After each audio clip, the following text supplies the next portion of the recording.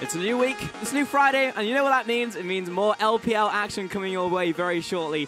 So get ready for that one. And oh, it's already me. Hello, what's going on? My name is Richard Polscam. I'm here with my analyst. Came to me a lot faster than I was expecting. But Raz, hello. Froskuren, what is going on? Good day to you. What's up? How are you feeling? I don't know what's going on here. Wax off. Yep, that's basically what it is. Or the wing gapo on. This guy was already doing crane stances in rehearsal. Now he's wax on. He's actually just gone full Karate Kid. Yeah. I actually don't know what's going on. Froskuren, are you? Yeah, go on. What martial arts film are you replicating today? None. I'm just afraid that he's gonna like karate chop me in the face. Yeah, I'm going to say I don't think either of his arms are dominant, so I think we're fine on that one. Anyway, let's talk about yesterday. Right. So I think one of the biggest results was the fact that RNG actually picked up a game. A little bit distracted by Karate Kid over here. But yeah, RNG actually picked up a game yesterday. Feels pretty good heading into Rift Rivals that they are picking up wins now, finally. That being said, it was against Dan, but like our expectations are a little bit weird about that team. It's like, is this team actually good? Wait a minute. When does their fall happen? You need to pick a side, sir. Like, hold on. Are Dan good or Dan bad? Hold on. I am unbiased caster right here, Froskuren. I'm giving both sides of the argument so you guys can chime with your opinions. Raz, you go first. All right, I'll start by saying Dan was the first place team in Group A. So I thought that was a great victory for RNG because sure, they've been rough around the edges, just getting out the gate. And so being able to take Dan, which Dan was the favorite in that set, looked good because we saw the old RNG. They didn't come out with new tricks. They just did exactly what they did in Spring Split, and that's exactly what we need to see from RNG. Okay, Froskus wincing, get in there. Go for it. The wincing was around the favorite team, Dan Gaming, going into this. I believe we all tipped Dan because you just can't count that guy out. But RNG, I think they're the heavy, historic favorites here. And we were just kind of waiting on when they would return to form. The other big key thing that you brought up, Raz, is no new tricks, which that was RNG. They pretty much put a Band-Aid over the solution. MLXG is still going to be a giant question mark. They put in Let Me, but effectively we saw the old RNG. The problem with the old RNG is, for me, they're never going to be the best team in the LPL unless they show us the new RNG. You know, they need to be adaptive because that's a core fundamental of League of Legends. And unlike Team WE and EDG, RNG just go back to the same style over and over. And while I agree, in the words of Taylor Swift, Band-Aids don't fix bullet holes. Ooh. So where's Uzi? When's MLXG coming back? Like, what's going on with Rust? Did you go back to what was originally good for them, which seemed to be MLXG and Uzi, until something happened and then it just kind of came apart? There's kind of two different iterations. There's the 2016 MSI RNG, where it was the Mata crew, and you know, MLXG was just an extension of Mata, and that looked really nice. The Battle Ward team, very skirmish heavy. And then there's the old school RNG, the Starhorn Royal Club, where it's the Raise the Puppy, it's Uzi. And by definition, this organization has always been about a single style, and they do that one style so well that it doesn't matter about any of their other weaknesses. You know, they only play around their AD carry so well, and even though it didn't fit into the meta, they were just so good at it. But to do so, they need the right pieces, so I think you need Uzi back. Yeah, so what we saw was Y4 still playing well, but you already mentioned it, if they want to be able to play as the best team or very close to it. If they want to be the best. Yeah, then bringing in Uzi would be nice. I thought that what we saw from RNG yesterday was the right step. And I think they have a few more steps to take because, of course, they still have to face WE, they still have to face EDG, and they're going into Rift Rivals, so they have to face a few Korean teams. So that's still a few more steps that they have to take before they feel like they're there yet. I feel like we're stepping backwards. Like RNG, they tripped in a ditch. You know, MLXG went off the rails, and then they kind of backed it back up. Yeah, well, that being said, they're still 4-2 in the standings. I mean, of course, OMG is still ahead as they managed to pick up their win, so they are 5-0 still heading into cross-conference. So good for them, feeling pretty good. LGD Gaming still at the bottom. That was yesterday. We're moving on. But everyone else in that group kind of tied around the middle right now when we're looking at Group B. Of course, still have to look at Group A since we're on cross-conference.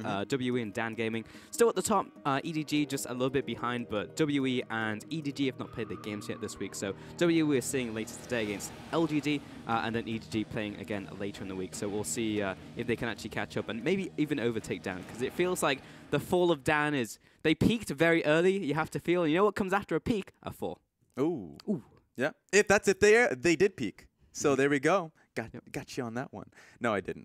Dan, Dan, you got me destroyed. Yeah.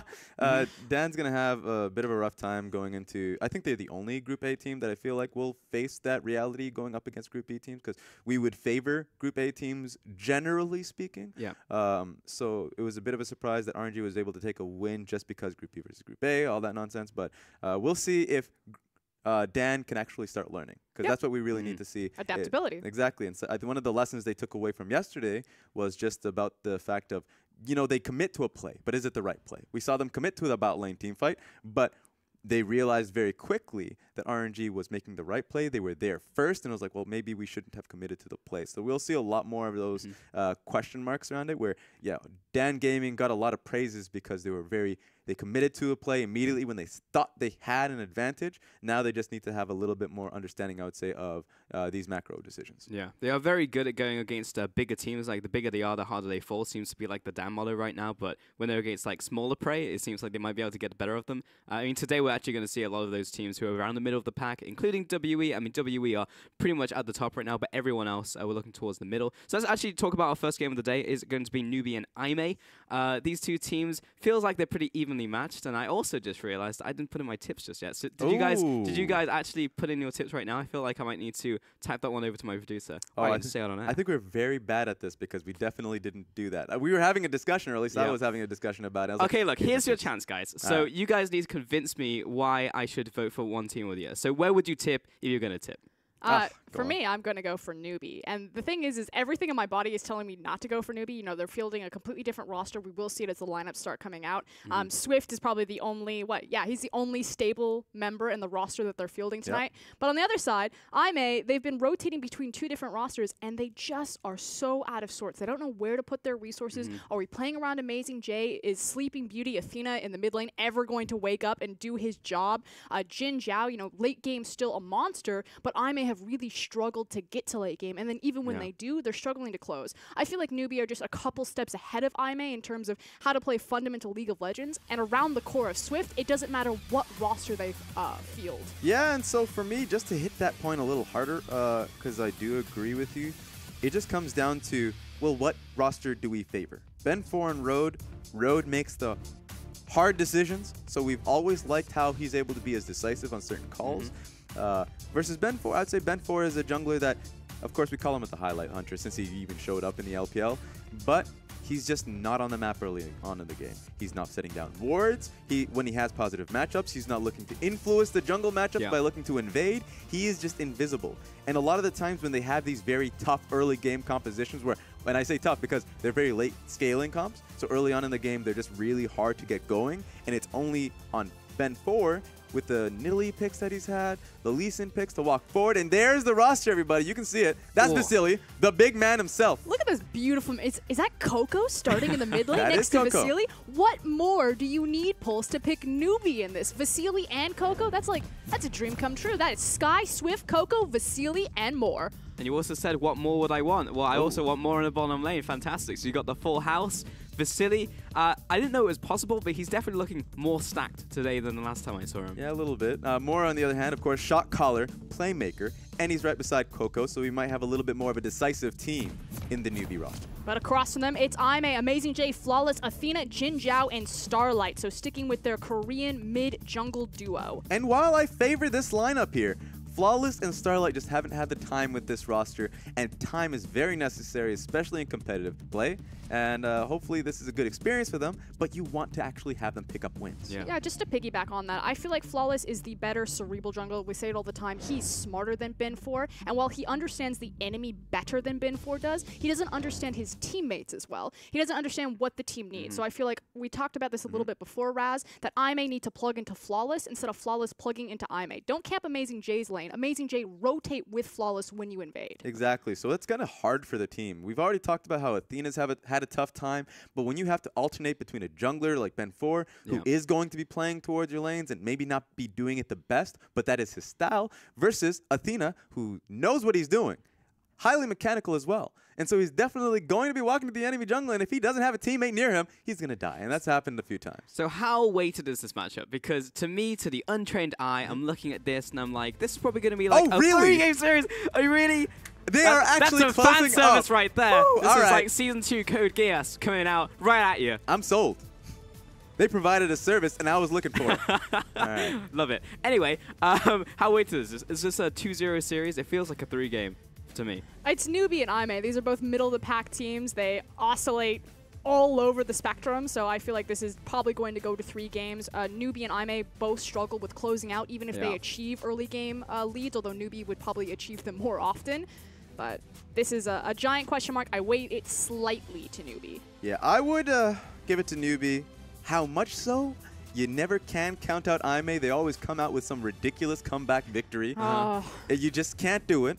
So I would say, of course, I mean, we're already going to the whole thick of things, so maybe 2-1 NewBee. Yeah. There's always that question mark, but it's just so hard to really nail it down. So both of you guys, I mean, this is pretty much our chance to lock in our tips right now. It's 2-1 NewBee. It's 2-1 NewBee, so NewBee. All right, you know what? I'm going to give it over to IMA in this one because I need to take risks because right now I'm on struggle street. I'm definitely at the bottom right now. I'm surrounded by plebs. I think Praskirin has actually overtaken me, so right at the bottom. I need to take some risks. I'm going IMA. Let's go.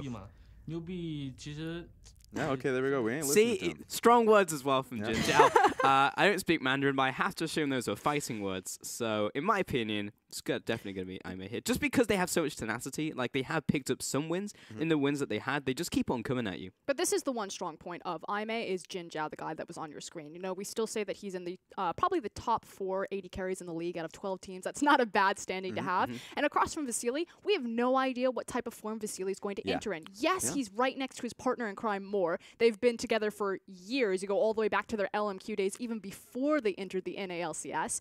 But I mean, is Vasily going to be on it, especially taking over LWX, who is performing incredibly well? Yeah. Yeah, that's a big question for me because even though we look towards Coco and Moore being a straight positive for the lineup, we don't know where Vasily was. We saw him on Vici long ago, and he had a difficult time meshing with the team. He was a kind of a hyper carry, go towards the Twitch. But of course, it was just we just don't know how he stacks up currently. Meanwhile, Sky, that was something we kind of didn't really touch on either.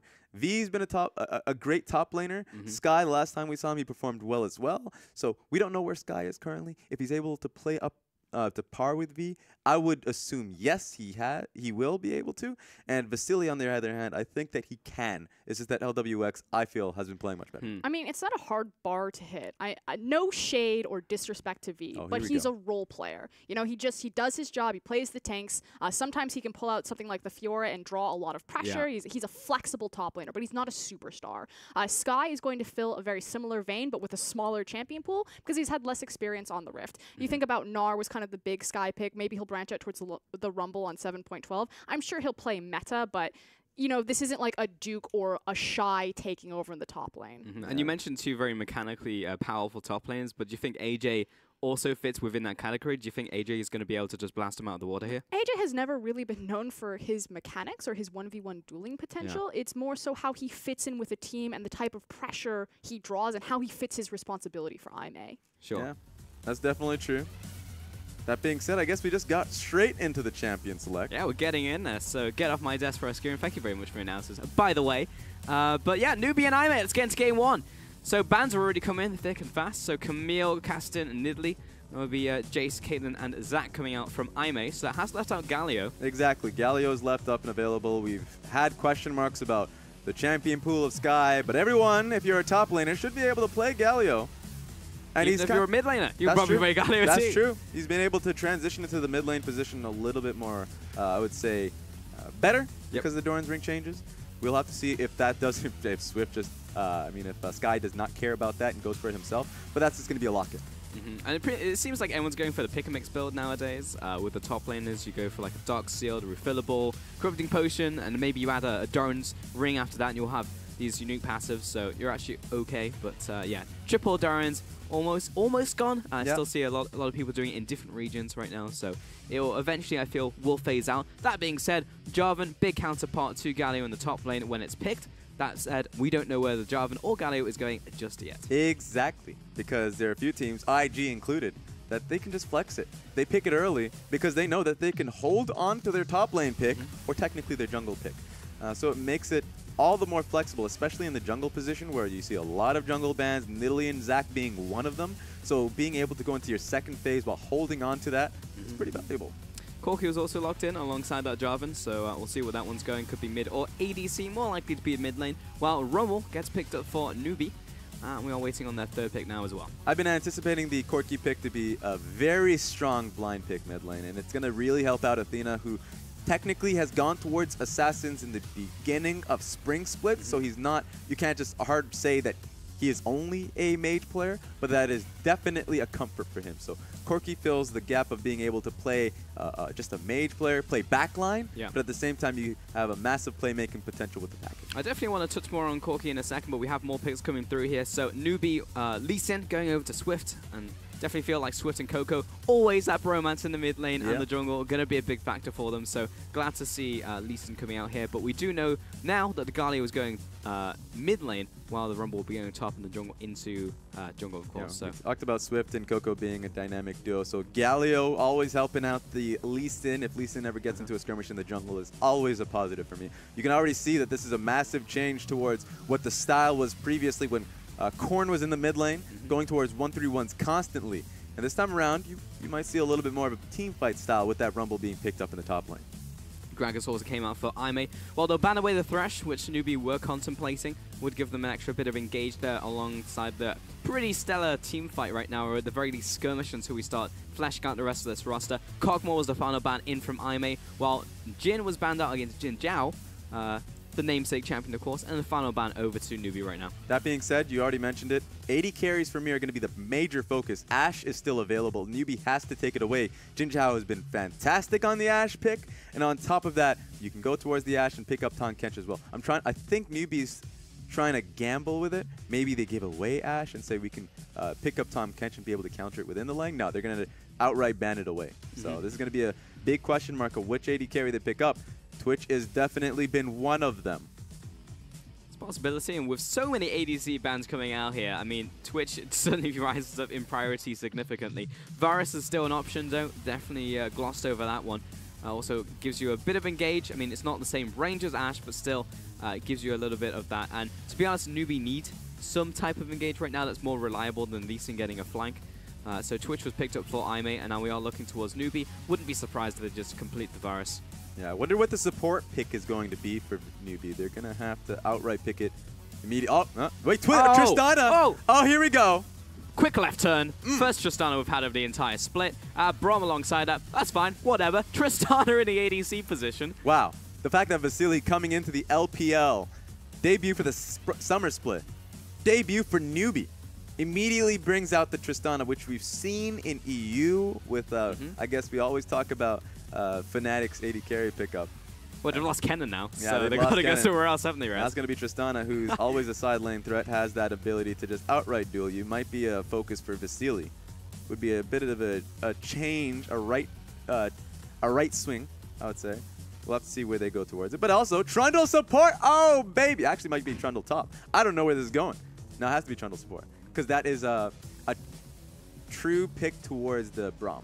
So that's going to be fun to see how the tank support meta is back in action.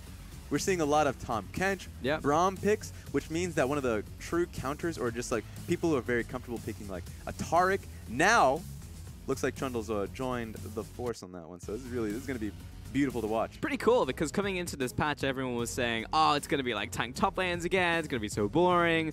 But it's actually just like everyone's still playing carries in the top lane, and then you've got in the bottom lane tank supports coming back. I mean, technically, Jarvan is a tank because but he'll still build a bit of damage. Still has that early skirmishing threat. Rumble definitely not a tank. So in the bottom side, it's actually nice to see. That's where the item transition move picks. Yeah, I always love seeing how certain item changes, like Doran's Shield, really changes a meta. Like, and the biggest focus has always been towards, well, how volatile is the lane in?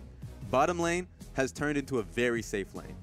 You can pick any 80 carry like the Tristana, and you can come out of the lane really safe. So people are like, well, what can I get away now? I can get away with a Rakan pick. Certainly, people will still pick Rakan with a strong 80 carry. This time around, you can see Braum being picked up because, well, it's like, well, my 80 carry is going to get away with it. And then you're like, well, they're picking a pretty passive lane. Let me go for a Trundle. I'm not going to get threatened. So you're seeing very compositional focused picks here. Because Trundle's going to be great for getting picks across in the mid to late game with the pillars coming out.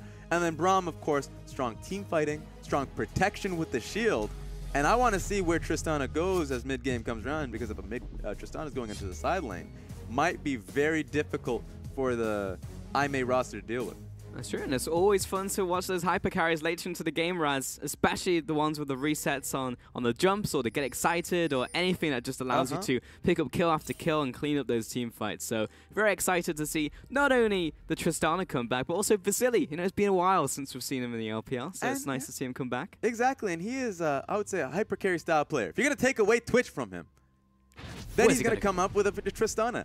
The draw bead passive, get that extra range. Level 16, level 17, you just get to a point where suddenly, longer range the Caitlyn.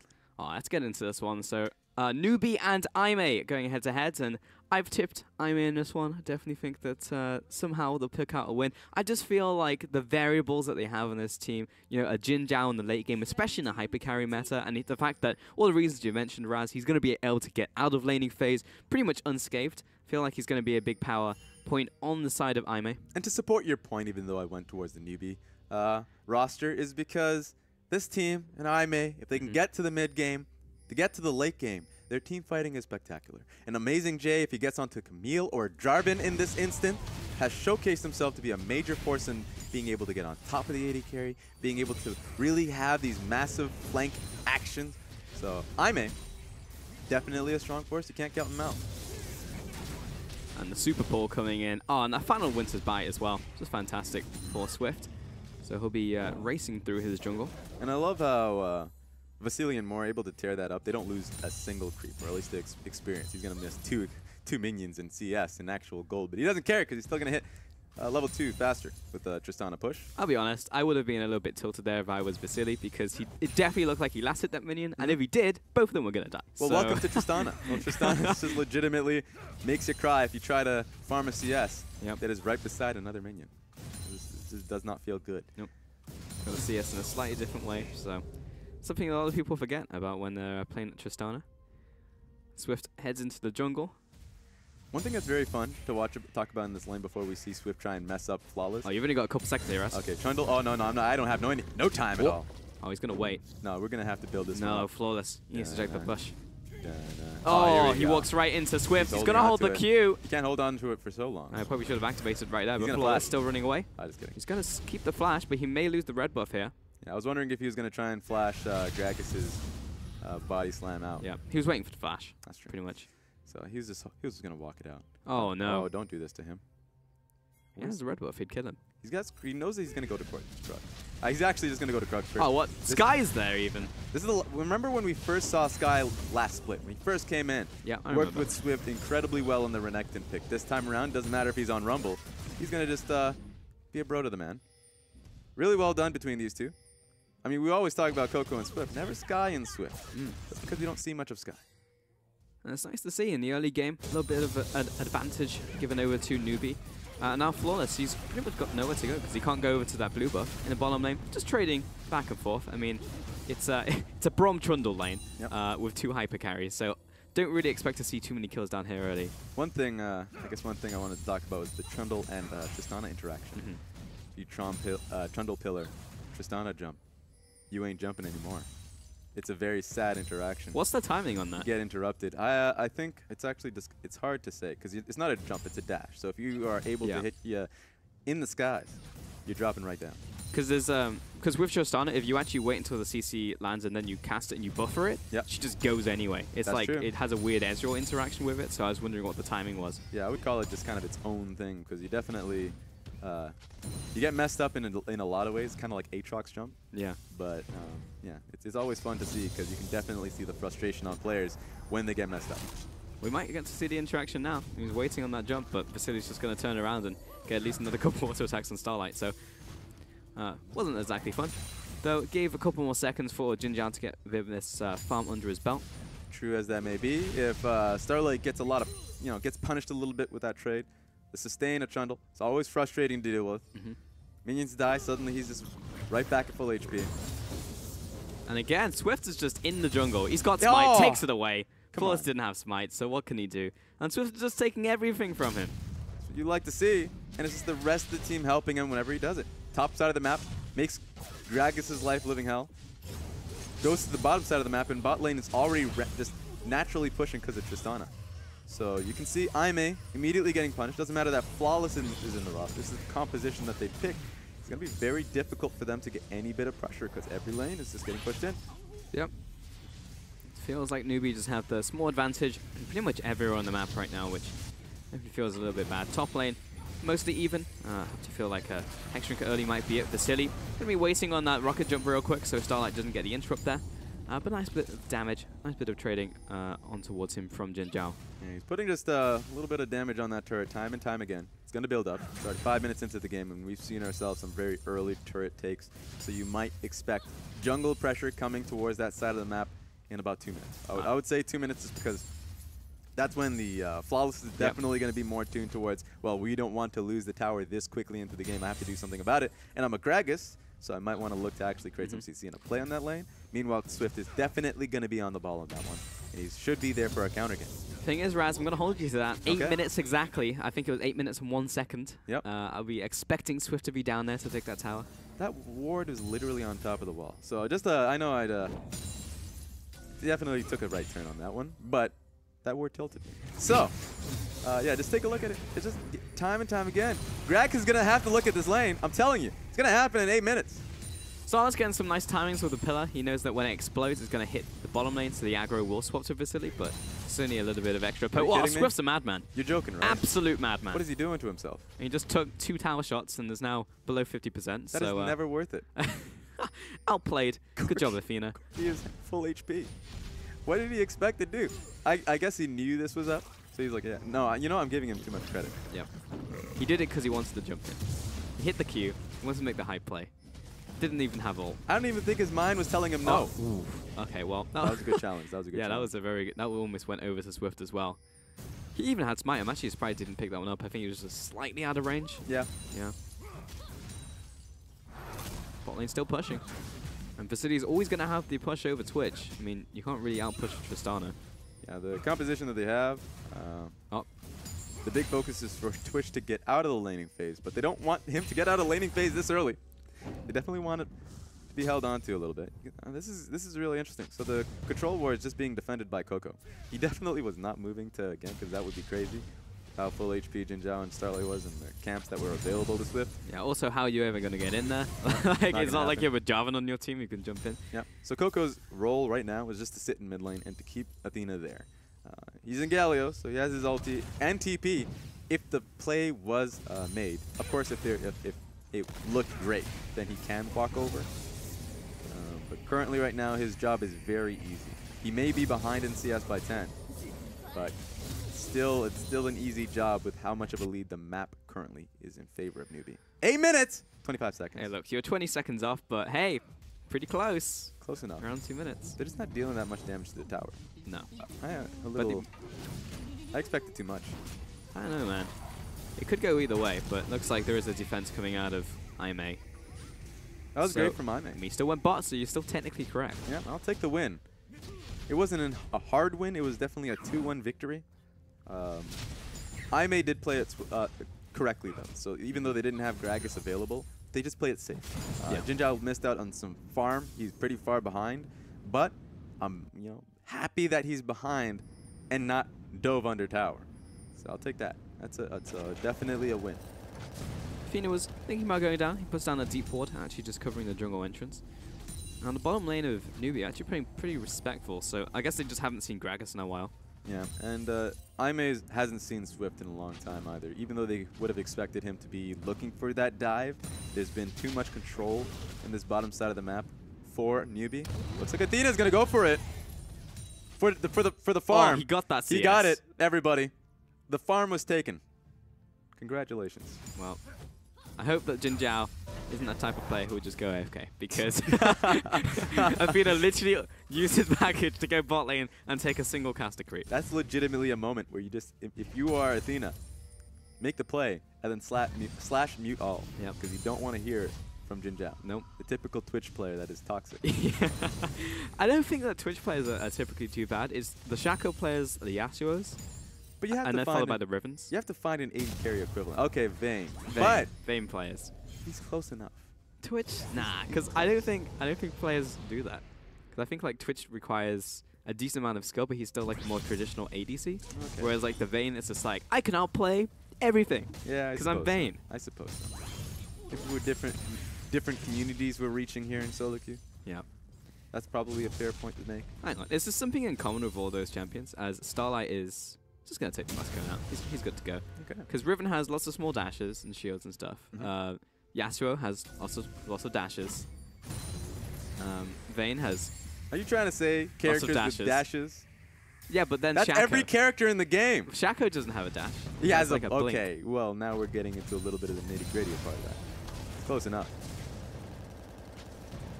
Very close. Well, that was a lot of damage not coming out from Athena. Yeah, a little unfortunate. Yeah. What I liked about the earlier on, when Starlight went into the enemy jungle and got himself out, he didn't place any control wards. They would have been immediately swept out. He had one, I'm pretty sure. He just placed down some regular wards just to really see where Swift is before he comes to the lane, because you have to expect Swift to be there. I don't know if he got caught on the ward while walking here. You kind of have to expect it. With how many wards that were actually placed. I actually can't believe they skirted around that ward. Yeah, they're getting around that one. That is legitimately mission impossible. But Flawless is aware. He's got him on lockdown, places down a control ward behind his tower.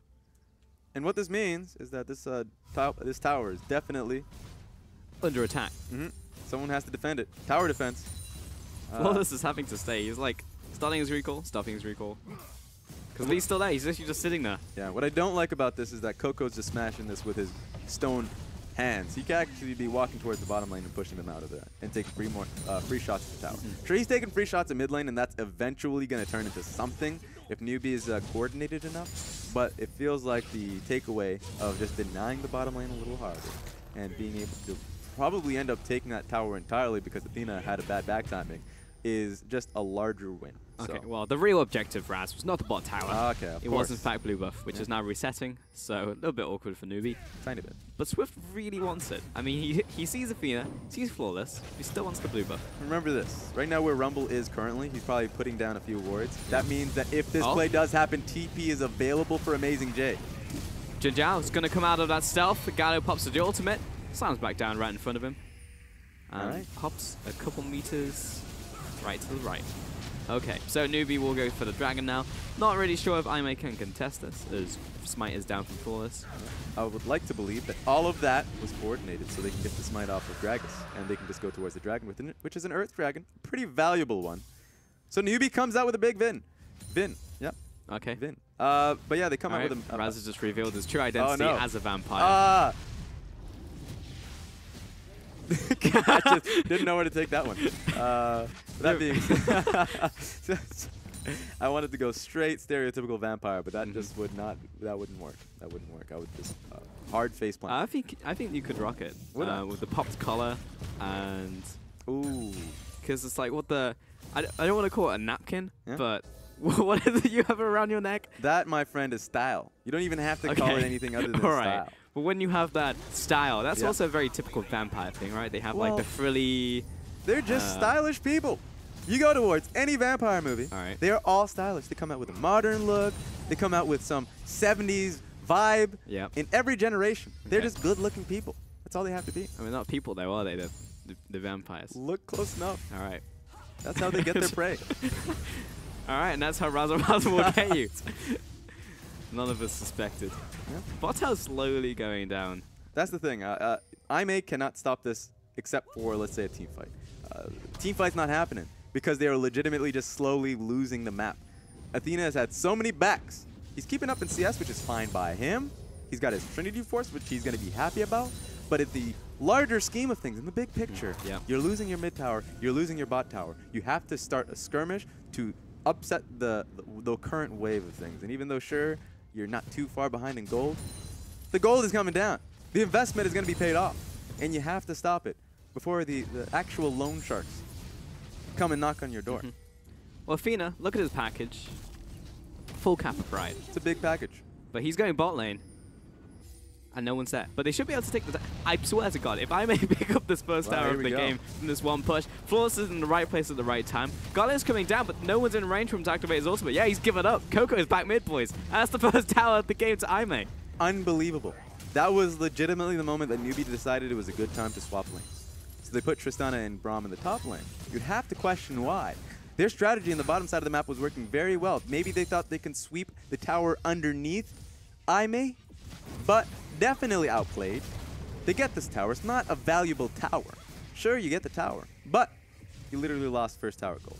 So I think that they should have been in the same setting and just move Coco towards the bottom lane. You didn't have to take 2 towers low. Make the concerted effort of bringing Coco along with you. That's just a mistake that I'm seeing out of NewBee.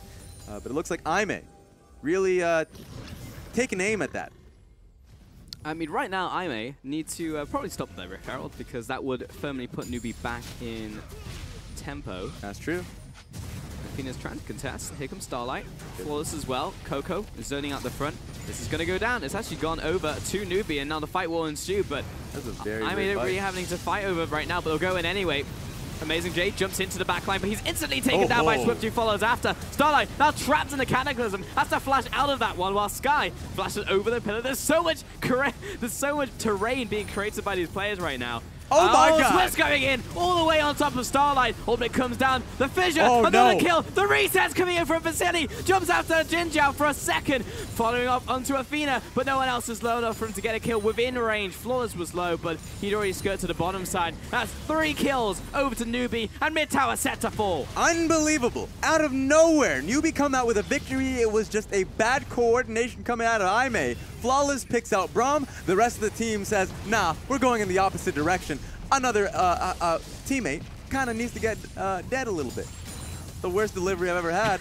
That being said, yeah, NewBee played the fight better. You can see with the new roster that they're sporting, they already have better coordination, better teamwork than Aime currently. Raz, I think that the word usage was bad, but I thought the delivery of those bad words was pretty good. Oh, there we go. Thank you. Yeah, don't beat yourself up when delivered pretty on point. All right, I'll take it. No idea what you said, though. Mid lane, 2 towers went down over to NewBee as well. So massive swing in that one. We're just going to take it on back a little bit. Look where Gragas is going. That was a perfect cast. You get onto Braum, but where's the other team going? They're going right on Vasily. Vasily is well protected. The bodyguards are right in front of him.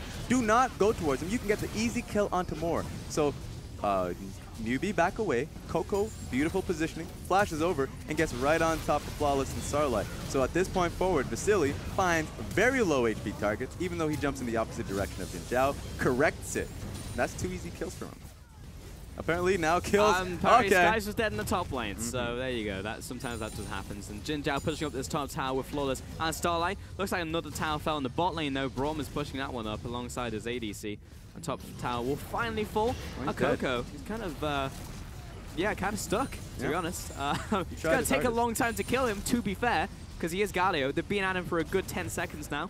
I think he's going to kill Jinjiao. No, I think he's okay. Or it's a little bit close. Okay, well, just punch. Definitely through them. But bot tower, Vasily just took 2 towers. Yep. So probably not worth it. Coco definitely just stored them out for like half a century. So that's a big takeaway coming out of NewBee. They're just going for these easy tower takes. Even though the first tower take that they had in the top lane, if you can go right all the way back in the early part of the game, where they swapped lanes, definitely were on the wrong foot, but it's still the right idea for the composition that they had. They're playing around Vasily's tower taking with his E and his bombs, just blowing up these towers. And Coco was a sacrificial lamb, just trying to stall the take with the Galio Q. So right now, NewBee, they already have 5 towers in their name. 5 towers, 19 minutes into the game. A lot of towers, Raz. It's a lot of towers. Even at 19 minutes, though, it feels like they should have a bigger gold lead, though Amazing J is just going to kind of be annoying right now. I mean, it was going to be, you know, of course there's a chance that Swift just missed smites, but I guess they couldn't kill him anyway. Regardless, 3,000 gold lead is respectable and big, but you'd think it would be more, considering that they have 3 towers over their opponent. That's true. And you'd have to look towards the CS differential from specifically mid lane. Athena, we've already hit on the fact that, sure, he's been sacrificing a lot of the towers, but he's just been farming himself up 200 CS right now on the mark, 1950, so I guess 200 at 20 minutes. Yep. So he's been on point of his CS. So that's one takeaway that you can have. You just have to hope that these resources that are being put onto Aime carries are turning into something. Their composition is pretty scary, I'll tell you that. Yeah. That just means that they have to get the fights going in their favor. The last fight I thought was very much a real possibility for them to win. I think they were favored in that, but it was just bad. I wouldn't say bad target selection. This is that no one selected the same target. Yeah, and 2 kills also went over to Jinjiao though, so I think that's the most important thing, because on the opposite side, NewBee, like a kill with Brom, great kill over the top lane, ADC, but like all of the gold has been going over to Jinjiao and the Fina. So as you said, the gold has been concentrated on the ADCs, and yeah, there's a lot of damage onto Swift, with Baron also chiming in there, so that is also something to be pretty scared about if you are NewBee, because both the dragons you got were objective-taking dragons, they weren't, you know, infernals, so they don't have more combat power. That's true. And for Aimee, just off that point, knowing that I guess the major focus for NewBee is going to be towards Baron. They don't have the vision control of it yet, but they're definitely eyeing it simply because they have Earth Dragons in their favor, as you mentioned. I just think that Aimee, they have to look towards their item points. They just have to farm it up. Right now, Corki, he has his pickaxe. He's going towards his IE. I think that he should be building his attack speed first item. I would say rapid fire cannon, just so he has the immediate impact in these team fights, the range as well. The constant DPS, that would be the only criticism I would lay towards him. But they just need to get to the second item. Twitch just purchased his IE, so that means that they should be pretty damn close to a point where they're comfortable to team fight. So vision control towards Baron's side should be heavily contested because Aimee is confident that they can hold the fort with their team fight prowess. And NewBee, they're just focusing on that major objective because of the dragons that they're able to take for themselves. I just really want to cast a game where a Corki really goes off with his build, because I've seen a lot of Corki games so far, but I haven't really seen one where you get the full crit build and you get those massive magic damage crits. Like, that's true. That's the goal and that's the build, but I've never really seen them get there. You get the mid-game power spike, you get the Trinity Force, maybe like an Infinity Edge on top of that, and it's just like some damage, right? But you don't really get those massive crits late game, like to the point where you're also building like a Void Staff with that. It's just like a hard... Because it's usually hard to ask for, because if you're a Corki, you need a lot of items, cost a lot of gold, i.e. Trinity Force, pretty costly, and then you still need to get towards, I guess, your 2 item attack speed items of rapid fire cannon, and people are building it a lot with static shiv as well. So once you get those 4 items, yeah, you're demolishing them. Yeah. But then you have to have the expectation that you have enough space in these team fights, so you need a strong tank line. Hopefully Flawless, Amazing J, and Starlight are able to provide that for Athena. Then you can have a Corki who's popping up. So those are a lot of conditions for one champion to be able to output the damage that you're expecting. That is true. And everyone else has got to be like behind him as well. So like the Corki has to be ahead. But he's got 2 items now, so there's a chance for him to pick up a bunch of kills in that next fight. Jinjiao is just in the side lane, soaking up this farm. Pretty important for the Twitch, for these hyper carries to actually get a good amount of farm under them. Vasily is actually 2.5 items right now, plus he's also gone for the defensive boost from the Tabis, so doesn't want to just like insta-die to Amazing J and Jinjiao if they get the flank off. It's interesting. Usually, well, I was about to say usually you see Tristanas. The only Tristana build I've seen coming out of EU would be around Blade of the Rune King, because of course if you be on the side lane with somebody, you can have the utility of the slow, the lifesteal, extra damage on the tanks that I may currently have. So that would be interesting to see coming out of him. But no, he's just going to be full pray to the Lord if he can get a crit off. Has a lot of damage to his name, so his team fighting is going to be the major benefactor here coming out of Vasily. I mean, this is the... I would like a pentakill this game build. Yeah, that'd be nice. And he's opened himself up to that opportunity.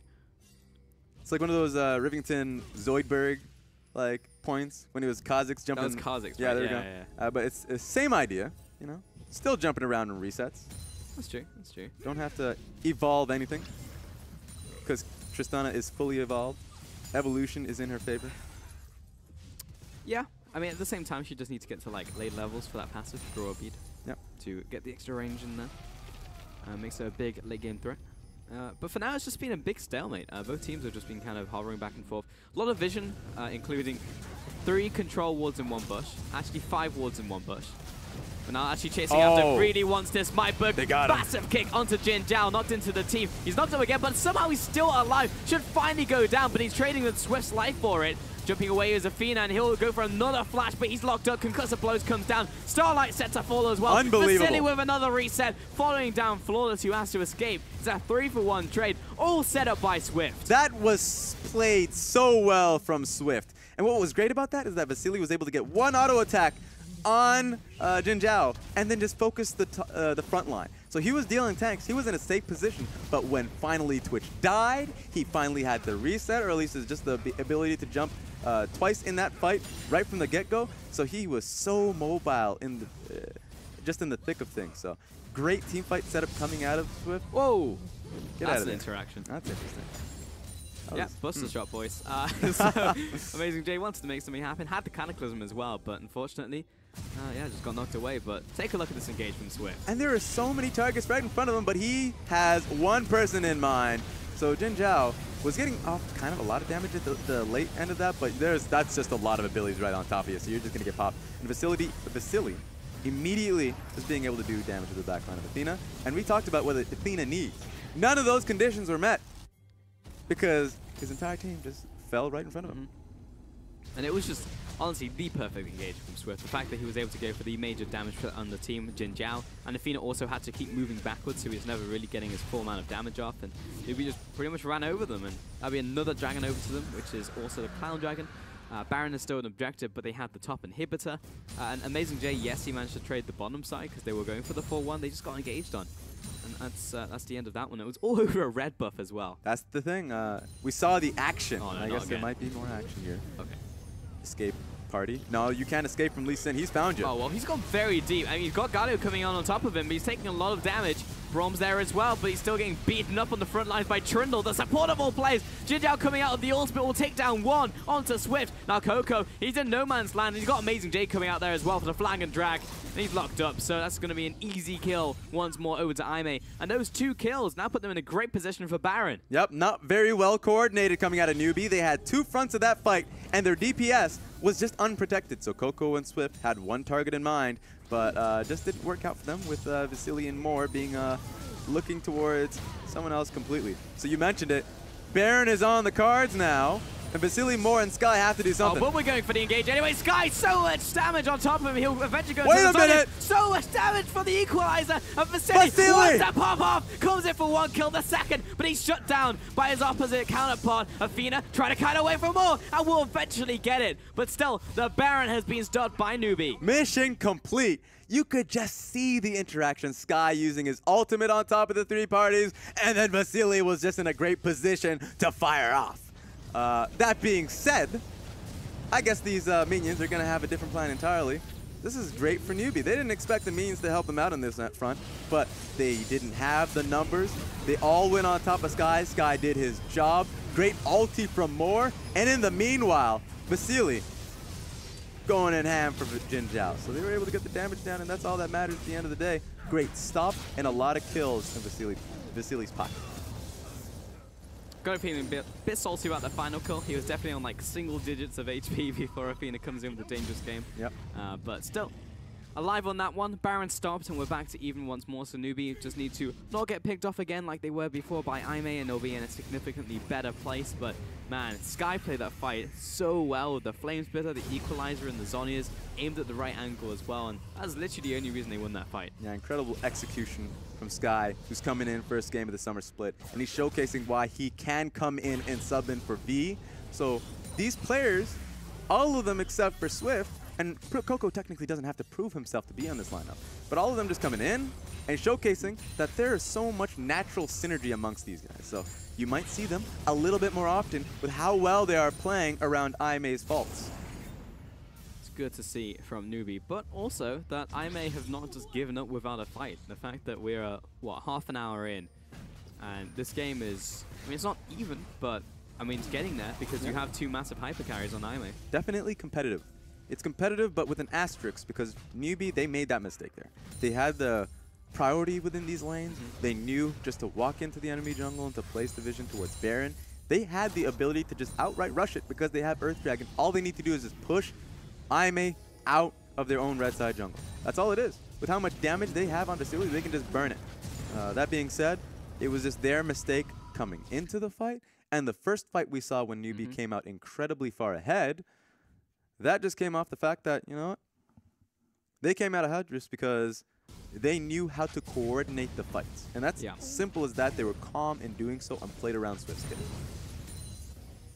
And on top of that, Athena taking rid of red there. Don't know if that was intentional, but we're looking for another engage. I feel like I've seen this one before, right? Yes. Aime's definitely having some flashbacks, so they're just backing up away from that entirely. Still, poke war is always going to go over to Athena in the end. And we have a bit of a disengage. Pella comes up, and everyone rotating back towards that mid lane now. So again, we've just kind of got this stalemate, this old stare down coming out from both of these two teams. Though, Starlight needs to not get caught here, have to flash over the wall. One more summoner over to the side of NewBee in their favor. But this Baron dance has been going on for a good, say, minute and a half now. Yeah, you're right about it being a stare down, but it's a stare down in which NewBee is definitely the larger individual in the room. They have these waves in mid lane and top lane just shoving in their favor. This time around, you have to question top lane. But that being said, NewBee are very cognizant of their adjacent lanes towards Baron, and so they're just constantly clearing it out because they make one mistake, and this needs to, oh my god. It's already down to half. Flawless will need to go in, and very quickly it's being torn up. Teleport coming in from Amazing J, but he is slowed down by the Winds of War. It's not resetting. Oh, there we go, there we go. It's back. Actually just kept it at the HP that it was and just looked for that smite fight with how far they are behind. I was saying far behind, but they're just only 1K. It's just that they're far behind in pressure, that they could have actually went towards that smite fight. Not going to do it. Going to play this one slow. Well, NewBee don't need to necessarily do anything right now because they've already burnt the TP from Amazing J, so eventually bot lane will start pushing back their way, though it will take quite some time. Yeah, what's happening here is that NewBee have the push in the top lane. It looks like they're playing that towards that a little bit more. And Rumble is in the mid lane, keeping that lane shoved out as well. So technically doesn't have side lane options. They are in the area, but they cannot push it out. So it looks like they're going to be a little bit tricky and look to get Dragon as well. If this is ever sniffed out by NewBee, NewBee can just go straight back onto Baron.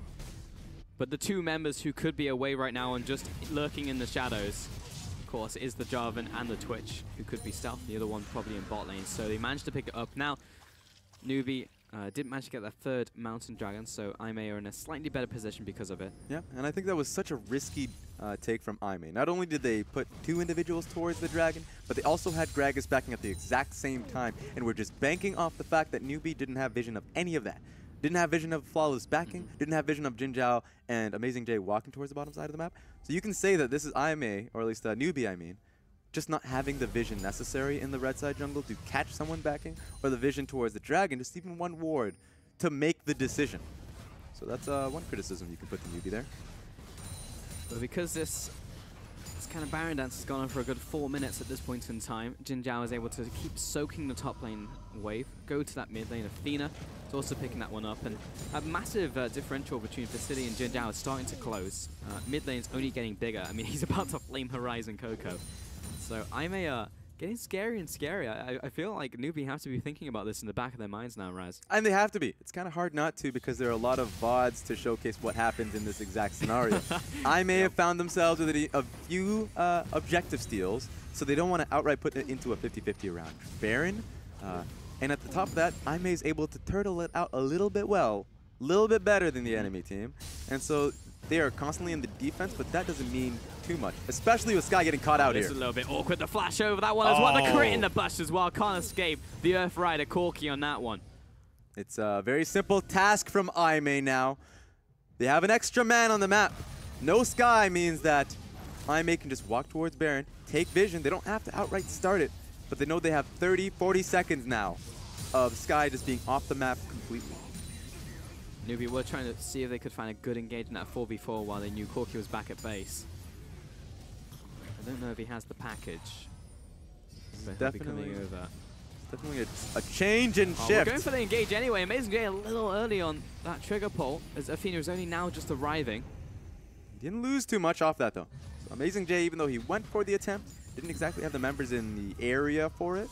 Jin Zhao was in an awkward position, but he just lost just a little bit of his HP. So it's not too much. It's not punishable. But that's NewBee stalling for time just for Sky to come back onto the map. Means in terms of vision, IMA got a little bit, but it's not as comprehensive as they may have wanted. That's true. And right now, NewBee, I would say, they need to be the ones laying down vision, especially on IMA's side of the map, but that's completely stalled. They're not walking into the red side jungle of IMA anymore. In fact, vision control is in IMA's favor. They could start this objective whenever they want. Valkyrie being used. Nice little crit there onto Swift. This is getting scary, especially with Starlight being in a safe position that he is as a tank. Has the support items in his favor, I would say. Got that Locket of the Iron Solari, so the team fighting is a little stronger. Sure, Braum does as well. Trundle definitely is a lot more safer in how he can just lay down the pillars if he has the vision control in his favor to start. But now they're just NewBee playing the smart game, but just putting the wave back in their favor by pushing out mid. They just need to be doing this. That's what I like about NewBee, that they constantly just, if they're in a losing position or if they're just losing ground, they just take a step back and they just play to their one strength. And in this case, it's just being able to shove out these lanes.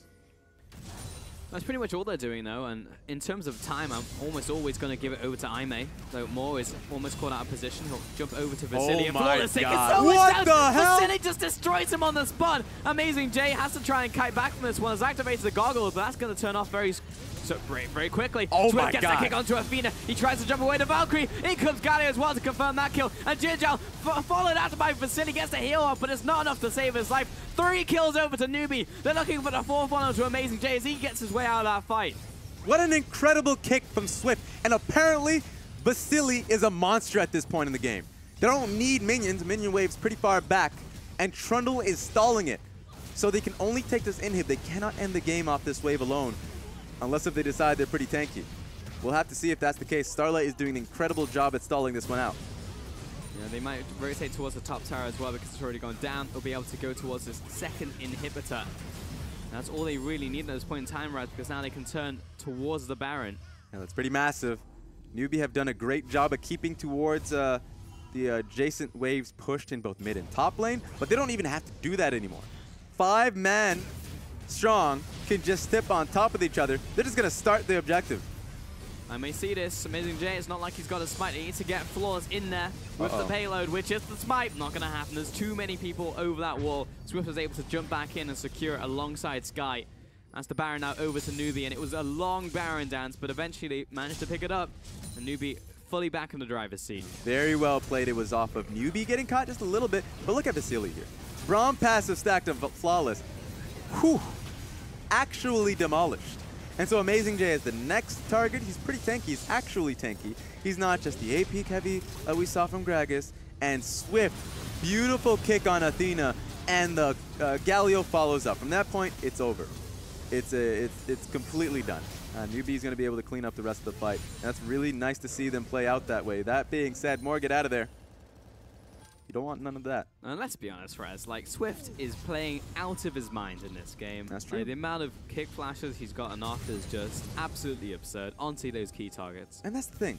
I'm surprised that I'm not surprised about that, because it's happened too often for Swift, where he's able to pop off in these games but not have anything return. Still lose this game, lose the set. That's because he doesn't have a lot of follow-up. This time around, it seems like Coco is immediately there with his ulti. Coco follows up in the jungle, doesn't even have to use ulti, just follows by just walking over there. That's all the man's asking for. And you can see it happening. Sky is tuning into him.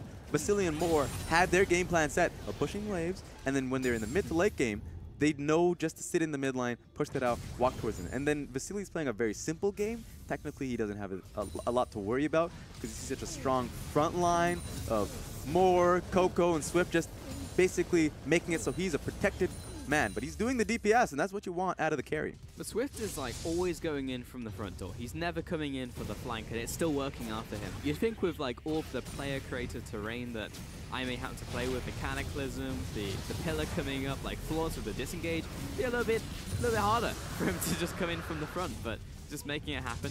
Elder Dragon now over to NewBee with their triple dragons, so I mean, if they haven't got this game, this is literally their game to lose now. Yeah, we've had a few games where NewBee's been put in this position. I would say last year where they had all 3 inhibs down and EDG were still able to come out. That's when they had Deft on the team. I remember that day. They had 3 inhibs but still lost the game. NewBee gets put in these situations where they have such massive early game leads but still somehow lose. This time around, it's definitely mid to late game, and they're winning these team fights. And they're playing a smart game. You might actually be able to say that NewBee, in the position that they are currently in, definitely contenders. Contenders for what? I'm not putting any definition to that. Well, the contenders for winning this game at the very least. That's an easy statement to make. First tower set to fall, and Aime needs to make an engage. They try to do it onto Coco, but he's just too tanky. You're not going to be able to do anything against that guy. As Amazing J jumps in the back line, the facility is still alive somehow. How? And he gets all his health back. He turns it online. kills one, turns towards the second, finds a double kill. Athena does what he can on the back lines, but he simply can't get through the front line of NewBee, and they turn towards the Nexus. They want these extra kills on the spawn pad as well. Pad it all out as NewBee come in for game one. How does he stay alive in those moments? How does he do it? Vasily, incredible team fighting. Swift, I mean, don't even have to say it. Give the man the award. MVP, I'll take it. That was really well played coming out of NewBee. Yeah, dominating performance in the end. I mean, they stalled out massively in the kind of mid game, but once they managed to crack open Aimee, that's where it really just turned on. So well played to NewBee in the end of that one. Welcome back, Frascurin, to the desk. Hey guys. How's it going? It was a pretty smooth game, a pretty clean NewBee victory. I know, Raz, you and I both predicted a 2-1 to NewBee in the end, but if they keep playing like that, this is going to be a quick 2-0. That's a 2-0 material, I'll tell you that. And I want to quickly adjust the champions as we're about to come into the damage done graph to talk about compositions to open up this analyst desk. I don't want to see that damage. Athena's going to feel pretty good, unfortunately, even with the loss, because Corki just does ridiculous amounts of poke damage. But I may have this reoccurring trend right now where they keep sacrificing their lane phase to play towards the 5v5. And that's where I may have always been strong. It's that late game 5v5. It's why they're able to stall games out so well. When they do make these big comeback victories, it's usually those late game 55-minute teleport Hail Mary plays. But just look at this comp. Ooh. Everything about that is 5v5. That is the wombo combo. You know, the Jarvan, he throws down the basketball ring, and then Corki and Twitch are just dunking all of their AoE Did you into say it. basketball ring? Yeah, the basketball ring. Dunk Master Jarvan. Get on it, Skin Team. Okay. Whereas on the other side, NewBee are all about the push priority. Again, it was Swift invading Flawless over and over again. You have Tristana, Galio, and Rumble. They had all early push priority. They opened up space for Swift to get into Flawless's face and disrupt him. And I kind of have this question mark. When will Aimee start prioritizing their lanes? When will they start prioritizing winning lane matchups so they can put their jungler on the right foot? Yeah, but you can also understand it though, because you have like Jin Zhao in the bottom lane. It's like, well, if we get Jin Zhao to late game, he'll carry it for us. But that didn't really happen in this game, because on the opposite side, everyone's running a hyper carry nowadays. You've got Vasily coming back, picks up the Tristana, and he's just like, well, I'm just a bigger carry than you right now, because I've also done stuff in the early game. Yep, that's a big one. Just to hit on that point a little bit, is that you should still be able to trust Jin Zhao with early game picks as well, because we saw his Ashe. Sure, it was banned out in second phase, maybe picking in first phase for him. I just want to see some shoving lanes, hard engage early on. What do you want to see? I want to see some adjustments to draft phase and itemization in particular. Because again, Galio was a priority pick. We knew it was going to go into the mid lane, and then Athena goes for his Corki. You were right. Corki is a big pocket pick for Athena. Since Corki comes back into the meta with the changes to him doing more magic damage or more mixed damage now, he gets stronger. Galio is the perfect champion across from Corki just because of the itemization. Adaptive Helm into Frozen Heart into Gargoyle Stormplate, the only item that has both armor and MR on it. Like, Corki's not going to do anything to him, and that's where I want to start this with, is the replay on the mid game, the Rift Herald fight, just because the itemization from Aimee, or excuse me, the itemization from NewBee completely shut down Aimee. Jarvan right now only has MR. He's across from a Rumble up in the top lane. Galio has already finished his armor and his MR item, so he's pretty much completely tanky. No one's going to kill him. And Tristana on 7-12 has the static Shiv completed versus the Hurricane, so it has the better stats. So across the board, NewBee know that they're stronger than Aimee, and Aimee still take this fight anyway. And it seems little, but it's when all of those things stacked up from Aimee's composition that they fall down in this fight. It opens up 2 towers, I believe, and completely opens up a massive gold lead, whereas Tristana was suddenly only BF Sword Static Shiv, comes back from this with I-Edge Static Shiv. Yeah, just to touch that point, I think that Aimee could have come out with a victory on that team fight. Sure, they came out like itemizing. It was a little bit difficult, a little bit. But had they focused towards what Gragas' target was, Gragas and Twitch on top of Braum, that's your DPS, that's your tank lineup that they can just be able to kill out. Because that was a great cast. They can come out a win on that one. But you're definitely right that in that position, they kind of fumbled the execution on top of it, so it just made the fight all that harder. Yeah, and while we were talking about Aimee kind of like gradually getting there, right? They have like 2 massive carries. You have like a Corki in the mid lane who's scaling up with this like crit build. You've got AD carry. It's a Twitch. Everyone knows what Twitch will do late game, but it just felt like after that fight for us that you just mentioned, that Triss had already hit late game. It was just like, what are you going to do from that point? She was pretty much 10 minutes ahead, and then the Rumble comes into it. So the next fight that I'm going to show you happened at 24 minutes. So again, I said that after that mid lane fight, Tristana of suddenly late game Tristana. But at this point, Vasily is going to be doing damage, but Rumble has second tier ultimate, and this is 7-12 Rumble. So effectively, he's like old Rumble, just does way more on his base damages, and he just nukes and destroys people while Vasily cleans up the rest of the fight. And so again, at this point, yeah, NewBee kind of floundered the game a little bit. There's a back and forth Baron dancing, but those two fights back to back, it just ended the game right there. I mean, we're not going to come back. And I love the fact that NewBee kept going for those fights. Vasily going to come up with his first MVP in his debut summer match, so congratulations to him. But just to hit your point on that was NewBee kept looking for the fights. They had priority in the lanes. Sure, they mucked up the first, or at least the second fight, but they were like, well, we're just not going to let that hamper us. We're just going to keep going for it because we had the right play in mind. And while we're talking about Vasily, you know, I feel like the guy who really deserves the spotlight shone on him is Swift in this game, because Swift had two massive key engages for the team, and the fact that he just went in from the front and lands the kick flash onto two carries like 2 times in a row really like set up those fights. Like it was really well played of Vasily jumping in when he needed to, etc. He did go a little ham sometimes, right? But Sky also great ultimates, but at the same time, the guy who started all off was Swift. Yeah. But it's because Swift can actually trust his team to follow up on him. You know, he no longer has to do everything for them, be the key initiator as well as the front line, because he trusts Coco and Vasily to be that damage. And not only just them, we saw the synergy between him and Sky as well. So it was really nice actually to see the team coming together, despite this is the first time we're actually seeing the lineup. So regardless of that, I'm going to take a quick break here, folks. So stick with us. We'll be back after this short break.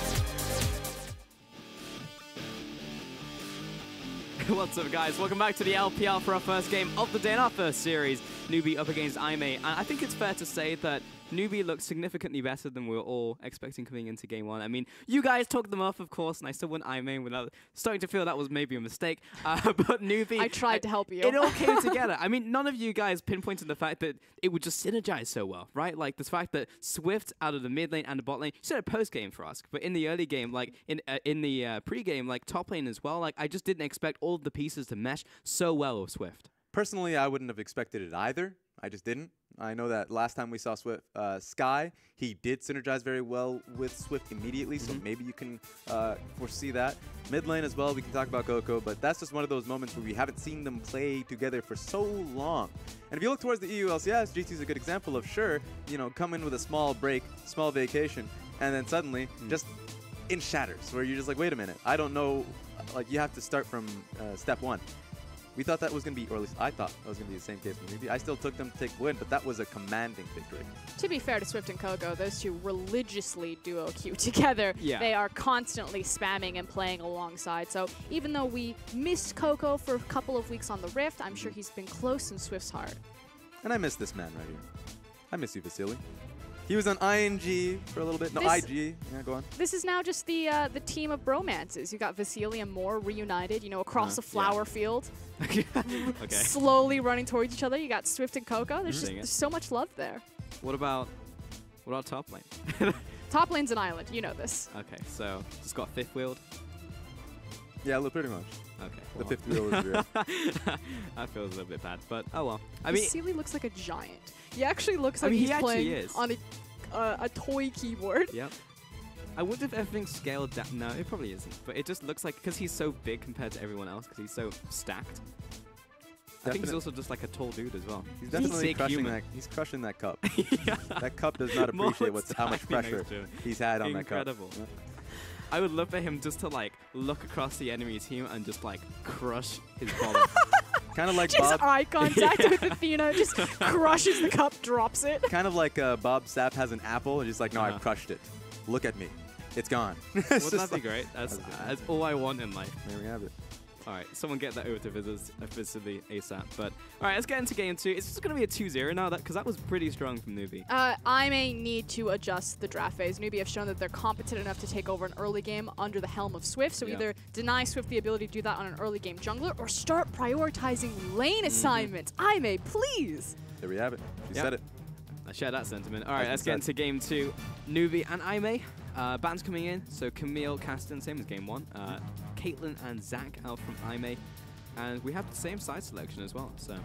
So that's it should be good, should be better for Athena and Amazing Day that they are getting the priority, but we already talked about it. The priority should be around their stronger lanes, and usually mid to jungle synergy pretty strong, and mid lane shoves, so Athena can actually move around the map instead of just prioritizing farm in his own lane pretty strong as well. So I just want to see Athena on a shoving champion. Corki into the Galio is fine once you get into the maybe later game portions where you're just hopefully being protected by your front line and you're able to output that much damage. We didn't see that last game. But one champion we saw last game, definitely saw, in Coco's hand, is definitely Galio. He's going to have him again.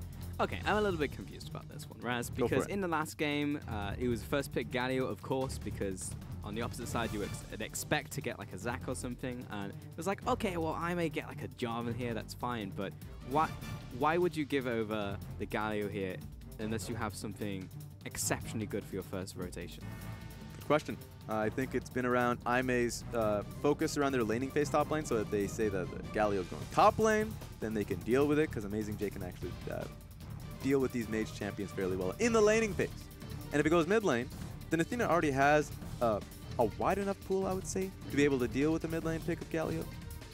The problem with that, of course, is that we already saw in game one, that didn't work too well, simply because Galio had a lot of pressure within the lane and he was just moving out. He was moving out of the house, 18 years old already, I don't know where I'm going with that. But he was definitely showcasing that he can put the pressure on and help Swift out. I better be seeing something other than Corki. One change, of course, is that Corki is not being prioritized this early on. It's going to be the Braum instead.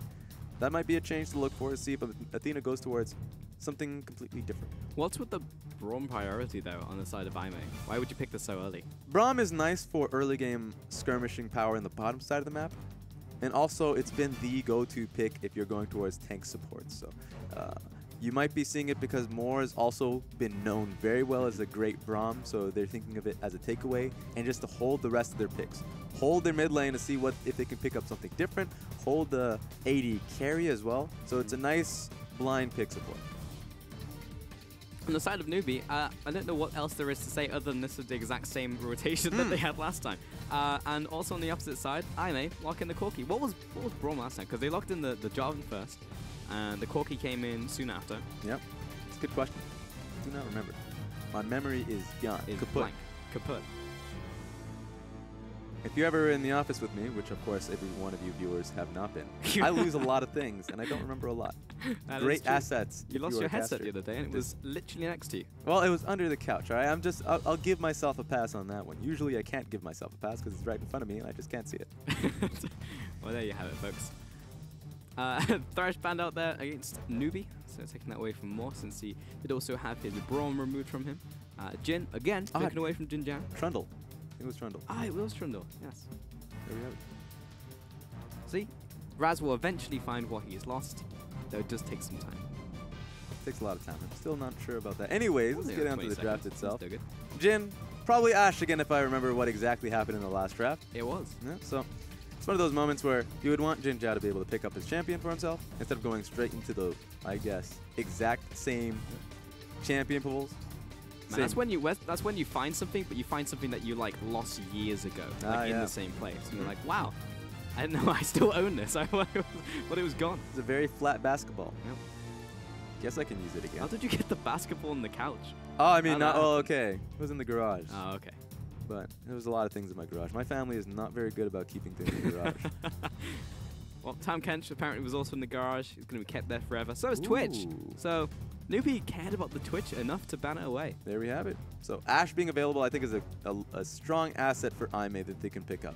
But with that being said, this outright bottom lane of NewBee is still a big question mark. I wonder if Aimee is going to look to prioritize that early. If they're picking Gragas, apparently Elise also got left up. I always forget about that champion. Hang on. Always Actually, ban him. I think she just got it all the way through last time and no one That's picked true. We didn't even think about that. Flawless on the Elise, which has been a really strong pick for him. Elise and Lee Sin, a strong duo for Flawless, and now he finally gets that early game champion, along with Braum as well. So now that they're holding on to the 80 carry pick for Jin Jiao, you'd have to expect a strong bottom side of the map where we could see some skirmishes. It's a large assumption, but they better be going in that direction. Ah, Rakan shows his face once more. Usually you see this with Caitlyn is bad. Callista is available. Maybe he goes towards Callista. Callista, Rakan being seen a lot in EU as well. One of those strong picks. We even saw it in Korea. In before Jinx. That would be so sad. I know Vicity's going to go hyper carry. I feel like it's going to be like Kog'Maw, Jinx, Trist. Kog'Maw would make sense for Vasily, but the bottom lane just looks weak.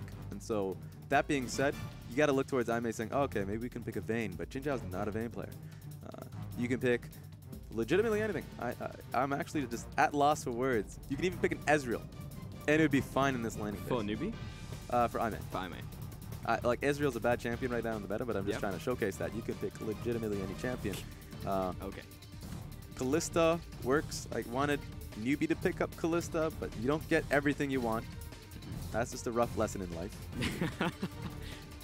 But it's a good composition for Aimee. Damn. Along with the Braum as well, so they have a strong front line in Braum being able to just get thrown into the thick of things. So Kog'Maw has a little bit of a few things to worry about. Definitely feel like there was a story on the end of that one. It was like one Christmas, past Raz, little Raz, didn't get the present he wanted. Wanted the bicycle, but it was, I don't know, an Xbox. I'll tell you right now, every a holiday or something, occasion, I get left out on. Christmas, not happening. It's a Christian holiday. Is it what's the next one? What's the next one? Oh, Halloween. My parents are afraid of everything. Can't do it. Not happening. What about Easter? Oh, no one could be afraid of the Easter Bunny. No. You know what's funny That's though? friendly. I remember one time when I was in elementary school that I didn't have any costumes for Halloween. Okay. And I was like, oh, okay, what am I? I'm going into a school. Everyone's gonna be something. I don't have anything. I'm going to act like I'm a beaver because I have large buck teeth. That was my mindset. I have large buck teeth. I'm going to use it. I'm a beaver, everybody. That's what I used. It's a very creative child. All right, well, as much as I want to delve into Raz's childhood, go ahead and talk to me about these compositions here. So we did get the Callista picked up alongside the Brom at the end there for Aimee, and for the rest of the match, pretty much the same. Yeah, I like this out of Aimee. It's a lot better than Game 1. It's a definite adaptation where the bottom lane early on in the game should be a primary focus. Last time around, they left it, and it died pretty quickly. Well, it died fairly quickly, but then apparently, you know, that didn't happen because they swapped out of the lane, or at least their lanes got swapped out. But that was a bad position for Aimee to be in, for their tower to just completely be chipped off time and time again. This time around, Callista, Braum, and Elise. That is a lot of skirmishing power, and I think they'll make use of it. Well, you'd have to hope that is the case as we take a look at the NewBee composition as well. Top side, exactly the same. And then we've got another Hyper Carry and ADC alongside a Rakan this time as we jump onto the Rift one more time. This could be 2-0 out here from NewBee, but you favoring it? How do you feel about that one? Ooh, so here's the thing. I just talked up Aimee's composition because it was an adaptation that they made. It was relatively better than the last comp they had. And then somehow NewBee found themselves with the God comp. With the demon behind them. All right, well, that's not why I wanted to hear as we jump into the game. Kog'Maw's the demon because he just does not stop talking. Stop talking! Okay, there we go.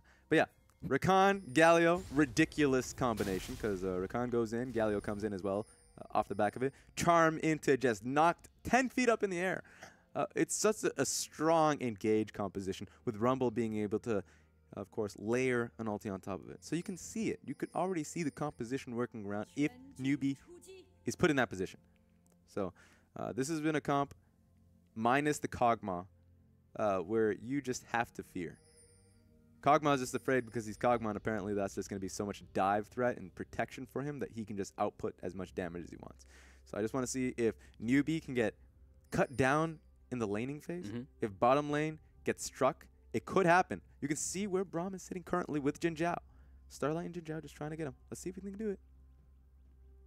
I think they'll be okay. Jumping out of the bush. Well, this question right here, we don't know what it says, but we know that the percentage is 52% over to Aimee. It's not a fan vote, but it is a question about what could happen. So it could be like, who's going to take the first dragon, or who's going to take the first tower? How you feeling today? This is 50% Aimee. 50% Aimee. Yeah, I'm feeling pretty Aimee today. Feeling pretty NewBee. Oh, no, no one wants to feel like a NewBee. No, nope. No one wants that. I'm pretty Aimee today, then. I guess that's where the Aimee votes are coming in. Feeling pretty Aimee. Got it. Makes sense. More people want I to also feel like wonder which client Riffy was going to be on, because if the Koreans come over and it's on the Mandarin client, and then someone comes out with the Kog'Maw and just spams the emote at them, that would tilt me. I've seen that would scare me. It's one of those moments where you can have a definite home field advantage by just picking Kog'Maw and just spamming whatever taunt you have. So if you're pressing A, A click, also tie it in with your taunt, and suddenly you just don't stop talking. You're just spitting nonsense and tongue at them. That's pretty smart. On the opposite side, you probably want to pick Lissandra if you're on the Korean client. That's true. That's also quite frightening. A lot of scary things out on the Rift. Yeah. Spider's one of them as well. Already passing towards the bottom side of the map, as if you like how I, Great word time, choice. There we go. Thank you. Meanwhile, in the top lane, Rumble, another great champion who makes some strange noises in game on the Only if he Chinese dies. client. Only if he dies. Only if he dies, yeah. Which he dies a lot. This time around, wait, Flawless is in the mid lane? Oh. So is Starlight. He's level 2. Is this going to actually be a level 2 dive? I don't know if it's going to work. It's Galio at the end of the day. There's no mini wave. He has taunt. He's half HP. This is the worst decision they've ever made. Get out of there. That was so ambitious. I like ambitious people, but that was just an actual dreamer. Believing in the American dream. You gotta snap them out of it. You gotta say no. It's just unrealistic. I mean, Raz, to be successful in life, you need ambition, you need drive, and you need that talent. And they have the talent. They do. And they have the ambition. A little bit too much. They have a bit too much drive, and it's a little bit too much going on here. So you need to dial it down. Yeah. Overcompensating for what happened in the last game. Good amount of balance. Balance is key to all things. I'm pretty sure Lee Sin says that. Speaking of Lee Sin, look at that transition. Flawless challenging over 10 out of 10. Raptors. Yeah, so I like the pressure Swift has. He's had that pressure in last game. He has to be a little bit more aware of where Elise is so he doesn't walk into a bush, into a cocoon. But if he does, and he has Coco and Sky and the exact same champions as they were on the last game. So Flawless, even though he's on a more aggressive champion, he's still on the top side of the map. And the top side of the map, it's not where he rules. It's not, he does nothing here. Maybe you can get a gank off. It is Jarvan Elise. Feels like Sky knows. He's definitely paranoid. And paranoia works in your favor sometimes. Sometimes it does, but if you're too paranoid, then you don't get any CS. Yeah. So eventually you're going to have to step up. But Amazing J is actually significantly down in CS right now against Sky. That's something about the new Rumble, is that he still has the shoving force, has the trading force as well with just the stronger base numbers. So that's just a win-win for all Rumble players. So Sky, who was a previous Rumble player, last time we saw him, hell, first time he went into the LPL split, picked up Rumble as the first shift, trying to tell people, I can play more champions than Aurelia. I can play Aurelia, I can play Lissandra, now I can play Rumble. He died a lot that time, but he must have put in a lot more time in the Rumble. You can see he's not going to die this time. He's very aware of where Elise is pathing because Swift caught him on the top side of the map. So Elise has to pivot around, start to just finish up her farming on the bottom side of the map and look towards where the comp is strong, and that is in the bottom lane skirmishing tower. So right now, Jinzhao and Starlight, they're level 4. But as they level up, this is going to be a lot more scarier for Vasily and more. Pretty much. How do Aimee win this game? Because they have a Corki again, they have Jarvan again. This time they actually have more of a, well, less of a hyper carry and more of like a skirmisher. You look towards the mid game. So might have to answer that question in a second as Athena is pathing towards the bottom side, and that's where Swift is waiting. Though he's safe. just his punch didn't land. Corki is always a safe champion. He has so much mana to himself, and he can just Valkyrie away. Maybe they're just expecting that Athena will lose his mind and just Valk anyways. Oh, possibly the worst time to have gone into both human form and to walk into that bush. So Flawless will have to burn his flash for that one. So Moore's pretty happy with that roam, considering that happy little Cogmore sat in the bot lane, just farming minions. So nothing for Moore to be doing. Yeah, Moore coming into this set, of course. P. Diddy's been there, now named, I believe, Crisp. Name change. Crisp. Crisp. Not working so well with Swift, I would say. And immediately in the first time you see Moore, wait a second. Well, we're going to do that right back at you, Swift. I'm going to have to jump away while Coco looking for the taunt. Nice, onto 2 players. And Jinzhao also came up, but unfortunately we're not able to chase down members of NewBee. Yeah, the bodyguard is able to protect the President. President Swift is able to just hide behind it after taking that bullet. So he's going to be in a fine position. But once again, just to hit the point a little harder, as Moore is moving around with Swift in the right moments, was able to just sit along with him to camp mid, and then still gives him pressure to be able to chunk down Flawless. All in the meanwhile, Vasily was just farming up. Wave was properly near him, and Starlight and Jinzhao back at a kind of weird time. So one bad back time coming out of Jinzhao and Starlight allowed Moore to just stick with Swift for so long. It's good to Moore to just see that one opening, and he's able to take advantage of it. On the opposite side, though, Flawless, we always praise him for being a smart jungler. You know, and he also came up with Starlight. Pretty much just yelled at the bottom lane, come on. Moore is just like, in my jungle, why is this happening? Sid managed to just attack back at Swift, but didn't burn his summoner, so Flawless is a summoner down. Also level 6 now to Swift, so you have to expect Lee Sin probably going to visit a lane in the near future after he's done giving over this blue buff. But who's going to visit the lane first? Of course, you mentioned Swift was level 6. But Flawless doesn't even have to be level 6. Man already has his ulti. So this is the worst statement I've ever made. But it's true. And so, there you go. And so he can just visit the bottom lane whenever he wants. Gets a free dragon for himself, because they already know that Lee Sin's not in the area. Another back time coming out of Moore. Vasily's still just farming up passively. But they're able just to catch NewBee sleeping. And that's just pressure anyway. So even if Swift was there, fight was still in Aimee's favor. And that was in the third rank. Next one's going to be Mountain on top of that. So, yeah, pretty nice by Aimee. They continue up the objective control. That's true. Right now, though, Jarvan doesn't know it, but he's about to have a few visitors in his lane. Coco doesn't even have to walk up there. He has his ult. He's probably just going to use it. right now. Well, best of luck. He's actually going to dodge out the Q here, use the Galio Ultimate, but I think he's out of range using that Cataclysm. Jumps after, Sky's going to have to flash away. He will eventually go down, but a little bit more sloppy from NewBee than we may have wanted. Regardless, first blood over to NewBee. Yeah, I was wondering where Coco was going to use his ulti. He decides to just close out the escape for Jarvan. So Jarvan didn't have the way to escape. He just had to all in the fight. And even though it looks sloppy, it's still a 100% kill on NewBee. So it'd have to mess up pretty hard to lose that kill. So that's this great movement from NewBee. Once again, making use out of the Galio pick that escaped bans in the pick ban segment. Again. And what did IMA get in return? Well, they got a Braum and they got a Jarvan. So at some point, you're going to have to hope that both of those picks do pan out for them. Yep. And in that entire pick, you can say that IMA got a Fire Dragon, I suppose. I mean, it felt like they were going to get it anyways because level 6 Dungeon Challenge Starlight. This is definitely the hot lava lane. You don't want to walk into it if you're a newbie. Don't touch it. Go topside and hope that Moore and Vasily are able to disengage and walk away and not die. Flawless, he's actually just pivoting towards the top side of the map.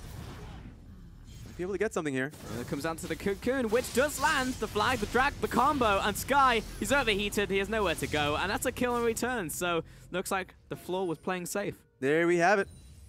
Playing safe in favor of IMA. It was just a small, like, it was just taking away from the fact that Rumble had to flash off in the engage, the dive that they had on Jarvan. And so one mistake, you can say, was definitely punished from Flawless. Uh-oh. And suddenly Swift realizes he was an award all this time. Like, there's no way he would have had the reaction to dodge that one, and that's how it was revealed. So, just wasted a good maybe 15 seconds there, so well played to Athena. Give that man an Oscar. Ooh, does this constitute as bullying? I think it does. What's about to happen, my friends, in the map? Just up the ratings here. ESRB. Okay. Now rated M for mature. No, I'm just kidding. Elise is definitely left. And it's good from Coco to walk up just because he's like, I have pressure in the lane anyways, just to protect Rumble from getting dove again. So back to PG-13. Yeah, we're back. Okay. It was a very quick one. Good thing the feds didn't catch us in that one moment. Yep. Well, just because something is rated M does not mean it's illegal. I mean, we have a lot of kids watching. Okay. So we just, fair enough. Thankfully, they're all anonymous in Twitch chat. Yep. So you don't have to say your age right now. We're fine. You are all adults. Yep. And they're covered by the different personas, different names. Yep. No one will ever catch Fish Roast Soup. Or Stinky Cheese 120. Or Zoom Enhanced. No one's ever going to find them. Not going to find them. Nope. Very much gone. Hidden. In the land of unknown territories. Twitch chat. Can't catch us. Can't do it. What's going on here? Why is Coco just... Coco right now has to play safe. It's one of those moments. that safe? I meant Athena has to play safe. Okay. Okay, there we go. I kind of messed up the names, which changes everything. Yeah, it's Athena that has to play safe. You don't know where Coco is. Coco's just playing a game of push and play it lame. Push, play it lame. Push, I'm not in lane. Whoa. So it's one of those moments where it's like, all right, so Athena can't move anywhere because he doesn't know if Galio's already halfway top lane for a dive or if he's just sitting in the bush just to catch him. So Athena's just farming it up and just sitting mid lane. And that works in Coco's favor because he has his ulti up. So he can just rotate to any ganks if he wants to, or just back in base, what he did. And now he's going to be able to catch the wave because Athena didn't push immediately. Athena didn't know if he was backing or if he was just hiding. Well, it's the small things that really catch you off guard. Athena has to play this one safely. Raz, it feels like we haven't seen any plays made with the package at all. Are you sure about that? We saw him take a CS in the bottom lane last time. That's true. Okay. Well, that's a play. We've only seen one play. Though Starlight is slowly being chased after. Uh-oh. Nice entrance there. And another entrance. All the entrances coming into this fight. Looking for that kill into Starlight. Miraculously, he's still alive. Swift dies first. Sky chasing after. Oh, everyone just hopping everywhere. Flawless over the wall. Still looking to provide fire support. Coco trapped in place. Cataclysm comes down. Sky coming in for the re-engage. Oh. But the lockup out from Elise. It's Vasily. too good. Coco, so close. Oh Someone my needs God. to do anything. But Starlight, he's blocking everything. Moore finally finishes him off with that kill. And after all of that, I think there's a 2-for-1 trade for IMA. I think mid lane doesn't put stop by Flawless. And cool guys, don't look at explosions. Only just a little though. He definitely just turned around for a second. Just got a glimpse. He's like, he's dead. Over, all right, over the shoulder. Let's move on. That was so good from IMA that they had the members there immediately. That Jinzhao and Starlight were there as it happened. And so NewBee had the right ideas. That was the OP combination of the quickness, or is it the swiftness? What is it? The quickness. Yeah, you got it I'm right calling the it first swift time. anyways. I'm calling it the swiftness now because it's on NewBee side. With Coco jumping in, they were CC'd for ages. Problem was, damage wasn't following up because Vasily took a little bit longer in his lane. He was definitely in rotation. Actually, took a long time because he was clearing up the wave. So you could see the CC coming through, and Starlight is still alive. Good kill on Lee Sin. You can take this play to play slowly because great ideas came from NewBee. It just didn't turn into anything because they didn't have the follow-up damage. And Coco was trapped in the middle of everybody, but somehow managed to get away with a sliver of HP. Oh, and we've got another fight as well, because why not? Vasily dropping low, Jinjiao doing what he can as well, but everyone just pops right in front of them. Cogmore wants to get the most out of this damage, and like Caffeine surprise, drops both Starlight and Jinjiao low. It was a 1-for-1 trade. Vasily down for floors, which means it should go down to Swift, but he has to jump the wall, and I think right now you pretty much just want this dragon to reset. Yeah, I think both teams want that exact same thing because technically both smites are still available. Flawless may be dead, but Callista was there, lost her stack, so I guess Swift is pretty confident that he can just pick this one up. No, it's not even going to be cut. Well, he's being shoved away. He will eventually get it, and more was in place so he could safeguard away. So well played for Swift. Stop the, This does not end. The patient. Oh, well, apparently just keep going in, and well, Callista's caught out in River, so that's pretty much the end of that one. That was really well played from Coco. It's a simple thing of just walking to your team, but it was sorely missed on the side of NewBee. So it was one of those moments that Aimee thought that they can continue to play that game to push away Swift, even though Callista Rens were just not it was not going to happen. Flawless is going to die once again. Oh, he's just in jungle dying. Yep. So Swift will pick up that kill with Resonating Strike. He's 3-2-2. Got a lot of kills for himself, but now he's starting to stack up some And deaths. while the play earlier looked so good from Aimee, it was to say, all right, fantastic, now 4-2. Now it's 5-5, and mid tower just went down, and a mountain dragon just went over to NewBee. Like, it was just all based off of these picks. Yes, Aimee now pick up a tower in the top lane, but that's only now evening out the towers. Like, it just seems like in these rotations, when we're not looking, Aimee just are losing resources randomly. And even when they are winning, like that last team fight, it was still when NewBee made the mistake. The play was there, they started the fight, and they have now recognized, hopefully if you're a NewBee fan, that they just need to bring in Vasily or have time for him when these picks start off. We're just going to have a little bit of pause time. That's going to give NewBee a little bit of time to think about how to play the game. They can't communicate. That's not going to happen unless if they are telepathic. Then that would just change the game. But yeah, NewBee is going to be able to think about what happened in the last fight, why it didn't work out for them, and make it a little bit cleaner. We saw what the adaptations NewBee made in game 1 of one lost fight into immediately a stomp. But how much do NewBee care about that? Because after that fight, they still picked up like, what, 2-3 kills, and picked up a tower, and picked up a dragon. Like, they still picked up objectives by being the cleaner team. Yep. I mean, technically they're going to be happy with it still. They're going to be in a position where they're like, all right, well, I guess we didn't lose that much. And we're just going to be in position again for the next fight. And Kog'Maw is farming up to a point where he is still not going to get focused. We saw how he was full HP. Sure, he joined the fight late. But if we see the setups as we saw in the last fight, Rakan, Galio, Lee Sin jumping in, who's going to target this guy? Who's going to target the Kog'Maw? That's just rough shot, rough housing. The team in the fight. So we saw a glimpse of it when we just got out of the replay with Kog'Maw getting jumped on, but that was just the team not around him. Formation wasn't there. So that's going to be a position where NewBee can make the amendments. It just seemed like this game, just from how the early game has gone, like I feel like the last maybe, I don't know, 90 seconds has swayed me back over to NewBee side. I would have said that Aimee after that fight, maybe they got some more fight left in them. Like the skirmish went really well. They have like the Callista for their skirmish is fantastic. But yeah, it definitely seems like NewBee do have the upper hand in this series. That's the tale of Aimee though. A lot of the times they either pick scaling compositions. The scaling compositions aren't bad, but scaling compositions that lose lane, pretty bad. And a lot of the times, this game I think was a little better for them, just because they had options with at least going top lane and bottom lane, and they used them well. Problem was in the game 1 is very much so the same Aimee we see in the previous games. Just about every game we see from them, where they just pick for scaling teamfight comps, and they get to the late game, and they play these teamfights incredibly well. Athena becomes a monster in these fights. We see the playmaking from Ben 4 and Flawless. It's all there. This comes in a little bit too late. And NewBee, who's a team that they can get their early game leads. The question's always been if they can hold on to it. The late game, you know, if those fights start to become a little bit clownish. This time around, NewBee's proving wrong that notion with Game 1's victory. Well, we're back into the game, Raz. I'm a little bit sad we didn't get another close-up of Vasily's arms on that one. But I'm sure there's plenty more time. Vasily comes into this roster full-time. There's plenty more opportunities. Yeah, a lot of pictures can be taken. People out there true. taking a lot of screenshots. Yep. Hopefully putting it on Reddit. This guy's guns are still as big as we last saw. Yep, all over Weibo. Actually, you should probably check that one out. It's probably all over Weibo right now. I'm proud of he is. Fantastic. Well, I'm sitting in butt brush, just waiting for more to step up. Go on. You know you want to hit that ward. Oh, here we go. Oh, let's go anyway.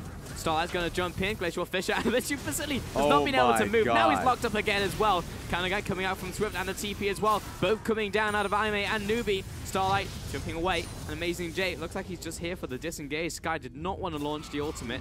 Meanwhile, Athena is kind of training with Coco. I'm not really sure what this is. Yeah, both of them just moving towards it and realizing, I guess we can skirmish each other. It was a moment where both TPs were coming in actually just for safety.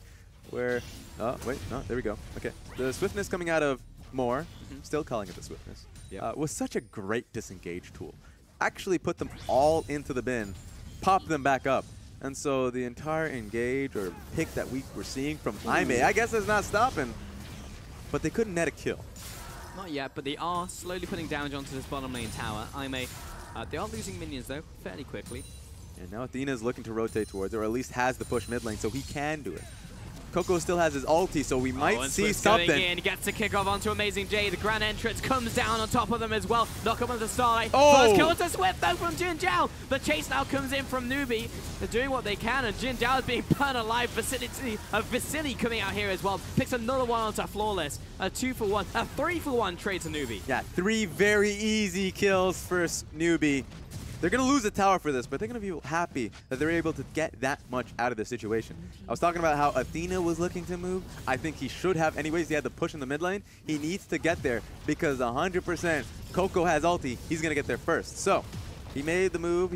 I guess he made the decision not to move, to stick to the lane. And if you're going to make that decision, the rest of Aime should definitely be aware of that situation.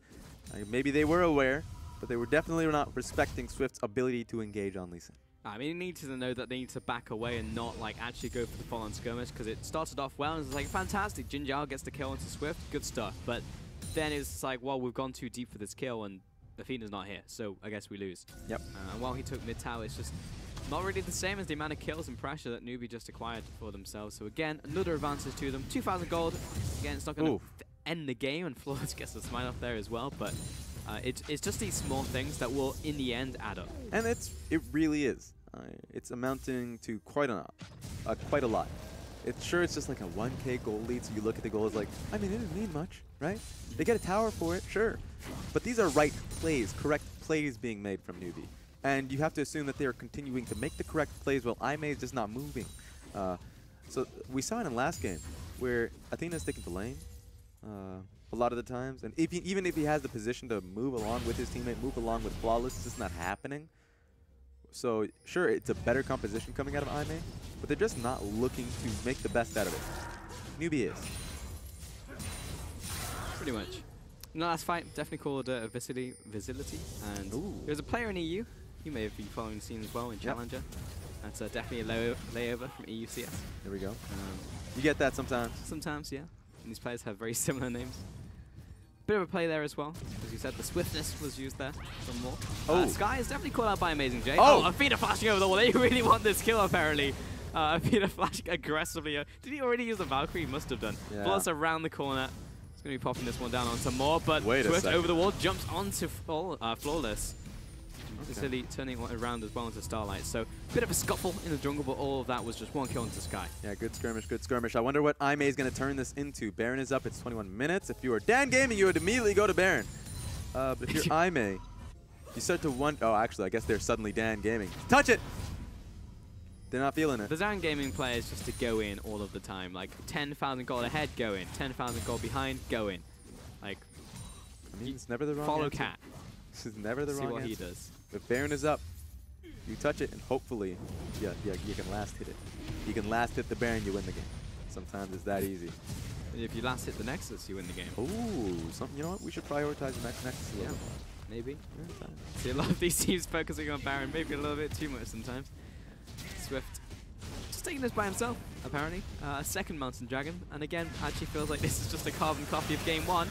I would say this is a pick onto Coco, but he's not really taking any damage. And he's actually just going 1v4 and almost kill Flawless by himself. Now everybody is coming in around behind him, and Coco gets a knock on with the Jin Jiao. He's trying to cut away, but with the exhaust, he's a little bit too slow. Athena turning around as well, chasing down as a Vasily, but it's one kill. Advantage to Aime. Here comes Amazing J. He's looking to make a play. Everyone trapped in the Cataclysm for a second kill to Aime. Athena, we're looking for these crits to come in right now, but he's not getting anything from it. No way! In from, no way! Swift, the kill into the jungle. All right, he doesn't get anything else from that. It's a 4-for-2 trade, favor of Aime, but they lost the jungler. Okay, so I was a little bit skeptical. We all were about whether or not Aime was somehow going to be able to kill Coco in that pick, but it turns into a larger team fight that they're able to kite back on. Great use of Braum, able to just put down the passive down, kite back a little bit. Jin Jiao was unharmed. Great Cataclysm from Amazing J. Healing. Hopefully they can touch. I'm actually very skeptical of whether they can do this. Ren does a lot of damage. Close, Raz. Oh, Coco's not going to let this happen. If he gets in range, they're all just going to die. I don't think he's going to get any kills because Baron's going to do it for him. This is actually just a triple ready to go. The flash comes out. That's one. That's two. Oh, Baron. Oh, Baron MVP. Double kill to Baron Nashor. End the game right now. Let's give him the MVP. Oh, Amazing J getting chased down by Sky. And all Coco needs to do is just stay here. Flawless. Only thing he can do is get the smite down for the steal. This is about to go disastrously wrong for Aime. Flawless. He's trying to find his way in, but here comes Swift as well. Everyone's waiting for the smite to come in. What's great about this is that, yeah, they're not going to let him him entrance over the wall. Oh, equalized as well for the overkill. That's all that they needed. NewBee, thank you very much for the leash there, Aime. They take Baron. It's one of those moments where you just like, leave the spider alone. Let the spider out safely. The spider has life. No, they're bombing the spider. They used everything on the spider. Not a single thing was unused. Yep. Like there's a spider in the pit. Burn a house down. Yep. Just got to go overboard if you want to get rid of that Spider-Man. But NewBee, they have Dragon. They have 2 dragons, both mountain dragons. They have a Baron to their name. They have a 3,000 gold lead. Oh, I don't want to see this again. Who wants to see this again? Nobody wants to see this again. I'll speak for them. Starlight has to escape, uses his flash to get away. Jin Jiao, what are you even still autoing it for? Did he just accept death? Is that what happened? They even put in the game sounds just to let you know they were done. Yep. So that was probably the most clownish act I've seen. Congratulations. Since maybe another match that we saw in North America. I don't remember that match. League of Legends Championship Series. I don't want to even, no. Didn't happen. Between who? No. Dignitas and Renegades. That didn't happen. I actually just, I told you I forget a lot of things. But this one, I'm pretty sure I remember. It's going to be lost on the sofa forever. That actually didn't happen. Oh, apparently going for another engage. Oh, Swift kicking against the wall. Hang on. Jin Jiao, he's still locked in place though. And the Swift that's going out there gets the charm onto absolutely everybody. Coco following after Jin Jiao. Down goes Starlight. Might as well be Starlight at this point, the amount of wounds he's suffered in this game. 2 more kills over to NewBee. They take the top tower. And just at this point, Aime just look crushed. It just feels like NewBee can do no wrong. Swift just jumps in there. Doesn't even have to get a perfect kick. Kicks him into the wall. It doesn't matter. Galio's going to follow in regardless. And then immediately the Rumble ulti comes through. It feels like a lot of damage is done, and Vasily doesn't really have to work for it. I'm not saying he's getting any free checks. I'm just saying in this game specifically, no one's trying to target him. Big crit gets the first kill. Ooh. Well, this is low. Amazing J. It's pretty much on him to get the engage to come off. It's got flash. This is such a beautiful composition coming in from NewBee. It's working out so well for them. They understand. Black drag flash. Big crit's coming on to Vasily, but the knocker. Oh, it gets the kill. Athena massive crit in the end. You just never know when this man's going to crit. If he does, you're going to die apparently. The crit lord himself. Jumps out. Nice ground entrance. Amazing J didn't land a flag drag, but this is the slow death. I don't know if I believe in this one. He has another waiting for another flag and drag. I think he has another. Pretty close. Pretty sure he has. Get the slow. Torn. What are you doing? Amazing waiting J. for another one. Amazing J, you already used your Q. Give him a little poke. You can't EQ now. I mean, he's got his ultimate soon. Amazing That's J. what he's waiting for. But here comes Swift as well. Oh! Amazing J. Roundhouse kick to the back of the head. Mission control to Amazing J. I think you just landed improperly. Swift's on the hunt for Athena. Nope, you need to run. You don't recall there. He just keeps walking out. Ah, he gets it. Okay, well, Swift just gets everything. All right, this is very much a game where I may have just... I don't want to say that they've lost hope because they don't lose hope. No. They just lose their brain. Never surrender. That's the only thing they lose. Yep. But they'll still go in, and that's what I like about IMA. Yep. Tenacity. It's good. Yep. Keep on going. But right now, NewBee are in a dominating position. Probably going to pick up the 2-0 here. I've done very well in this series. And it's not been the cleanest game, but Yeah. it's been better for NewBee. And as Fruscurin was talking during the break, that if the only problem that they have in this with their current roster is they don't know really how to handle Baron, that's fine. Because apparently IMO will just lease it for you. That's true. But also, it's just good for them. That was a 9-5-3 from Athena. Swift's still going to make it out alive, though. Flawless, out of mana. Amazing Jane thinking about trying to stop this, but it is still an inner turret. At the point where you want to draw the line in the sand, probably going to be at those inhibitors. Yep. And big thing to focus on is the massive wave. I'm just going to assume that they set it up. NewBee has such a large wave to work with here to try and get this tower. That's 2 cannon waves, my friend. Just merging together. A large family. Suddenly just dying. Wait a minute, it's all gone. Well, that got dark real quick. Okay. Went to 0 to 60 in less than half a Wait second. I thought they were going to... All right. That family You did thought not they were thrive. going to prosper, Yep. thrive, It was flourish. Not the economy for them. Instead, oh God, Starlight, I don't know why you would face that bush, but luckily Jinzhao's there with the Fate's Call. Probably why he was the person to face check. But you had to know that NewBee were probably taking the blue buff. Now they'll go on to the Dragon. It's an Ocean Dragon. We're 28 minutes in. It's okay. Like, it's fine. They would prefer something different. Next one's going to be Infernal. So, yeah, that ready to look forward to. Not sure we're even going to get 6 minutes into the feature, though. That's fair. If you're California, you probably like Ocean Dragon a little bit more. Worst joke. Nah, I've made some worse jokes. But That's true. that's Isn't that... interesting. We'll go on. What would they hit? Because Ocean Dragon is more like, it's like signifies like rain, right? Yeah. And they don't really like Maybe. rain.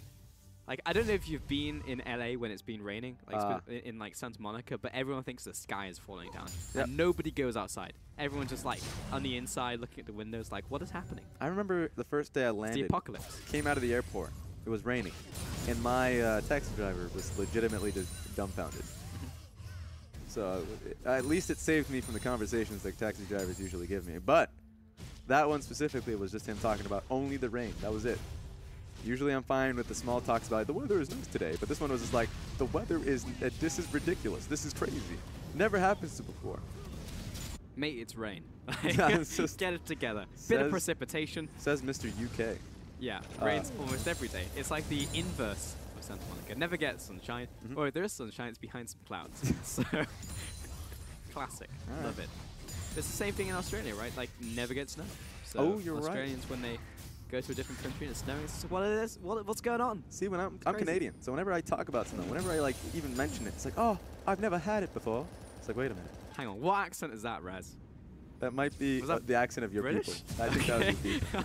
Technically not wrong. They came from your I people. mean, I got it in the end. It was like, okay, there are some southerners like kind of speak But can I like have that. some more? All right, I understand that was meant to be Oliver Twist, but that was not a Cockney accent. All right. 100% not.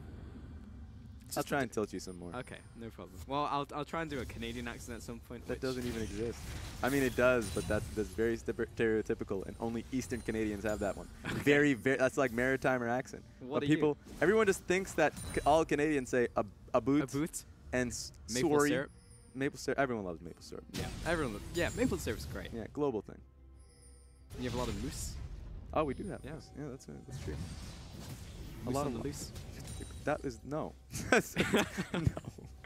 You're a moose on the loose. Oh my god, I never want to hear that again. Uh Okay, well he's not Okay, gonna well, die. if I was Athena, I'd probably just like not hit him there because you know you're not gonna do any damage.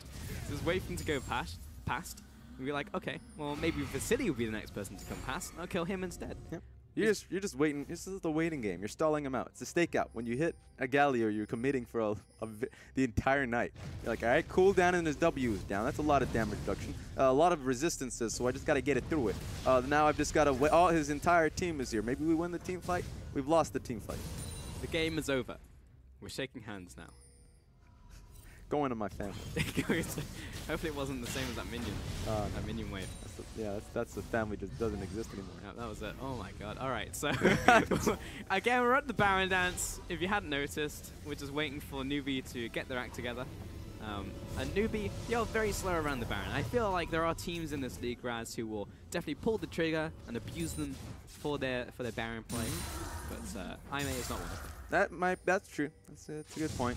Right now, they're not really losing anything from it. Just kind of farming up to a point in which it's just an assurity. Right now, Vasily's got himself the Guardian Angels, and I guess he's going Guinsoo's Rage Blade. So that's a very strong, or at least it will be very soon, strong Vasily.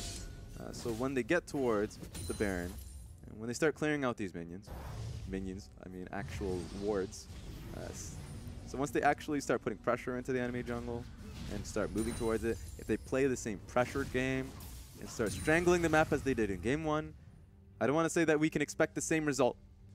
The audience would love to see Game 3, I'm sure. I mean, I would, because I tipped IMA. So there we go. You would love to see a Game 3. Yeah, I would love to see a Game 3 from IMA. But right now, it just seems a very easy direction if you are NewBee. Some would say one direction. Do you know any of their songs? I know one, but just don't remember it. Yeah, I don't either.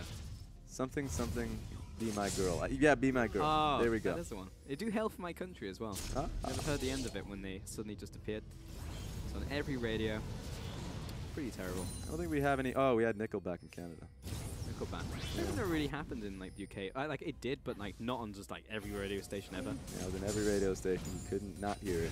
That's the thing about Canada is we take pride in every artist that ever existed that usually just moved towards America at the end of the day. But we still take pride in them. Okay. Oh, let's go more. Comes in for the engage right on top of Athena. He's just not getting to do anything. He doesn't get to play League of Legends today because Coco's coming in. Backline completely zoned out. Amazing J tries to do the same. Everyone locked in the box. But Coco actually just hasn't taken any damage. So I mean, they just lose the top lane essentially for nothing. Yep. Flawless is still available, so that is still Aime in a position to contest a Baron. But that's double Earth Dragon. So you better put one ward on it so they just don't sneak it underneath you if you have a Kog'Maw. Rumble, double Earth. It's dark, but it can't be dark for too long. Aime needs to walk up. The Sentinel's going in first. The Sentinel is coming in for the engage. They found them. I mean, it's taken 0 damage so far. It's just gone. What happened to it? Well, Starlight is still here. More looking for the knockup. Coco comes in as well. Big Good taunt taunt. to 2 players as well. Jinjiao simply just doesn't do any damage against Coco. He just can't do anything at all. The kick comes out from Swift. Somehow doesn't hit anything, but Sky is just murdering everybody. Athena running away. He's out of mana. He's out of rockets. He's out of ammo. Where are you going? You're in the wrong part of town. Athena and Flawless, I mean, it's sad because it's like a chore. They still have to walk the Baron. They know they're going to lose their lives, but they still have Big Daddy, Amazing J. They've got to go in, but it's secured by Swift. And that may just be it, ladies and gentlemen, because More jumps out, somehow stays alive. He's dancing across the battlefield. They got and it. Athena caught out as well, just as Punch comes in. Oh! Big flying drag, puts that player in the body bag, and massive ultimate again. Once more, 2 Galio ultimates in one fight. And Aime, finally, they go down again, and this time, I'm not sure if they're coming back up. Yeah, it's a knockout punch right there. A few knockout punches. It's like the ref bringing you back up and saying, maybe He's on the floor. fight. They're still punching Oh, him. no. It's illegal. But it's happening right in front of your eyes. So you got to bring in a referee, and hopefully they can take him up. The bells are ringing in Aime's head. So it's a moment where I guess the only kill they got off was on Moore. It's just a stat. It legitimately is just a statistic that Amazing J will look back on and say, I got an extra kill. That's nice. Feels good. But yeah, this is a rhythmic motion. They have to move towards this. They know they're outnumbered heavily.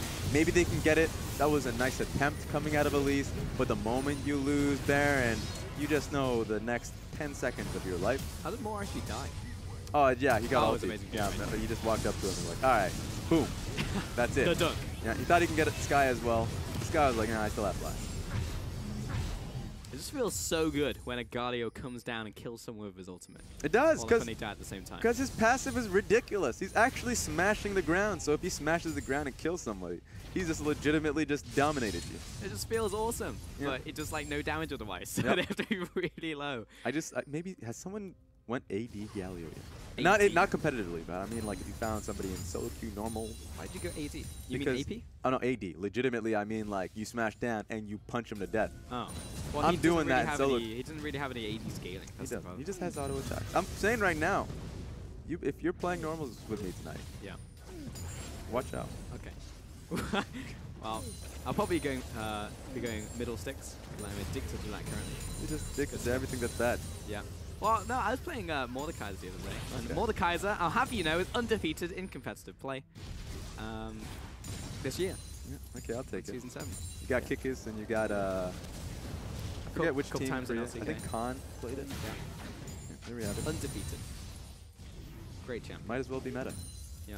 It's also interesting that some of the Mordekaisers are not picking up Gunblade. They're actually just going for like Rylai's and like Spell Pen and Death Cap. Yeah.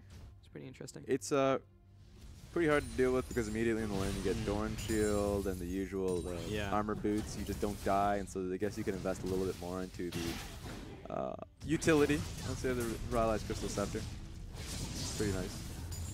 Well, we can talk about Mordekaiser all we want, but for now it looks like NewBee are trying to finish the game. It's taken him a long time though. That was really, really nice from Aime, locking up Vasily, but he's still alive and no one can get on top of him. Big ultimate in from Coco. Amazing Jay locking up the front line. Fate's Call saves the life of his support on that one. Jin Zhao still waiting for the Fate's Call to come out. He slingshots back into NewBee, but no one has died yet. NewBee are still going, and Coco with the gargoyles. He's even looking to jump under the spawn pad at this point. Jin Zhao pulls back with the Ren, but still no kills. And Vasily is back to full health, so everything that Aime accomplished completely undone. Yeah, how disheartening is that? You couldn't even get the first kill on Vasily, so he loses Guardian Angel. He just sustains it right back up, and somehow NewBee's still able to win the fight. Feels like a lot has to go wrong for NewBee to outright lose a team fight. And that's the only thing Aime can really go back to now that they are playing defensively around the lost inhibitor in the top side of the map. Coco just stands in front of Jin Zhao, and Gargoyles is just a nutty item. Swift potentially under attack, but he jumps away with the safeguard. And everyone's just jumping on top of Amazing J. He is the tank, by the way, guys, so won't be able to get the instant pick on him. Now, full retreat in from NewBee, but the speed up out from Moore will get them to safety. They go back to base, and everything is right with the world. And usually you'd see a deep teleport coming in from Amazing J. He can save his team a little bit longer, stall the game out to 40, 45 minutes, but they've been just stuck into their own base for so long that their wards have expired if they weren't already cleared out by NewBee's disciplined clear on the red side of the map, red top side of the map. So it's one of those moments where you're just like, wow, we can't do anything. Maybe we could try at face value, just have Amazing J just dunk onto Vasily, but there are no flank plays available for Aime, and that's kind of unfortunate. Now that they're finally pushing back onto the map, their #1 priority is to get these wards back down because they know they're going to get pushed back the moment NewBee has finished resetting. So if they can get the wards down, Amazing J still has TP. They can look towards one last fight. You'd have to expect that they lose it because of how durable Coco is and how damaging Vasily is. That's all they can really do at this point. Yeah, and I think you hit the nail on the head, Raz. You said a lot has to go wrong with NewBee in the team fight. Like, Sky has to just, like, insta-die and not get Zhonya's off. Like, Coco needs to just have, like, a 0 impactful ultimate and taunt. And then they need to kill Vasily twice. And Swift has to also not get a kick. So it's like, there's too many things that I may have to bite through. Yeah. I don't even have a hyper carry right now in the form of their ADC, only in mid lane. Yeah, one thing that Aime is really hoping for is somehow they push back on this push from NewBee. That's it. If they can do that, Baron comes up in a minute and 20, and they can look for, let's say, a Miracle. I don't know what street that will be. Miracle's maybe 36 speed. Don't know if I butchered the movie name. But they need to look for a Miracle and looking to just outright take down the Baron. If they don't, then there's no pressure. They can't take a team fight. They have no control over the waves. They got nothing. Just a slow push right now from NewBee. That being said, Aime are holding on, but NewBee are just very, very slow. Like a couple minutes ago, they were sieging Nexus turrets, and now kind of chilling in mid. They're trying to take this inhibitor, but it does a lot of damage onto Swift. So being respectful of Aime, but ooh, it's one of those moments. Painfully slow. Yeah, it's one of those moments where you'd wonder maybe they get punished for being slow, but they just aren't. They just have a great composition late game, so it doesn't matter if this goes into 40 minutes, even though they've had such a strong control, like 15, 20 minutes into the game for such a long time. It just feels like, well, what is the answer? What are you scaling up for? Sure, you have a lot of damage on Athena, but how is he going to be able to get on top of Vasily or do enough damage to Coco so it matters, right? Maybe they can find Sky. Like, I think the only position they can be in is stall for these inhibs to come back up. get a smite fight on Baron, be able to clear that up. And so you could suddenly force side lanes, so someone has to pick up a side lane. Like Athena can actually look to just jump onto Sky if he makes the wrong move. Jump onto Coco because either you won't get the kill because he's really tanky, but should be pulling members away from trying to end the game. Amazing. Here we go. Jay wants to engage. Great cocoon onto Swift. This might be the insta-kill, but he jumps back already. Coco zoning away the backline out from Aimee, and Amazing Jay cannot find his way into this fight right now because the rest of his team just can't really do any damage. Vasily on the front lines will jump away with a flash, and he still has Guardian Angel. Meanwhile, the rest of the team is under attack, and Sky gets the first kill onto Braum. Sky turning it around, looking for the second. He eventually goes down. Athena still alive, but he'll flash away from this one. Coco double taunt comes out once more. And Jin Zhao, he's 1 versus 3, finds one, doesn't get the rest of them, and it's 3 for 2 in the end for Aimee, with Athena on the run alongside Amazing Jay. Yeah, it could have been disastrous for Aimee, simply because Vasily was locked out, so it was a great pick away from Amazing Jay. Amazing Jay just made it so Vasily had no pressure into the later points of that fight, but it would have gone awful because everyone else had blinking red HP bars. Vasily finally was able to join the fight. He just couldn't get the kills. They were all running away. So proper numbers game from Aimee. They're able to pick up the kill. They're going for Baron. This is what I've been looking for. 16 seconds on Swift. So this could actually be a free Baron. It's going to be maybe not free. They might have to pay an arm and a leg for it. Vasily and more are on the way, but they're taking it so quickly with Athena's damage. It's already gone. They all have dashes. Oh, Flawless are going to have to TP out. Okay, good. Okay, we're fine. So big takeaway from this. You get Baron. I mean, that's already a big takeaway, so I don't even have to go further. But what this does mean, please protect your inhib, is that they can start forcing NewBee away from these teamfight situations. They can start forcing Athena on side lanes once they're able to clean out the last super minion. But it looks like NewBee's going for the last fight. I would say it's their last fight. They can force Aimee to go towards this. So Aimee needs to be able to either smite this away or somehow win the team fight. Yeah. It's going to be hard, though, and it's going down real fast with those 2 Mountain Dragons. It's gone. Yeah, just need to back away. Don't die before this next fight happens. Quickness used. Maul was just trying to find a pick on the back end of that. But regardless, the last fight did showcase that Aimee are still capable of winning fights if Athena stays alive long enough, because he is essentially the crit ADC on this one. He's also dealing the magic damage. And I think this is the game I really wanted to watch for, as the one where Corki finally gets all of his items and he gets those massive crits off. There we have it. This looks like it could be it. My worry is that he's gone towards the Essence Reaver build. Has the Essence Reaver, so he has a lot of cooldown reduction, but he doesn't have a lot of, I guess, ability to peel away from the armor and magic resist. So there's no magic penetration, no armor penetration. So if he's able to get any damage off, and I would like to see a Void Staff. Yep. What would you replace in that build? It would be the Triforce? It would be the Essence Reaver. Well, I mean, no, yeah, it would definitely be Essence Reaver, because you still have the crit. Yeah. And you just be able to actually peel some damage off of Galio, off of Swift, legitimately anyone who has a locket. You're losing a lot of cooldown reduction, though. I think that's fair because he's just auto-attacking. I'm okay with that. You lose a crit, sure, but I think that's a fair takeaway. Yeah, with all of your damage coming from crits at this point in time, it just makes sense. So anyways, he has it. So he's going to be able to fire off a lot of rockets. Yeah. Don't know if it's going to be doing any lasting damage. It definitely is going to be doing some lasting damage on more. He does a lot of damage. I mean, that's the biggest takeaway. Yeah. So, one thing we kind of glossed over in the last team fight, the reason why Aimee was able to win, I touched on it just a little bit, was that Amazing Jay did such a good job at dealing with Vasily. Vasily was in the front line for 1 second. He was able to pay for it. Quickness used. Amazing Jay. A pick on him would be great, but he's still holding on to that gargoyles. Jumps back to a spawn pad. Inhib down.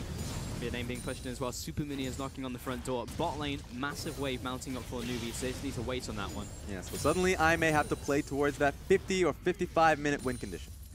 the time, just because they lost out an Elder Dragon, they couldn't make anything happen. And losing that inhib dials back the plan that they had. So now they have to stall out a little bit longer. Meanwhile, NewBee, they ain't going to stall for nobody. Already moving on to the next inhib. But that big mini wave was cleared out by Aimee before NewBee will be able to make the transition to bottom lane. So that's actually really well played to get that one in time. Plus, they still have the Baron buff on Aimee, so it's actually making it very useful. Oh. Athena's rocketing out of that base. Yeah, but one thing to take away from this, I mean, they're moving away, but still they could have kept on to the same lane assignment, because putting Galio mid lane allowed for them to push in, provide a little bit more pressure. Oh, get out of there.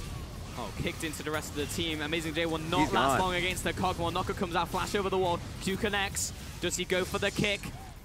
Jump over the wall, the flag, the drag. Amazing J needs to get out of here. So does Athena and Starlight. Big ultimate coming in from the Galio. Smashing down onto 3 players. Jinjiao returning the damage, but he can't scratch anyone on that back line just yet. Before he's still cutting away more. He's down. Just 4. Big crits coming in from Athena. Starlight backing away. Teleport now coming in. Oh, he goes down. Living artillery. Snipe kill from Vasily. Coco locked up on the front lines, blocking the Justice Punch. He'll flash away from that one. Starlight still kicking. Vasily stepping up. He's still pretty big. Raining down hell on top of Flawless, but he doesn't get that kill in the end. It's a 1-for-1 trade. Support for mid laner. Good trade for NewBee. Yeah, really well done from Vasily to get the last auto attack off of Athena. That was looking really good for Aimee, but their only, or at least their major hope, major DPS in Athena, falling to that fight. Falling to the last auto attack from Vasily, so he couldn't W off. He couldn't move away from that entirely, move away from that auto attack. So right now, NewBee is in position to still fight for the next 20 seconds up until Athena comes right back up. And Athena really just needs to survive in these team fights because he is like pretty much all of the damage coming out from Aimee. Jinjiao was just like sat there hitting Galio, and Galio was just laughing at him for the longest time, even though he has that shred. Infinite Blade, the Ruin King. Bit of poke coming in from Vasily onto this inhibit. Should be going down here. Not sure if Aimee really want to be fighting right now before Athena comes back up. Yeah, it's just a couple of love taps as NewBee backs on out. It's another, once again, they're not able to protect the same inhibitors. So we can look at this one more time. Amazing J gets picked off. He is still able to escape, but remember this composition is so hard to deal with because Rakan has such a large ability to just jump right in there. You can see how he's just going to be just swift right in there, get 2 people, 3 people, simply because Galio also follows up. This is such a great composition to watch play out. And so Vasily, slowly moving up, does a lot of damage. So it's get away from the tank. The tank in the sense that he just does so much damage, so damaging. Last auto attack takes down Athena. Probably would have died to his ulti anyways. So you're just in a situation that you think you're gone. You think you're out if you're Aimee. But no, the swiftness from more be able to catch up to you. Actually gonna catch up. In the end, Luke goes over to. It looks like Athena managed to pick up on that one actually with the crit. He's actually gone Gunblade. What's he replaced for Gunblade? Boots. He replaced Boots for Gunblade. Okay. That's fun. Usually you see, of course, I want to see the Gunblade build. I really do. I feel like he needs penetration, man. I mean Gunblade in the sense of early game, like level 1 Gunblade. I mean, that's level 1. First item Gunblade on Corky's. Because you see a lot of crit build because that's the safest build. Sure. You get the snowball build, Gunblade. We've seen a bit of it. I mean, not this. Not a huge amount. Yeah, not once he's resurged. So I want to see that. It's not going to happen. Apparently, he just replaced his boots for Gunblade, which I do not like. You already mentioned it. I want to see some penetration. Void Staff, my friends. Invest in it. What we all want to see, Raz. Maybe even Leandri's Torment. Anything, please. Yeah, Leandri's is okay, but I would definitely prefer the Void Staff because most of the damage is coming from the auto attack crits right now. But this is the time for NewBee to jump in, but Swift has got a little bit too deep. He's still alive somehow. Starlight turns around. Swift dies instantly. Athena kiting away, and now they're actually able to chunk through Coco's massive health bar. In comes Moy looking for the quickness. Nice double charm. 3, 4 charms coming out from Moore. This is allowing time for Vasily just to rip through everybody as he takes down Amazing J. Athena has to deal with the top wave. This means the bottom tower set to fall for NewBee. Jinjiao chasing after. Athena needs to back away. These crits are huge coming in from Vasily. Takes that one. Turn around. Turns and takes out Athena. Looking for the 3rd kill now. Turned around. Takes out another one. A 2nd. A 3rd. A 4th. Quadra kill in for Vasily. He is popping off. Vasily. Oh, my God. This guy. Game 1 gets MVP. Game 2 gets Kog'Maw. And I mean, a lot of the pressure, a lot of the praise has to go towards Moore because his Rakan play was incredible. But my God, he gets a quadra kill just to end the game. And isn't that what Kog'Maw is about in the end? Playing Kog'Maw, get the quadra kill, get all those items, and just feel like a god at the end of the game. I guess so. I mean, it was really tough for NewBee because at the end of it, it was off of Lee Sin's mistake because they ended up losing the kill. And Kog'Maw just really couldn't get any autos off. He was trying to chase him down, but Rakan allows him to do that. That's why I think Moore should get a lot more. Oh, no, I did it. He should get a lot of praise. Yeah. Because he was able to catch up off the mistake. Get a good 4-man charm to allow Kog'Maw to chase up. So that was really well played from him. Really good game coming out of Moore. I feel like there's just too many people to praise on NewBee. I feel like there's so many people who did really good things. Swifter was constantly getting those kicks off, getting those picks, like time and time again on the Lee Sin. At the same time, in the support position, Moore as well. Like Moore was getting massive ultimates off, and then Galio in the mid lane. Like it just seemed like so many things were aligning for everyone to do their part. Yeah, I think the composition really helps that out. I think giving Galio away is one thing, and you don't usually see Galio Rakan in the LPL. You see it globally quite a bit. It's one of those really contested compositions. Yeah. And Galio's given over to Coco 2 times in a row. 2 games in a row.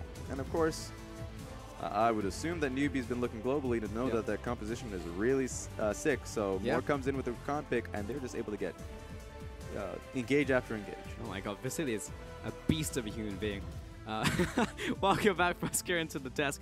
Talking about composition, yeah, I mean, we got what we wanted, right? Like, Aimee finally drafted a bit of early game. We got a Kalista in there, but then he just kind of did the same Aimee thing and like tried to scale up and just got blasted. I mean, you guys said it in draft phase, Raz in particular. You had Elise, Kalista, and Braum. This had a giant target over the bottom lane for Aimee, and they never went bottom. In fact, in the one big skirmish that we did have bottom, it was NewBee who got there first because Athena chose to stay mid. Yep. Yep. It's sad. It's just one of those moments where it's like, you see the play happening, and you really want Aimee to group up for the play because Athena should be there first. He should move because he doesn't have his package, and Galio is Galio with ultimate. And so you just have to get there first so your team doesn't fall in that play. That's just how life works out sometimes. There's some big numbers. The one that I want to point out, though, is Rumble's number. Again, these are the changes to Rumble, and while his early game has been impacted in terms of the windows that he has, he's now more powerful than ever. And so normally you would never see a Rumble number as close to a Kog'Maw number, and how late this game went. You know, like close to 50 minutes we were on the Rift there. Yeah, pretty crazy, but he did pick up the numbers. And at the same time, I feel like Sky just had like a solid performance. Like he was always there when he needed to be, laid down the equalizers when he needed to. But like everyone on NewBee just synergized so well, and it was like really good to see. From just the amount of times in the LPL that we see all of these like revolving rosters, and everyone just like throws different players in. And it's just like, man, the synergy is never gonna be there. It's gonna take like another 2 weeks until this actually fixes itself. But I think this was like the first time I watched the team like just insert players in. I was like, man, they actually just play together well. Yeah. I think that's what we've been looking for NewBee for a long time. We saw that a little bit last split, where you just said, oh, yeah, they have a great individual skill. Everybody can reach that bar. And everyone is like, you look to this set versus Aimee, 100% each matchup, you're like, well, individual skill is in favor of NewBee. This time around, they're able to really just play well together, and that was like minute 1, you see Sky tuning in to the jungler of Swift, just play towards him at all times. So this time around, even though we saw Flawless as a major acquisition, I would say, for Aimee, and they put him in this game, he's a strong jungler, couldn't even leave his own jungle. He was just actually just packaged in there because, yeah, a 3v1 situation. His lanes weren't helping him. Yeah, because we still had the Galio and the Rumble in the top lane, so opening up space for Swift. I want to quickly touch on Coco, though, because we don't really have a mid laner like him in the LPL, obviously coming from the LCK. He's just a great pressure-based mid laner. You know, a lot of the mid laners that we have are kind of these assassin. We've got Hitman, Icon there. You know, they go toe-to-toe. They look for the kill. I feel like when Coco walks into a lane, he's not looking to kill you. He's just looking to win the lane, to play his responsibility. And I think that's what's so different about this iteration of NewBee versus the previous one with Corn. Yeah, Corn is definitely like, they had to play 1-3-1 with Corn because he had a very specific champion pool, and you couldn't really move away from that. And he was very, I guess, resource heavy. This time around, resources were definitely going to the bottom lane. You can see the hyper carries working out very well for the team, and Swift just had a lot of pressure that he can work with. Yeah, and he also got the key picks on like key members time and time again. My mind is cast back to the Baron fiasco that also happened during that game. Oh, that was no fun. one can forget about that. We're gonna bring it back up because everyone just randomly dies to it, and it's just like as soon as you saw that TP coming from Galio, you knew something bad is about to happen. Yeah, we have to go back a little bit before the TP comes in there. So effectively, this is where Aimee lose the game, and why this Baron is important because it allows NewBee to get kind of this stalled out mid game into the late game with their big Kog'Maw. So this is the big Baron fiasco. You know, it starts looking good for Aimee. Oh no, you can never count them out. Here they come with the comeback kids. But then Hero Swift It looks crazy, and Raz, I remember on cast, you're like, oh no, oh no. Yep. Swift goes back in, and he kills Flawless. And Yeah. this is important because then Aimee cannot immediately do the Baron. But Aimee don't seem to get that memo. At this point, No. just Don't do play this to me, Frosk. whatever sad song you want. I was feeling Mad World for this one, just that's a good one, slowly yeah. going over this montage. Coco's going to teleport back in and then make the massive hero play. He's actually just disappointed that he misses out his triple because Baron, MVP right here. Yep, I just that wanna see hurts. Double kill. Oh, yes. Yeah. Beautiful. Yeah. Then they're just going to walk over. Thanks for Leash, Aimee. That was cool. And again, the most important thing is we had a Kog'Maw. He was struggling a little bit. You get a Baron for the next, 4 or 5 minutes. Aimee can't do anything. We just found out that the MVP was more during that one as well. So finally, we did actually get a bit of recognition there. There we go. I definitely feel like he did deserve it in that one. He landed some fantastic ultimates. It was the swiftness in this one because they had Yep. Swift as a jungler. So Swiftness. fine with renaming it for this one game. But yeah, it was just constantly. And in that final team fight, like this just charmed everybody. Yeah, that was really well played. I'm surprised that even though Vasily got the Quadra kill, you gave it to the man who set it up. Yep. Set it up a lot of these fights, and we got to see the Rakan Galio composition really come through. And Rakan is a perfect champion for more. When he was back in the NALCS, he had the highest death of any support because he was a big engager. You know, he's the Annie, he's the Braum player. He puts his face in it. Alistar, too. Now he's able to put his face in it, but also get out because he can use the E to reposition himself. So I feel like Rakan band-aids all of Moore's shortcomings. Yeah, There it's you just go. like the perfect champion for him. It's that Alistair with an escape, and it's just so good Better to watch him. Alistar. Yeah, right. And he can just do everything that he wants to do, which is just great. So yeah, honestly, very impressed by NewBee. I'm actually very excited to see what NewBee can do in future games and weeks now, because it looks like this team has like an upward trajectory. Yeah, with that win, they are going to be able to get 3-3, which means that they're currently ahead of SNG. Currently, I mean, it happens. They're definitely ahead. I mean, they are definitely a better team. Quotation Until marks, like, Suning wins kind a of ahead. game, Like, they you are or know. they're not, Raz. It was 2-3 to 2-3. Technically, Suning hasn't played that extra game yet, and so it boosts them a little bit in their own group. But also, just to take away from that, now there's expectations for NewBee. So sure, it makes it so they are able to get that win and maybe come out ahead in that large package of a mid card that Group B is. But that just means that if they go up against any team in Group A, especially after win up against Aimee, go up against Snake, IG, I really do expect them to be able to take these wins just based off that performance. But this is my thing with like standings in the LPL and why I always take them with a grain of salt. I mean, everyone would always throw out, Dan in first place for standings in LPL. But I look at a team like Suning and I look at a team like NewBee. And even though they're close in standings, I'm like, NewBee are way up here right now. And Suning are scraping the bottom of the barrel trying to figure it out. Oh, yeah, I'm not talking about skills. I'm just talking about the fact that they're just like standing by the points. And the points just matter, my friend. If you go to, let's say, the end of the season, and you're like, oh, but I'm a better team. Well, guess what? Your name is LGD. It doesn't matter. You're in the promotion tournament. So you need to get those points. That's actually a really good point because we're talking about like playoff buffs, and I think like out of all the teams, Aimee gets one of the biggest playoff buffs. Like once you put them in playoffs, they just go. They just take out everyone in front of them like a bowling ball. But like they need to get there. And right now they've won one series, so like right now they're not even on track to actually get into playoffs. Yeah, 1-5. This is a very tough time for them. They need to be able to hit that golden number 4 place, and IG has it with their 3-3 points. So now they have to win 2 series to catch up to IG. It's like, sure, it seems easy just to think about it, but you have a lot of weeks and a lot of tough opponents, and if they cannot beat NewBee, who are technically bottom 2 of their own group, like that's a lot of rough competition. Yeah, you need to get wins. That's the most important thing is that cross-conference is free points. You're never going to get a chance like this again. In inter-conference play, when you do win, you kind of flip-flop with someone else. You pull someone else down as you climb up. But Aimee had to win here. And this was for Group A to prove that they were definitively the better group. With NewBee now finding this new form, I'm not so sold on that idea anymore. We called Group A the group of death and Group B kind of this wild card, no one really knows who's going to pop out of that brawl, where NewBee popped out with a brand new roster and brand new expectations. And while they are like kind of bubbling to the top on that one, Group A, we still need to just discover like where the line lies and who are the top teams. But anyway, question for another time, as we are going to take a quick break before we head to our second series of the day.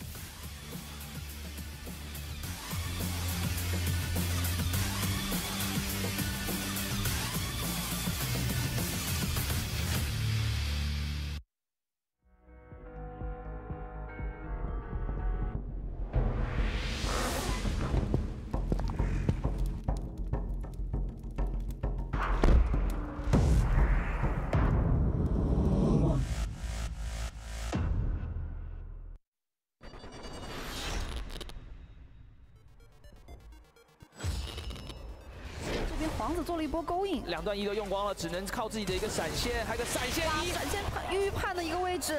哇，这个位置是让夕阳的闪现后还是被捡到以后，皇子闪现补了一下 Q 技能，蜘蛛拿下了一血。 这个都是清掉了很多兵的一个血量，大招炸到了，峡谷前锋会没有，而且被炸回了一个夹子上面。绿毛这边受到一波输出，但是芭蕾的同时的输出也很高，把锤石机给喷死。皇子交了一个 T， 这边想骗一个 T 以后就走，但这一脚看一下又是盖到5个人，我的天啊！看一下复仇之矛这边能不能造成一个奇迹，正面又有一个人被晕住，是西叶在上面已经被 OQ 杀掉了，妖姬又带走了一个双杀，复仇之矛拼命的在堆叠自己的毛，血量剩下1丝，赶紧逃到自己的一个高地内。 他现在有双招，其实不慌。想趁着剑姬不在做一个小小的回推，但是兵线，哎呦，Oh my god， 什么？3下点死了，右边再交闪现，好吧，你不需要春哥，我知道了。我没反应过来，反正我看到他在吐女警，正打算开口说的时候，女警已经死了。他有无尽啊，连着爆了大概2下，直接这3个人被大嘴一个人给突死了。 刚讲完这个狼行就传了瑞亚所提到的这个线眼正面闪现不容大招，击飞到了一个劫持，几乎是在飞天的一个状态，大招盖到了3个人，但反手老鼠的一个输出在这样的一个隘口也招到很好的一个效果。两边的一个前排，最后看到客店已经进场了，夕阳这边是追着对方的狼行，狼行也想要杀到老贼，还在输出，老贼还在输出，最后是被螳螂给带走，螳螂想走，艾康这边正面也是把大腿直接给锤爆以后往前冲。 看一下这一波，其实皇子大招已经盖得非常的好了，因为对方闪现招光了，这波盖下去以后，我们来看一下锤开，但是这一波的话，露了一个大招，是弹起了几个人，后面的话，夕阳的一个进场，直接是分隔了阵型，再加上老鼠找了一个不错的位置交闪现，回身能够输出。对，这波螳螂其实已经做得很漂亮，他先往下离，然后绕了一圈过来，是把斯诺老贼给杀了。 给到了，这边要打了，大招拉一下，给个大招，杜云比这边被烫了一下，绿毛这边没有人保护，对这个布罗有兴趣啊？再丢回来一个绿毛，这边皇子在机场打了4个，他抬起来4个人，这波皇子配合路的伤害打得很足，Fury 这边挂了个虚弱，有没有机会？完了，维鲁斯这边被复仇之矛收掉，又是打出布罗的被动，3杀、4杀、5杀 ，Kill， 全部帮忙扛伤害，他 Kill。 交了一个闪现，鳄鱼没有水的交，但巴德大招来了，巴德大招这波定到了夕阳，塔也定了，但是支援来了呀！这个位置酒桶喝口酒想往下走，巴德先把爆裂球果 A 掉，再挡他的 E， 酒桶想往上走，勒弗兰过来，3打3开个洞带过来，平 A 收掉 Amy， 大招套给了解扣，解扣这边一丝血没有被 A 掉，走动过去，剩下一个激斗，激斗血量很低，被随身手枪一枪给崩掉，巴德过来一个大招，2个人愣住了，然后2个人想法不一样，关键是。 把这个喷射球果 A 掉，过来打一套虚弱给鳄鱼。第一套伤害打上来的时候，自己已经钻洞过去，把这个 Amy 给 A 掉了。然后露露大招还把解扣给保下来了，这个真的是最伤的。利用岩雀的一个大招冲一下路，但皇子一个 EQ 配合亚索进场，这时候老贼的一个输出距离够把远方先给一个和平使者，对方那个金身已经被逼出来了。这边夕阳非常的坦诚，后面还在打，而且亚索这边带走一个双杀，纯哥站起来以后，老贼也带走一个双杀，没有，是一个3杀团灭。 这边可能要越塔了，我们看那边 EQ， 哇，这一箭射得很漂亮，但是没有大到那个仇恨人啊。这边是扛塔的人，其实并不是杰拉。卡萨丁绕后了，这个巴雷特的位置被扣到了3个人，这波洛打得很不错。卡萨丁要收割了，跟卡萨丁踢进场，直接击死2个人，卡丁一波 double kill， 卡比这边还有闪现，但是绿毛这边怎么跑？又是一波 RE 做过来，2段的 E 技能再加一个闪现吗？ 我有这一波洛的控制打得太足了。A 人应该是准备开车了吗？这样很后面还没开了，有点受不了了，顶上去被刷开，然后随时改了一个大招，切断地形之后，肉的对手放出大招，其实是没有打到任何人，而且2个的发展大的位置拉到3个人以后，球头顶上来甩了一个大招，这一波是 Dan 的一波成功的团战，没有意料到这样的一个损失。我们再看一次，顶上去瞬间被刷走以后，这一个垂直的大招分隔地形 ，Road 的大招让 Dan 给闪开了，然后2哥出其不意这一波是连环的控制，发条大招卷到以后，垂直同时被投掷出去顶了一下，然后再加上皇子一个大招，再加上酒桶进场。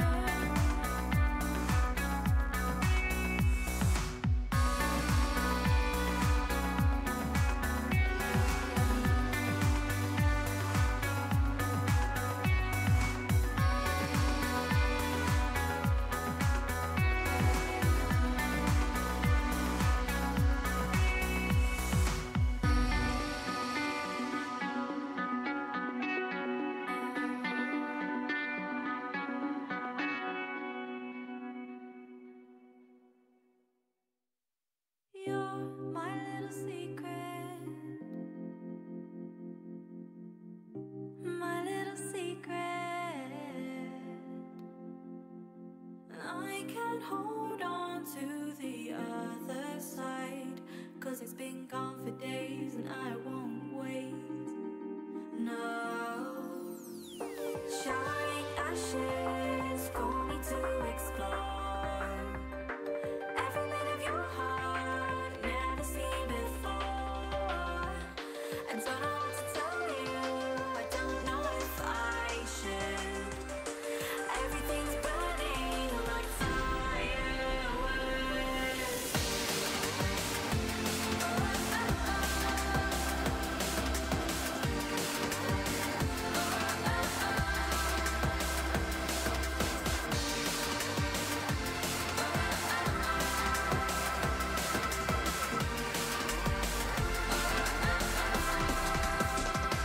Out with the old, in with the new. There is something so intriguing about you. You, up in the clouds, no coming down. I am absent-minded, only minding how.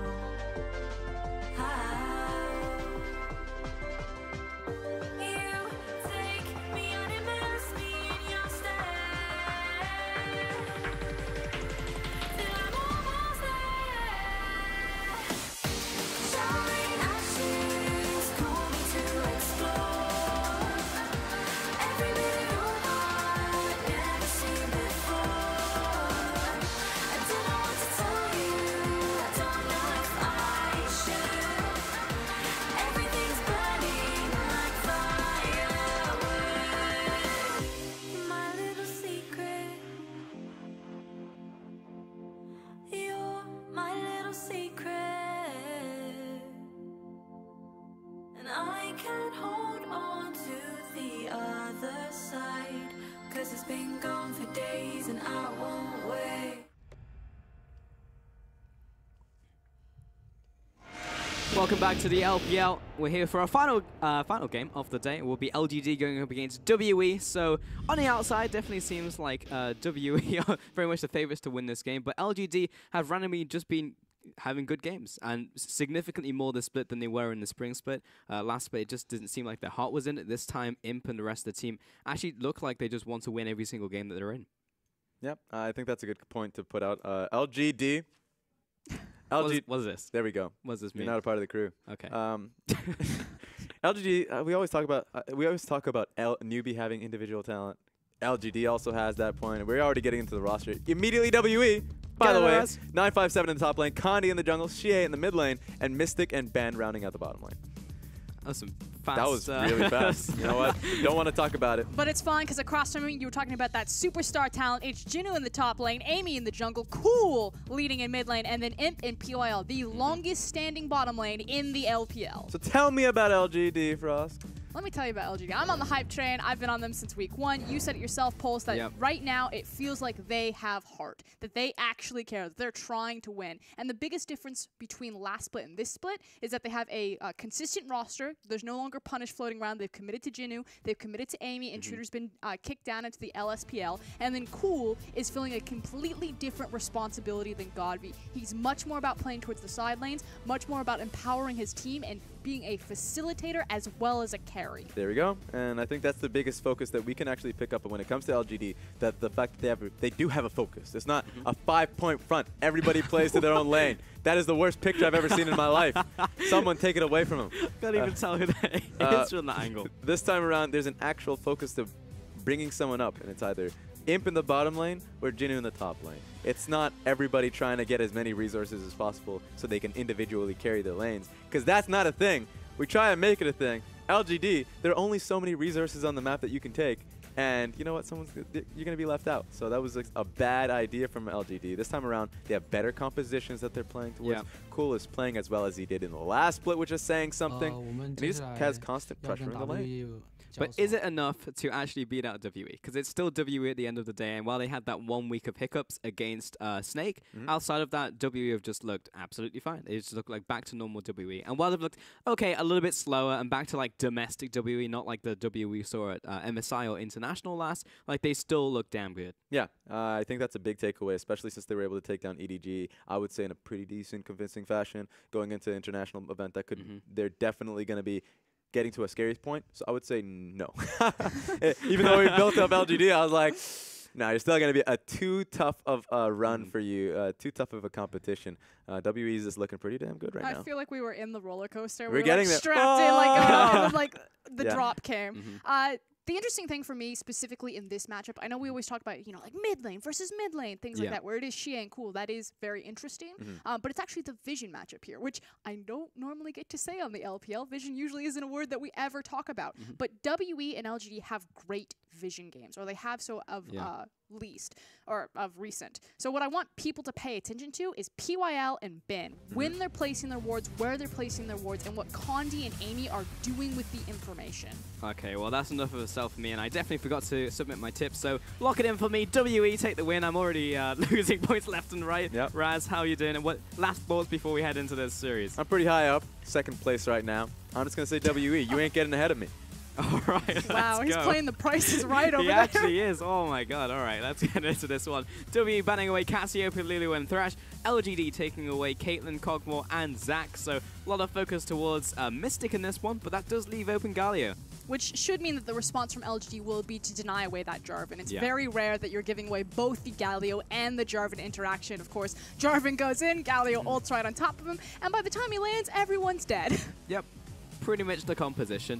I wouldn't be surprised that they actually prioritize a Kalista here, because they throw 2 AD carry bans towards Mystic. So look at this clearly, guy. Imps was dancing in the sea. That's actually really nice to see, because he was dancing in the sea at the start of spring, and then he just got sadder and sadder and sadder. So now he's back. It's back to happy Imp. Yeah, and that's the terrifying Imp, is the pleased one. When he is bouncing around, when he is smiling, like you said, it has been a very tough road for LGD. They have been the punching bag of the LPL. They've disappointed a lot of their fans. There are always huge expectations for this team just because of the historic value of the organization, and they've pretty much failed everyone systematically. This summer split, it's still been very rough. They've taken a game off of RNG. They eventually fell. They had a very uphill schedule, and so they're still trying to cement themselves as a top team in the LPL, inching closer, but haven't proven that yet. When they look good, they look really good. That being said, they lock in the Kalista for the ADC. Makes sense with the priority coming in there, at least for the jungle. But that also leaves up Jarvan now for WE if they want it. And that's the terrifying thing. So LGD had a very big choice to make. You know, do we give over Elise to Condi, who they know can go off on this pick, or do we prioritize it for Amy? In the end, though, Condi is going to get a comfort pick. It's not the Jarvan, though. It's not, no. It is the Rengar for the jungle, while Braum locked in there for Ben. Now back over to LGD. They are thinking about a mid lane pick, and I wouldn't be surprised if it comes out to be a Lucian, because we've seen more and more of that. Usually by some of our more tilted players, like Doinby, he'll go full Lucian. But it will be Orianna in the end for Cool, so back to a staple. But you can already see that Cool was thinking two steps ahead on what Xie would take into the matchup. You know, if Xie wanted to go back to that Lucian that he did showcase at the MSI, that can be very punishing for a Kassadin. So he takes a step back, he's like, this is fine, we can continue to pinch the pool, get the matchup that I want. Let's take something safer with more 5v5 value with the Orianna. That's going to be the case. Shen banned here against 957. And I wouldn't be surprised if LGD actually just follow up with a Jarvan ban, because honestly, giving Jarvan over to WE right now would be not great. But they also have the option that they could take the Jarvan immediately out of the red side, and as the toppling continues to get pinched, that should be the direction that Jinnu goes. He's a carry-oriented player. 957 is more about the Shin, more about those tanks. I wouldn't be surprised if he actually ended up with a top-lane Galio, but we'll see what the matchup is. Fiora is also still available. That's very true. WE take away Renekton from Jinnu. Big pick for him alongside the Fiora, as you just mentioned. An LGD final ban for them. It could be another top lane ban, and it is. It's going to be Kled towards 957. Another big pick for 957. So which one is it going to be? Is Galio already slotted into Xie's hands in the mid lane? Will they take away the Jarvan and allow Jinnu to pick up his coveted Fiora? Or will they deny the Fiora and give away the Jarvan to Jinnu? Either way. Well, Xie just have a mean Galio, so we could see that coming out from him. But WE, final ban. Where are they going to throw it? It's going to be Tam Kench. All right, take that away from PYL, make it a little bit harder for Imp just to not die for the entire game. And now they leave both options available. So no matter what LGD do here, there is a viable opportunity for 957. He can pick up the Rumble, he can go towards the Kennen, the Fiora, the Jarvan, whatever LGD don't take. And to be fair, WE already have something that's going to dive very deep in the form of the Rengar to throw the Galio on top of it, so you don't necessarily need the Jarvan at this point in time, though it is just a very nice pick to have. That being said, LGD have not locked in their top laner yet. It probably will just be Jarvan in the end. So we're dancing around it for a little bit. It skipped the bans both times, but in the end, LGD, it's a little too good to pass up. It is quite interesting that both these teams didn't take high priority on it. The fact that Condi felt more comfortable going on the Rengar. Yes, he's been one of the more successful LPL junglers to make this pick work for them. I believe it has an abysmal win rate in anyone else's hands. But the issue is that he needs pushing or dominant lanes to really empower and unlock him, which if that's a Lucian mid, he would certainly have it there. It's a possibility, and it's locked in as well for WE, so Shia gets his hands on that one. We're waiting now on the top lane. Wait. On the... Yes. Top lane, no, yeah. Yes, because that's not Lucian mid, that's Lucian ADC. Yep. Yes, okay, so top lane. Got confused there. It's fine, it didn't reveal until the very last hand, so you weren't the only one that kind of got pulled in different directions. Yeah. That would be interesting. I don't think that will happen, though. Well, we don't need a jungler. It would be a support. It is! Oh, okay. Well, Nunu support. What year is this? Last time we saw Nunu was in the jungle in the LPL. And when we saw Nunu last in support, that was like season 2 Caitlyn Nunu. Yeah, but it does a very similar thing here. So what's cool about LGD's composition is it's still all about Imp. Yes, we saw 2 early AD carry bans, which is why they had such a high priority on Kalista. Again, a signature pick of Imp in the LPL in terms of his career. But the Nunu creates a great frontline zone, even from a support position. So you have Jarvan, you have Nunu, and then you have the zoning of the Orianna ball. It gives Imp so much space to walk down opponents and to really tear through these 5v5s. Oh man, I just can't believe we're watching a Nunu in support come back into the LPL, or even just into competitive play, if I'm being honest. Like, what does he actually do? Because he has the snowball now, he has got a new passive, so you can like get an extra level on your next ability. He has the ultimate, of course, like the big Empire play everyone remembers, and then like he has the consume for a bit of lane sustain. More importantly, the Blood Boil for Kalista, so it seems pretty good in the early game for those early skirmishes. That's the big thing, is the Blood Boil. You know, he's offering speed, attack speed, as well as zone control with his ultimate. Everything that, like we said, empowers Kalista, but especially empowers Imp. And it's about Imp's responsibility to LGD. Yes, they've been on the rise in Summer Split. It hasn't necessarily translated to all of the series wins or series losses. Like, you can't quite see it in the standings how much harder they're trying, but the formula is still the same. It's all about this guy on your screen and setting him up for success. And across from them, it is a rather terrifying composition. You have a Rengar who's able to dive that backline, Galio who can pile on top of it, you know, dog pile in, and then a Rumble who's going to reach into the backline no matter what. So Kalista, hard to lock down. LGD did outfit him with a lot of tools in terms of the composition to keep him safe, but Team WE answered that just as hard. That's true, they have a lot of engage and they have a lot of strength in these fights, and it's WE, so they're a team who very easy to read when you're thinking about how's WE gonna play today. It's just like, well, does Condi get the first kill? If yes, probably gonna play fast. If he doesn't, see you at 35 minutes. Everyone go out, you know, take a shower and get some snacks, come back, and then we'll actually turn online for the rest of the game. So that's usually the two things that WE do. On the opposite side, LGD, honestly don't know. They could do absolutely anything in this one. Lock in a Nunu, sure. The Nunu support, our first one of the LPL. I don't believe we've seen him in the jungle yet. It's just our second one. Yeah, we saw him in the jungle, and it got bodied, I think. Great start. Yeah. So how does Nunu play out these team fights for us? Because I feel like he just sits on Imp, he hits his R button, and it's like, this is my contribution. Maybe he hits Blood Boil on him before that, and then stays there. So if anyone jumps in, it's just like, well, you're going to have to take a bunch of damage. I mean, on 7-12, a lot of the support itemization has been changed, so he can be rewarded for being tankier. I'm just curious how tanky he's going to be and how much he'll be able to survive a lot of the damage, because pretty much every single champion, except for Galio there, does a ton of damage. And from support Nunu, you're not getting the gold to be as tanky as, you know, a top lane or a jungle Nunu would be, which makes it very hard to control space in front of you when you just automatically die. Oh, Cool gets to steal one minion. And Condi will take away this camp. Probably go to his red buff, and it's being released as well from Ben and Mystic. What a bot lane. So 70% over to W on the mysterious question. What do you think this could mean for us?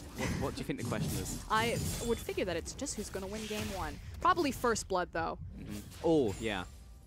Yeah, I'd probably vote WE as well, actually. They also have a lot of tools to really accomplish that. I want to quickly kind of talk about buff starts. So it makes sense to start a buff, although technically Condi did start Raptors, but he did get a buff leash. So very quickly doing Raptors into red and just springboarding his jungle into a very quick pace. Yeah. On the other side, though, I feel like there's an innate disadvantage from blue side to start buff. Yes, you do get the leash, but you go so much faster if you get a Raptor start, and LGD sacrificed that by having Cool try to deny a single Raptor creep, which I'm not sure is quite worth it.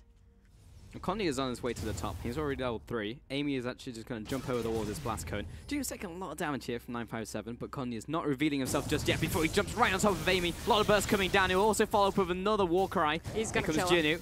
Jumps over the rappel. Jinu needs to do something here. Amy flashes over the wall. Condi taking a lot of damage. Does the same thing. 957 needs to retreat out of this one. And actually, both of the 2v2 players right there just back away. I thought it was going to be disaster for Amy, but Jinu proves me wrong and proves to be the better tag team combo than 957. Kind of got zoned out by Jarvan there, so unable to help Condi really secure that. And that's what the buff start difference was. The fact that Condi went immediately from Raptors red and then got into the gank position as opposed to taking blue, whereas Amy completed 2 buffs and then got there late.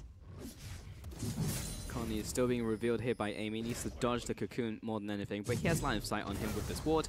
And he just expected a juke right there, so Condi will walk out of this one alive. That being said, now Amy is contesting his blue buff, and there is no mid laner to help. And this is just super intelligent from Amy. You know, he saw that Condi had committed so much to trying to kill him there. Again, Jinu covered his back, covered the bases.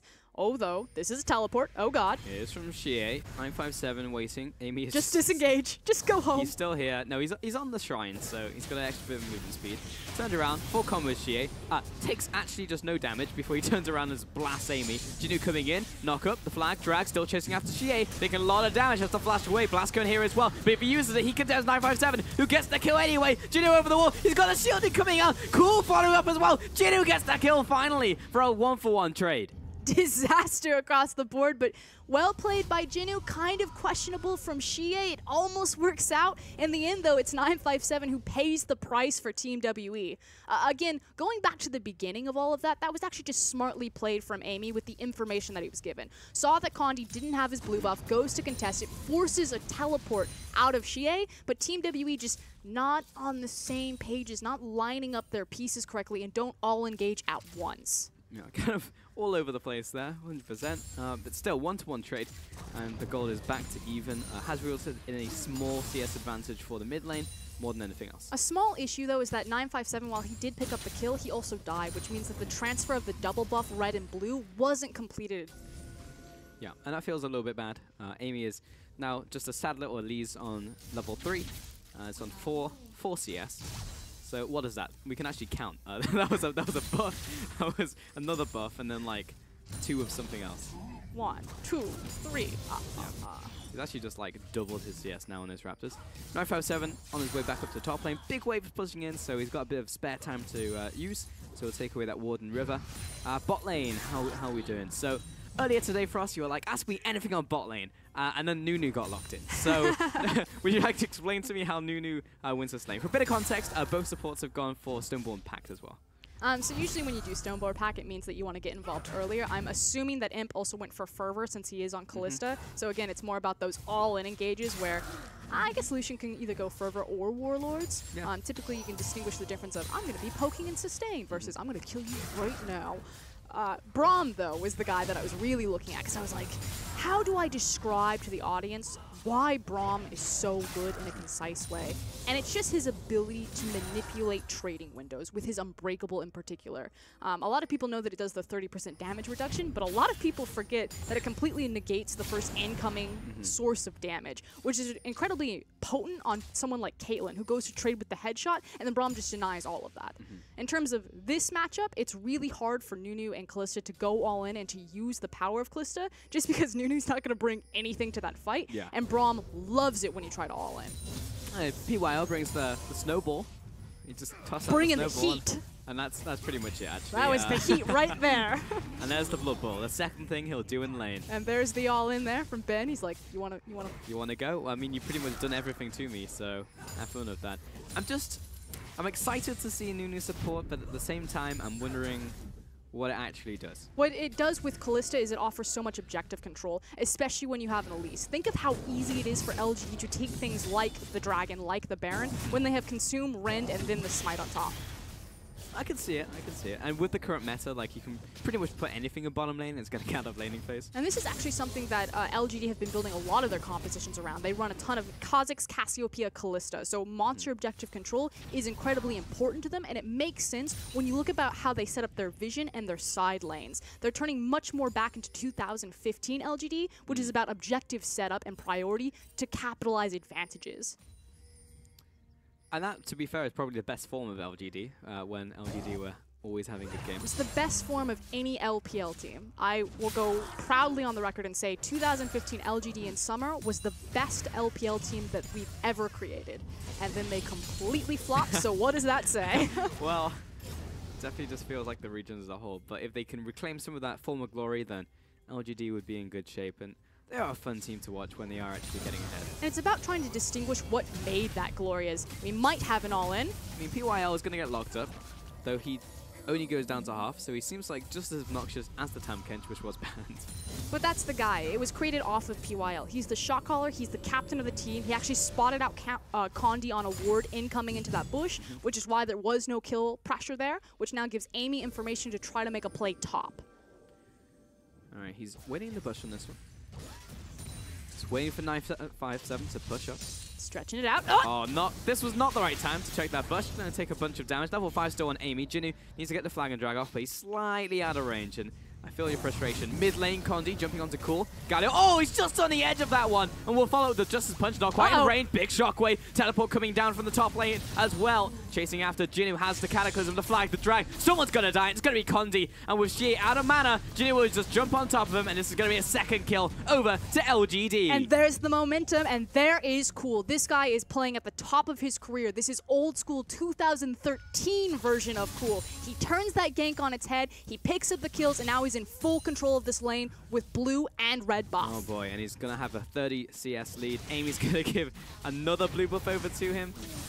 And Cool is absolutely gigantic. He'll go back to base, have so much gold to spend. 28 CS on his opponent, kill, 2 assists in the back pocket. This Orianna is going to hit that big mid-game spike so early, which means that the 5v5 from LGD is coming online about 10 minutes earlier than it should. Meanwhile, in the top lane, 2 of those kills went over to Jinnu. So he's also pretty big as that Jarvan. Also going to be the main engaged part of that composition from LGD. Has a Hex Drink and a Phage already. Basically just signals 957, have fun killing the Jarvan now. Which puts so much pressure now on Mystic because you have Galio, you have Rumble, you have so much of that magic damage. Condi and Mystic need to step up to be able to kill the engage of Jinnu with that Hex Drinker. It's going to be so hard to kill Imp in this game. You've got PYL there, big frontline, the classic Dunk Shockwave combo, and Amy's just going to be there as well, running amok. Like, it just feels so hard for W to dissect this, and it just feels to me, for us, that we're going to wait 25 minutes now. I would assume because it's a Team WE game, but ultimately waiting doesn't do their composition a lot. They're a very mid-game heavy spiking composition. You know, Galio wants to still be relevant where his tankiness is oppressive, but he's still doing a lot of damage. Rumble, you're looking at, you know, level 6 and level 2 ultimate. And then Lucian. But other than that, they really don't have a late game answer, whereas LG's composition will scale so much better and so much more evenly.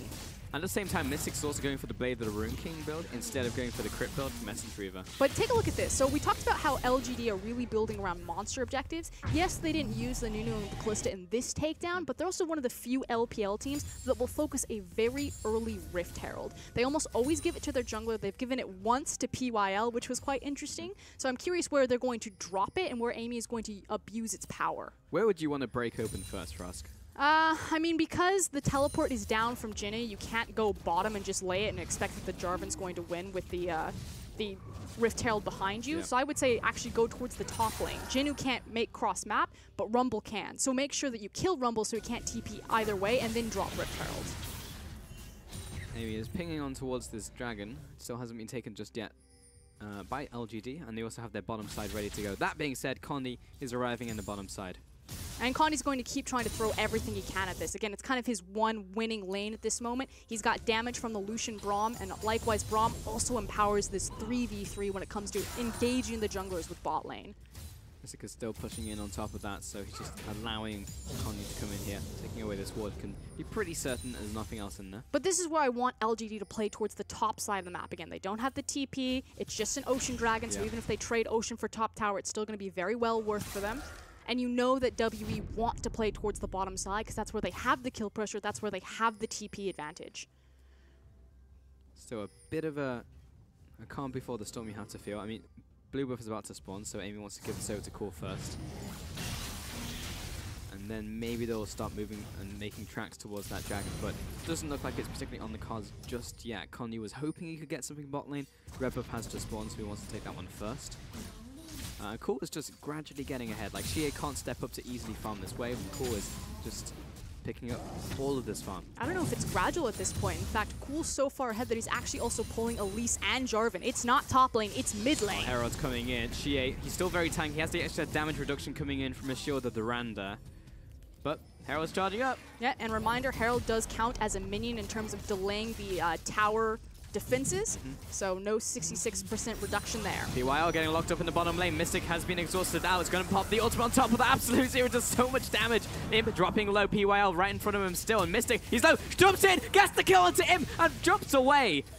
Equalizer coming down. Hello, 957. What are you doing here? And it's a race. What he's trying to do is he teleported down because they're trying to race trade tower for tower. Condi trying to delay this mid lane push, though. Will he go? Cool, very scary still. Herald's about to drop.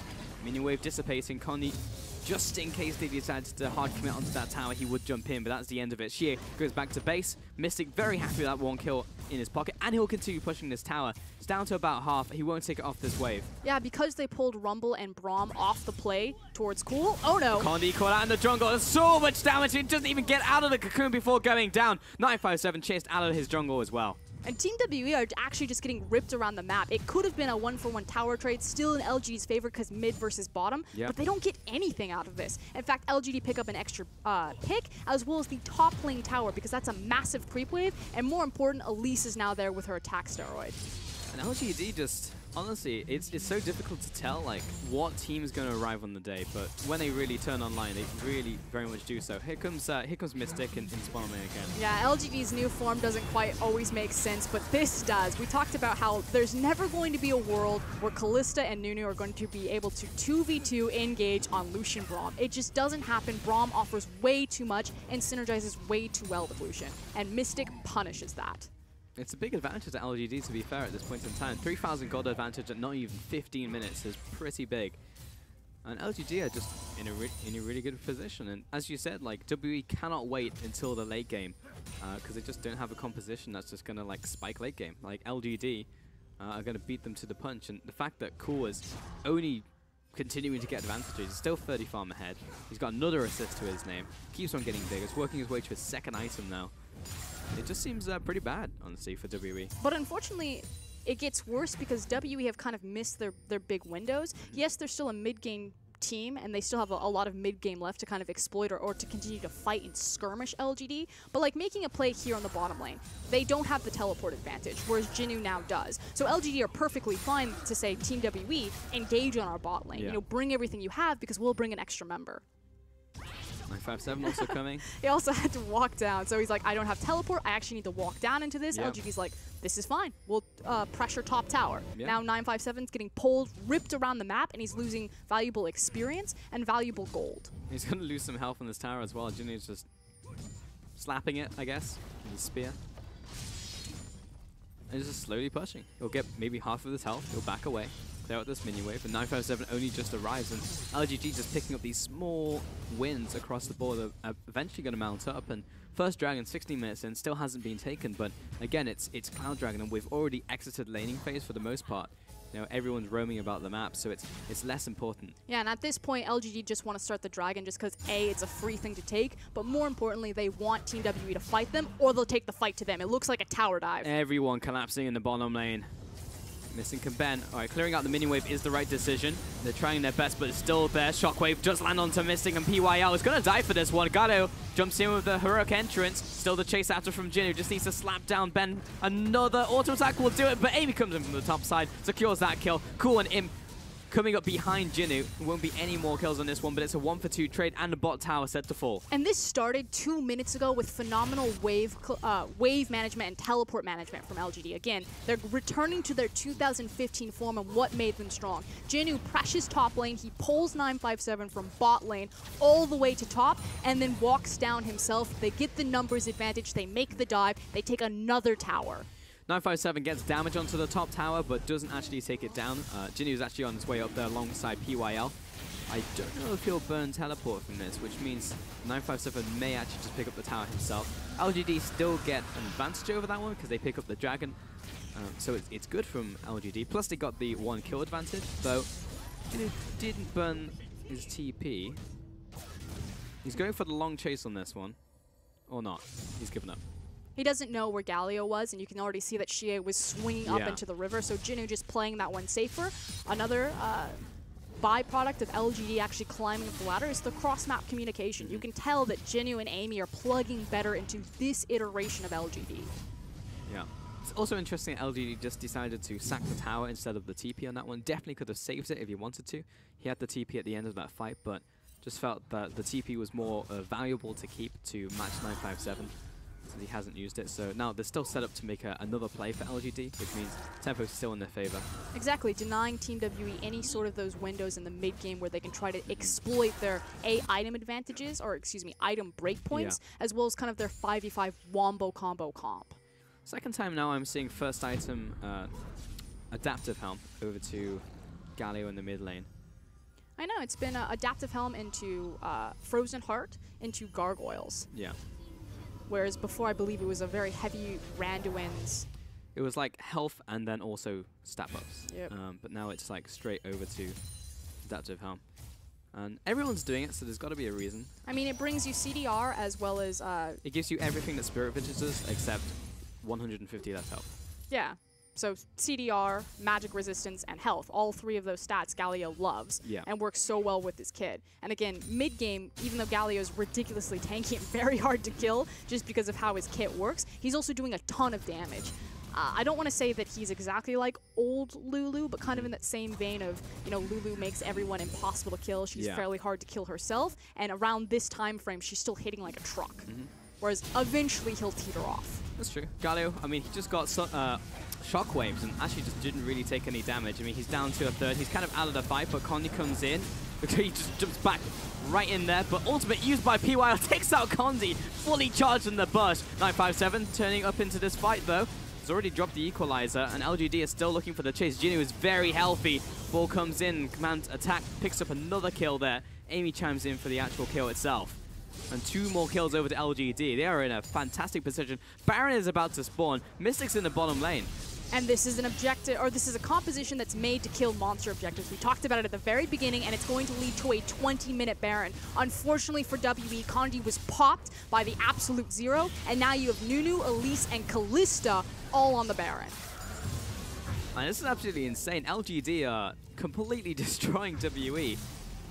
And the one time I should have changed up my tips. I did it in game 1. I felt like there's going to be an upset today, and I was like, all right, all in on this one. And now it looks like LGD were the team. So Premonition was there, just not quite in the money. But LGD are in such a good position. They could they're set to win this game 1. I mean, this is actually their game to lose right now. You're the one who set me up for failure here. Why is that? My tips were going to be perfect, and then you had to jump on the W. You cursed me, Pulse. Yeah, I know. But at least I didn't win either, so, I mean, relatively, it's not bad, right? I'm not happy if we both lose, just if you lose. This is relatively still ahead, man. Don't even worry about it. Thanks for that. Yeah, no worries. But LGD, this is just such a good performance from them. I don't know why we just don't see this every time. We kind of talked about this idea of resilience with LGD. Again, historically, LGD are a super fragile team. They fall down and they just kind of cry about it for, a year and a half, and they just stay on the ground. We said that they've been the punching bag for the LPL for the last few splits. That's absolutely true. But for whatever reason, whether it be Cool coming onto the roster or solidifying Jinnu or Amy, but LGD seem to have found their confidence again. They found their motivation, their heart. It's just nice to see, because we have a lot of teams in the LPL who definitely have tenacity. As Mystic is, he's looking to kind of trade with his Jinnu, or do more than trade. He's doing so much damage. He's hit that 2-item power spike, and Connie with the finish off. Ferocity. All Rengar, all me. That was absolutely all Condi, as their entire map is just being destroyed. Yeah. And it just feels the worst when you have a composition that's ahead with Baron at 20 minutes, by the way. That Jinnu can split off to the side, die, and LGD still come out ahead. Though that was a great equalizer by 957. He'll go down into the Zhonya's. Heroic entrance comes in, catching up to the rest of the team. Amy locked in place. He's about to fall, but is Weatherim can get out. Konzi, no, well, woo, clinched. Yep, not even close. Very. Very close. Okay. That's fine. So what does that actually mean? So a kill went down, 2 kills actually down onto LGD. So WE get that, great. But the mid tower fell. That was also another mid tower, more map pressure now to LGD. But Team WE's backs are still to the wall. Yes, they were able to clean up a couple of those kills. LGD overstayed. They haven't spent a lot of the global gold that they just acquired through that Baron power play. And Team WE's composition is technically very strong right now. You know, level 2 Rumble Ultimate. Mystic has 2 items. Black Cleaver as well as the Blade of the Ruined King. Galio, a lot of his resistances or his core resistances built up. The problem is that this Baron is going to guarantee that LGD make it to the late game. And it's going to be a very deep hole for Team WE to climb out of in terms of their posturing and positioning on the map. So while Team WE still look okay right now to skirmish, they need to win about 3 more of those in the next 5-7 minutes.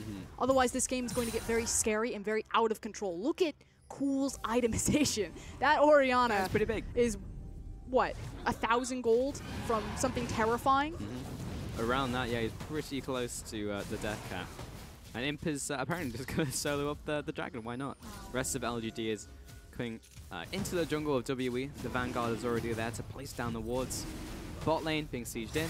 And Imp, yeah, that's like almost 2,000 damage in 1 run. Cool. And we talked about how, you know, Ocean, we're not in lane phase anymore, so it loses a lot of its priority, but we're still baroned up, we're still sieging, and now double Ocean makes that much easier for LGD. I mean, ultimately, 3 of anything is still good. And next dragon's also going to be another Ocean. So maybe LGD didn't particularly want that one for Christmas, but still, it's going to be useful in the end. And still pushing out this wave in the bottom lane. No more Baron, fortunately for WE, but they're still getting sieged in all lanes. And PYL, for some reason, just has 1 billion health points. Actually went for the shield relic. Yeah. Face the Mountain and Ruby Sightstone. Which is interesting because Locket has risen up in priority, especially for tanky champions, just due to the stats that it brings.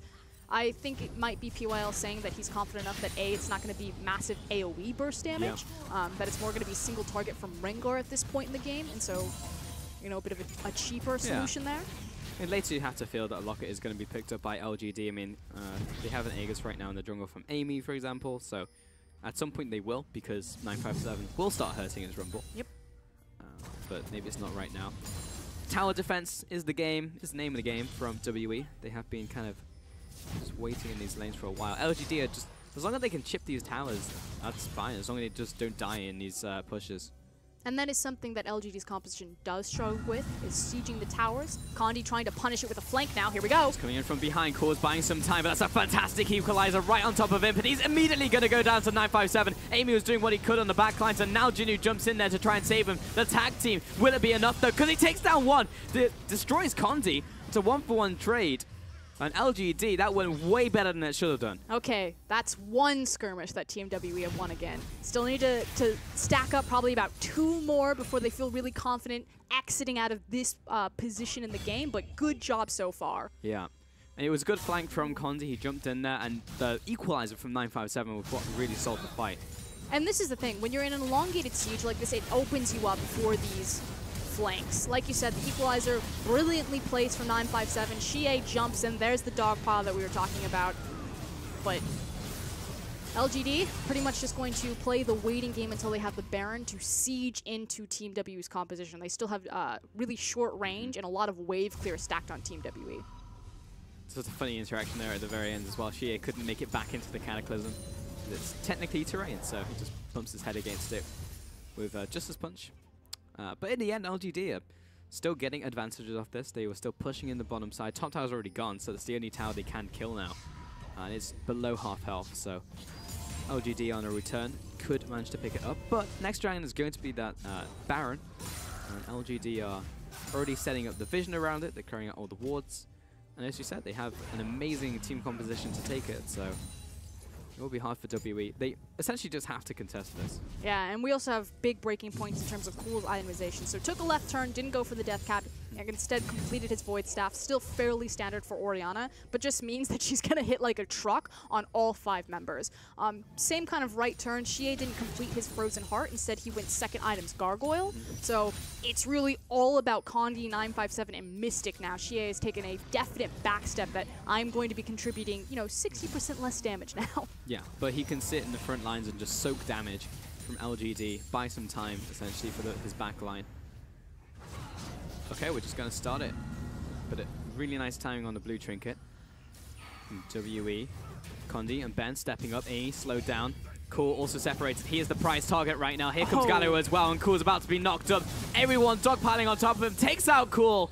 LGD just lost the big member in the middle lane. And they lost their primary wave clear as well as inside track on mid, so it should be a free tower for them. The rest of LGD, they can't decide. Are we getting a position for the Baron? Are we stopping the mid take? WE moving on to this mid tower. They should be able to take this one away with no real troubles. That being said, PYL and Impa chasing after. Do need to be respectful because Kalista still has ultimate as well as TP from Jinnu. Here they go. Jinnu with the flank as well. This is still a 4 versus 5 though. Equalizer coming down on top. Bisected by the Glacial Fissure, but Imp's gonna die. PYL trying to make it out. Amy also locked up to the side. That's a double kill coming in for Mystic. He might come in for round 2, though the tower aggro is still on top of him, so a little bit frustrating there, but still 3 kills over to WE. Phenomenally played by Team WE. They bounce back again. That's skirmish number 2, and it puts them in position for this Baron. Amy is dead, Condi is alive, and Team WE are back in the game.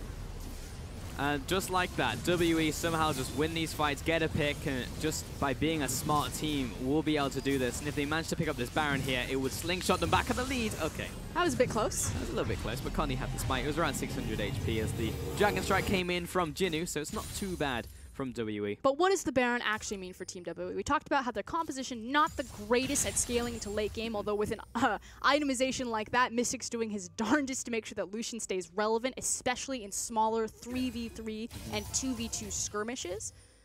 But they need to start sieging, and Orianna's still alive. We talked about how both teams have relatively short range. They're really going to rely on the Baron to help them break these towers against both compositions, and then it opens them up to the possibility of flanks. Good news for Team WE is that Jinnu doesn't have teleport right now, so there is kind of that big 4-minute window where they can continue to be very extended down deep lanes and not fear for the Jarvan. LGD have to play a little bit more defensively now. I mean, they are still very strong. Last time, Cool obviously wasn't in the fight because he was assassinated by that nice pick there from WE. So LGD, they do land that pick shockwave. Still going to hurt, but WE, just from the confidence they got from that Baron, able to secure the next dragon as well. And LGD are not going to split hairs over this. It's, again, just another Ocean Dragon. Exactly. Don't want to throw away the game on trying to contest an Ocean when you're not positioned. So Team WE, now it's about the wave. They need someone to go prep the mid wave. That's why Galio is now rushing down towards there, whereas 957 has picked up the bot wave. As long as they can keep LGD's wave clear separated, then it's much easier to take these towers. Likewise, if they force LGD to traverse between all of their vision in the jungle, they can try to get another great pick like they did on Cool.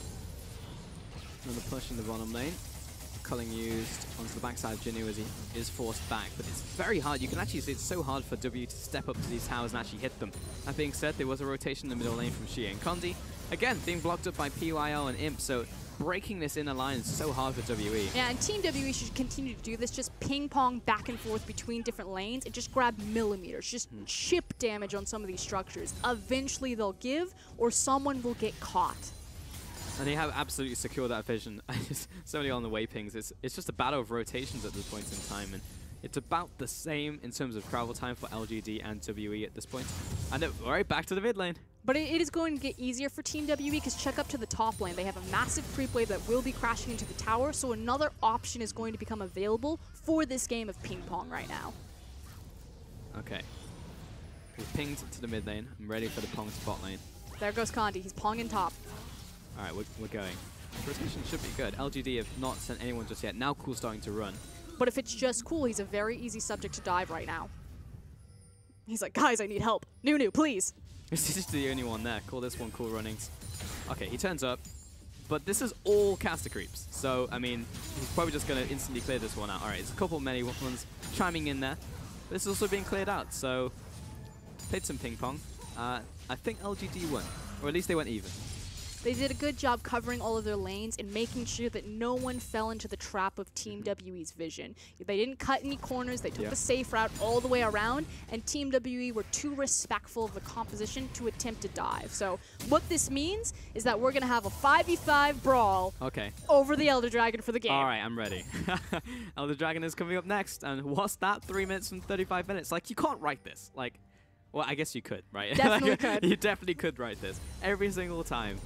And like, I always feel like a broken record because I say this every single time that we play. Every time I cast them, it's just like, I mean, I'm going to do two things. Like, just wait until 35 minutes. And every single time it happens. So like, while I feel like a broken record, I also feel like I'm right. But this is a very different composition than we normally see Team WE run. You know, they no longer have the late game insurance policy of something like the Kog'Maw or the Caitlyn.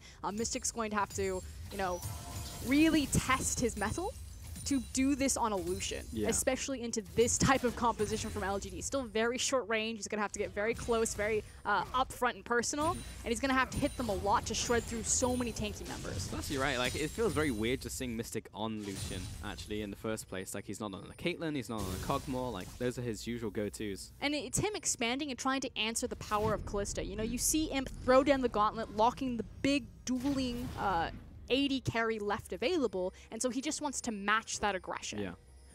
And to be fair, he's like 4-1 and 2, and Imp is currently 0-3 and 2, so he's in a great position. And he went for the Infinity Edge build, so he's going for that late game, I'm going to do damage at 45, 55 minutes Lucian versus the big mid-game power spike that something like the Essence Reaver would normally bring. He's about 1,500 gold ahead of Imp.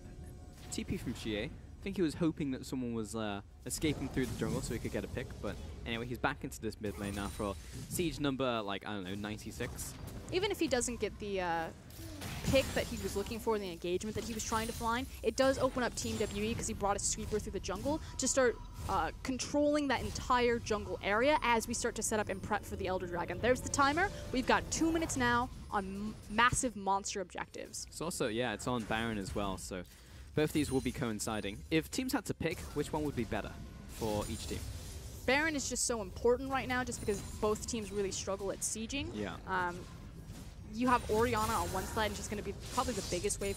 Galio. It's hard to say. I'm going to say Baron, but I feel like how both these teams are playing, Elder probably, just because no one's going to budge unless we're actually fighting. And turns out Elder Dragon helps fighting, so. But in a perfect world, which is not the LPL. Okay. This is the better world that we live in. All right. It'd be about the Baron. Okay.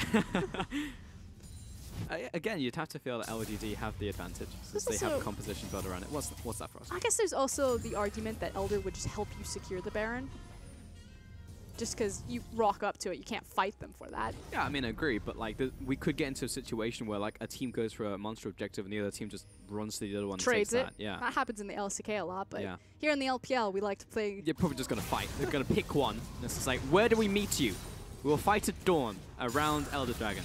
They're literally the call me maybe of monster objectives.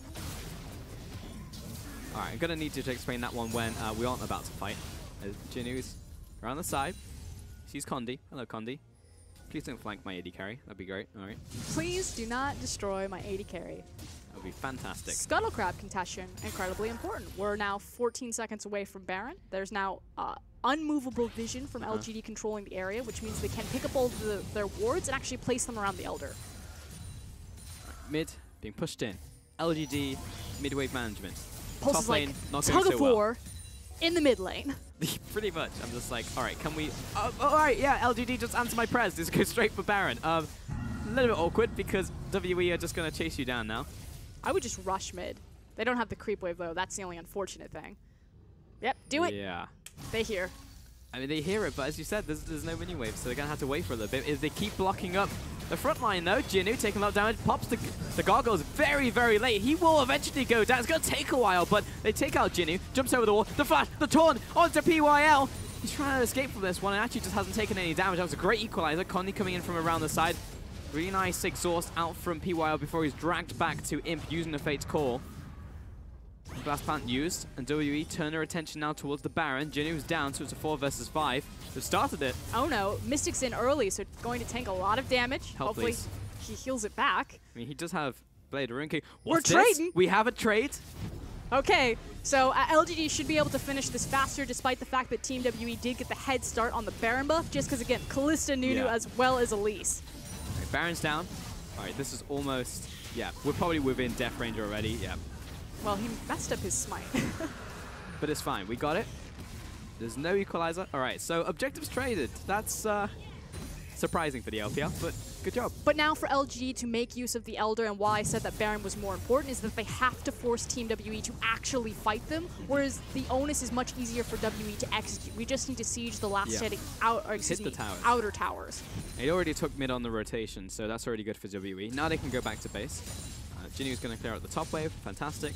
But that's a lot of items just picked up. Redemption finished, BF Sword in the jungle, Hex Drinker in the AD carry position. It looks like there was a Warden's Mail as well for Xie, so bunch of items picked up from WE. Bot lane also cleared up by 957. So yeah, in a pretty good position. Now they just need to control these side waves and push up, take the top tower, take the bottom tower. Of course, Baron also lasts for a longer time than Elder Dragon, so there's also a bit of a bigger window for WE to execute. Which means that Mystic can afford to make really greedy backs like this, which is kind of the signature of Mystic now. He always prioritizes his own back timings as opposed to being synced up with the team. And Team WE are just like a well-trained dog. They just sit and they wait. It happens every time. I mean, to be fair, they have waited a year and a half, so they are extremely well trained. I mean, people just always ask, you know, what is it about Team WE that makes them a 35, 45-minute team? And it's actually because so much of it focuses around their AD carry. Yep. You know, you would think that that guy is Wei Xiao, which kind of becoming Wei Xiao with how Mystic is playing so far. They just wait for the AD carry to find his breakpoints. Yeah. But he's on losing this time, so yes, he's still doing a lot of damage in the late game, but he's gone for the Black Cleaver, which, I mean, doesn't directly contribute in the same way that like just a full crit build does. Okay. I'm gonna have to assume that was a misclick from Ben.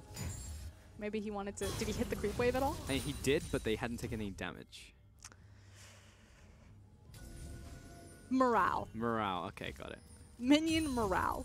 Like, if it was in range of LDG, it would have been just like, you see this redemption? I don't need it. You know, just drop the mic. Drop it on the floor.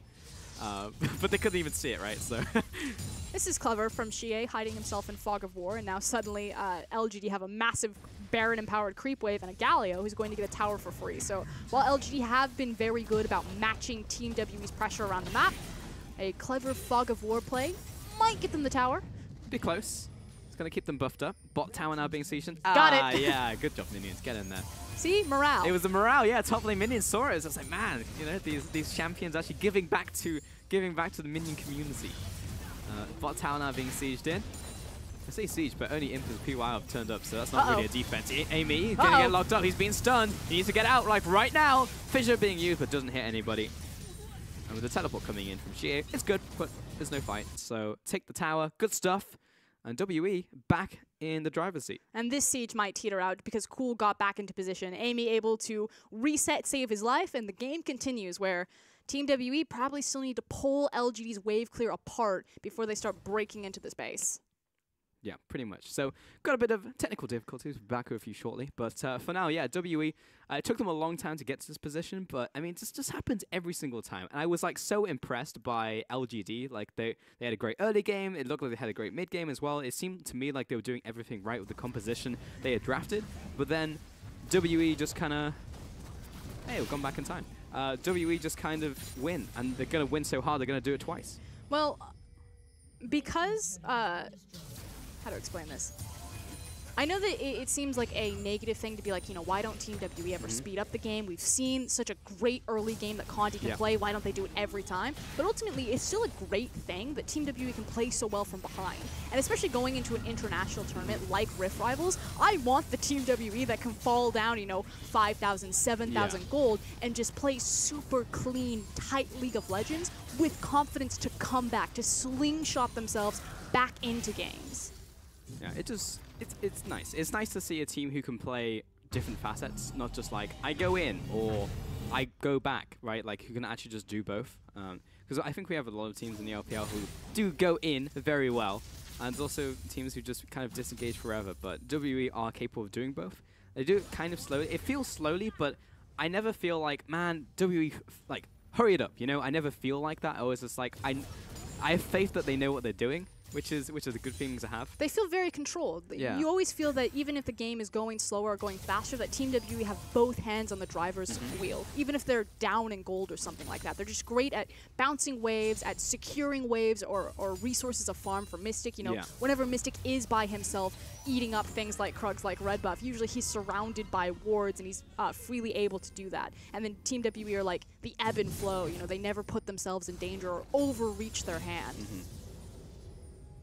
Alright, mid lane being pushed up, and LGD, they might go back to the classic Death Bush, which is always a good play, any point in time. Just sit in a random bush, maybe someone turns up, maybe a lonely support like Ben might be like, oh, this would be a fantastic position to place down a ward right now. But you can see that Team WE, ever cautious, checking the brushes, Xie using his Q, trying to hunt them out. I think Amy just walked out of the bush briefly, so yeah, kind of gave up the game on that one, so unfortunate. But WE, we always get fights over the red buff. I don't know what it is about the LPL and red buff, but here comes Condi. Ben jumping in as well. Big Fisher. Everyone slow down the front lines, and just all the CC comes out, but LGD haven't crippled just yet. Core trying to escape from this one. He's very low, and Jinnu set to fall. He's very, very close to doing so, but they are able to chase him down. Eventually, he drops, and with the front line dropping, LGD have to all retreat back to base. WE take out the minion wave in the mid and look towards the bottom lane. Minion wave has arrived, and WE win the fight. And I'm so used to Rumble falling off. I'm still not used to the damage that 7-12 Rumble can put off. So I'm sorry, Team WE. I take it back. Your composition has scaled beautifully into late game, and they are I can definitely agree. You can see it right now. Cool just disappears from the map.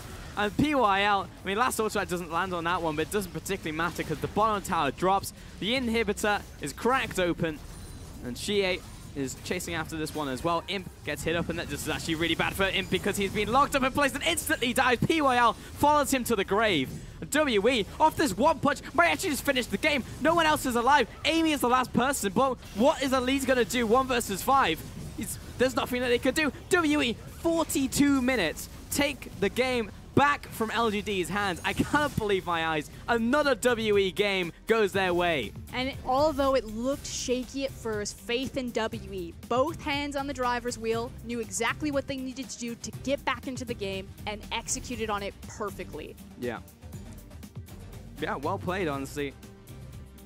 In the end of that 1-2 WE. And it's just one of those WE games, like, it's one or the other. They have Condi get ahead, he kills everybody, or they wait until late game and then they just win the game anyway. It's so difficult to pick up wins against them, despite LGD honestly playing like how I want LGD to play.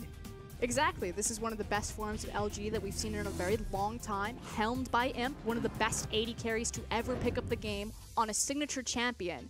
But someone like Mystic, this unknown guy who's really built his reputation in the LPL, is just continuing to pad his resume. Now he's taken down Imp's Kalista, and he made it look easy. Frost, can you see where the team fight happened in the late game, where WE started to pick up wins?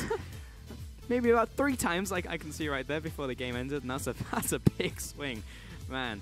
And WE, it's all just around those team fights, and I think that's the best goal graph I've ever seen for WE to demonstrate like exactly what they do as a team. It was those Ocean Dragons didn't mean that much for LGD, and yeah, classic Mystic, just 31%, 31,000 damage on the Lucian, and again 957 Rumble. Like I misjudged it too for us. Like I'm just like, all right, he's gonna hit mid game, he's gonna scale off a little bit, but no, apparently he just does a crazy amount of damage in the late game too. Welcome back, Raz. Hey. And were you expecting a WE win? Because it looked dire for them for a long, long time. And yeah. Even I was starting to jump ship a Very little. long. It's the faith-based LGD They make it so they're in the driver's seat for a very long time, almost get to the destination. It's like, all right, we're about 5 minutes off. What's that? Oh, no, wait a minute. We're off to the curve. It was, you were so close. LGD were so close. And it felt like they were doing all of the right things. Maybe not in Champions Select because the Nunu was very interesting. You mentioned the objective-driven focus of LGD. And I guess supports can just get out of there. Whoever you want, you put in there in the support position. It's like, I'm a Camille. We've seen a Trundle. We've seen a Nunu. Yeah, so you can get out of that one scot-free.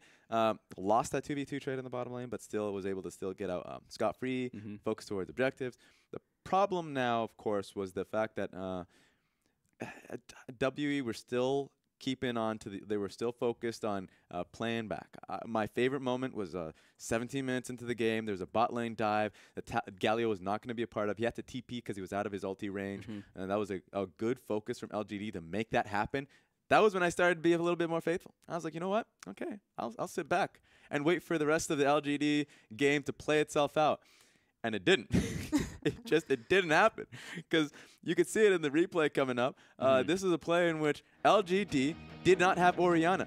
Previously to this, there was a great Galio pickoff in which they just decommissioned the mid laner. So why is LGD in this position to start? Why are they defending the mid lane when they don't have their main form of DPS? Cool is off the map. He was not able to run because he was already back at base. And so this was just a primary WE kind of expect to see where they had a very slow pace run at you. The watchful eye. They see you make one mistake in which Orianna was running away from the rest of her team.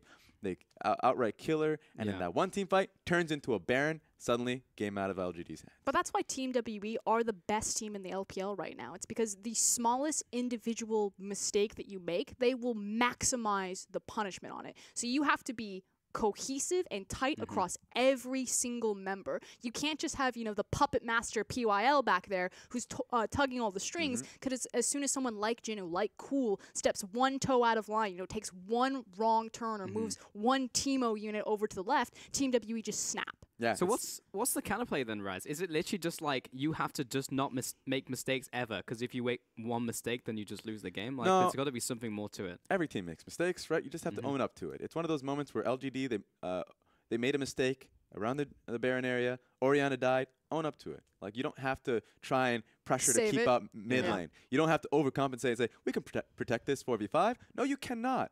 That was a major mistake that they made, and they lost essentially the game off that. Mystic going to be able to pick this one up, and with good reason. He was able to dive through on that tower, pick up a lot of kills, and you have the Braum as well, so in later team fights, they use just basically front to back. Pick your target, Braum auto attack one champion, you just run them down. And the fact that Mystic was able to maximize, diving into those backlines and hitting the correct targets on such a short-range AD carry like Lucian, when he's across from an Orianna, a Jarvan, and a Nunu. So many tools on this composition to make sure that Lucian shouldn't be able to hit the priority targets that he was.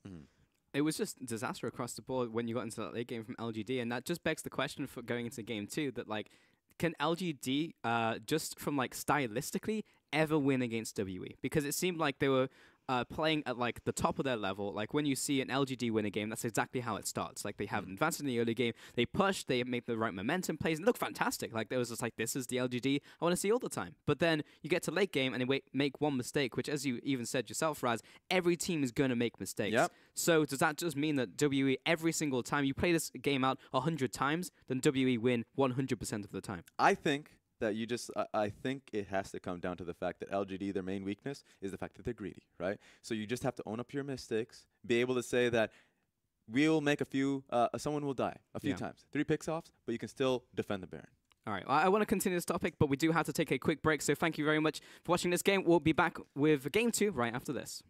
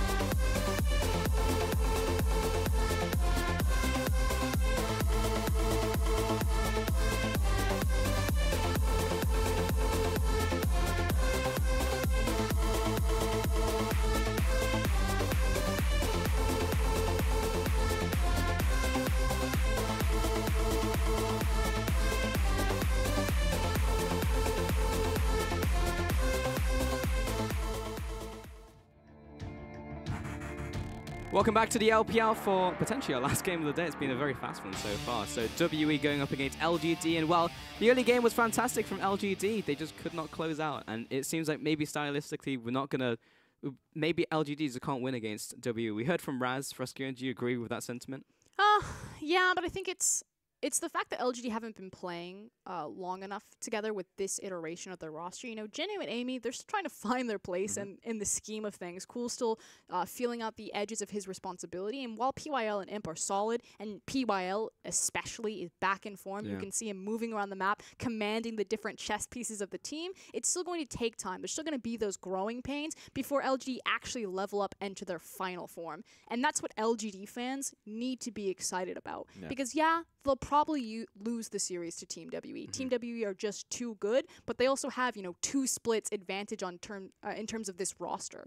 Yeah, so it's kind of like a layered response for me, because I would say, yes, they should be able to take this because they showcased, even in Game 1, that they are very strong players individually, and they can showcase strong team play, like what I mentioned in the bot lane play. Like they spiral great points, and they can play at the top of their game, right? I don't care if you play 100% of your game, like 70% of the time. What ends up happening is if you just play 40% of your game for like just a half a second, for a second, if you make the wrong decision, especially 30 minutes into the game where you can just lose the Baron, that changes so much. So they just need to be able to stick to it. I said their major weakness was just in their greed or overconfidence, because if Orianna falls short, you just have to be able to fold it and back away, because you should be confident that your play will still hold at the end of the day. They won't take Baron. Maybe they take mid lane, but what does that mean for you? So I think that LGD should be able to take it, but LGD's weakness throughout has just been that greed. It's just so frustrating right now, and you can see it on the players' faces. You know, Cool coming back onto stage really looked displeased. Yes, it was ultimately his Orianna getting caught that kind of spiraled LGD out of control and into that loss. But, like, how long are LGD going to be okay with being a good team, but not a great team? Because that's where they sit right now. I have more of an abstract question for them, which is, we were talking very much about, like, LGD being a team that if they fall over, they just kind of, like, sit there for a bit, and then eventually they'll come back. Like, what I want to see from LGD is that they just lose the series if they do against WE, and then come into the next one and keep everything that went well in this game for them, because I feel like they've done so much well in this series. Like the early game was great, the mid game was great, getting caught was obviously not great, but that's where WE will exploit you against almost any other team around the middle of the pack. LGD probably would have won the game, so I want to see them keep that. But my question is, will they actually do that? Because now we literally look at the face of Imp, and he's just not the same Imp that we saw last game. I think that's a major point to hit on. That I think LGD a lot of the time resets the good things that they do. Like next set, they'll probably start off slow, and they'll lose a lot of the positive trades of Cool looking towards the side lanes and really getting those rolling. And I want to see that happen this game. I think that they can, if they continue on with the last game, right, what they built up last game, I think they can take a game here. And in fact, I will make it. I'll change it. I'll flip-flop for you. Make it a 2-1 victory for WE. Oh. Because I think LGD showcasing a lot of strong points in Game 1. Can we make sure that Raz gets a half point then That you if can't WE do that. win? Nope. I need every inch I can get, Raz. We'll take everything we can as LGD and WE going into the second champion select now. Rengar, Braum, and Caitlyn. So actually respect ban against Connie is interesting there, as he picked that one last time around. Galio, Zac, and Thresh towards LGD. Really surprised that LGD decided to ban Caitlyn from blue side, which should foreshadow this priority pick. So normally it would be the Caitlyn ban, but because they are against Mystic, because they are against Team WE, who are so good at stalling out, they can't afford to leave both of the late game hyper carries up. Again, this is just the tried and true LGD going back to put everything in the Imp basket, see what he can do, build a composition around him, but it definitely has shown a bit of their hand already, while WE back over to their side. What is still open? So Galio and Zac taken away. Jarvan's still out there if they want it. So is Lulu. Denying the shield composition. You know, we talked about RNG and this idea of adaptability kind of earlier on in the show, and I feel like LGD really fall into that basket where right now, they might be strong. You know, they are returning to form. POL is playing better. Their vision game has improved. Their side wave management, no longer a rotating roster. But the big thing for me is that hyper carries are a meta. That they're able to play things like the Caitlyn, like the Kog'Maw, and not really be punished just because of the nature of bot lane. If the meta moves away from this, takes power out of the AD carry's hands, do LGD still make a good team? Whereas with Team WE, I think they do. That's a really good question. I think, unfortunately, it's one of the things that this is like time will tell to answer the question. But regardless, what we do know is that Grang has been locked in there for WE, so it can be Condies, could be 957s. Still don't know where the Lulu is going. Could also go mid lane or the support position, and that is a Rek'Sai getting locked in there. So I believe this is the second new Rek'Sai that we've seen. It's been played a total of 4 times so far. And Rek'Sai, I believe, Pulse, you have first-hand experience playing the new Rek'Sai. I do top lane, but not jungle. But you and were that was against an AD Blitzcrank. you were talking about the ultimate. So, what's your opinion? Is Rek'Sai still just a worse Warwick at this point? It just feels like it, just because the fact that you can miss a point-and-click ultimate feels pretty bad. There's no other ability in the game where you can do that. I guess technically Lucian Q, but that's like you have to use a movement spell pretty much to get out of it, unless you have nutty movement speed and move at a right angle. But with Rek'Sai, it's just like it has a weird timing where it feels bad to use and bad to dodge. So sometimes it hits and you do most of their health, and sometimes it doesn't, and then you just kill the Rek'Sai. That said, new Rek'Sai is a bit beefier, if we should say, when she gets into kind of the thick of things, is doing a bit more damage there, but not as free tank as she once was. Also, it's a new pick though, so it can be a bit of a shake-up as well for WE. It's just like how much have you actually like played against this new pick? Do you even know what the damage it does now? Because Furious Bite and Ultimate does a lot of damage as a combo. So regardless, they will lock in the Jarvan, as we already spoke about. They'll lock in the Karma on the side of LGD. So Lulu taken away, still needed some shielding for the Kog'Maw. While Renekton removed from Jinnu along with Fiora, so double target bans, and Varus away from Mystic.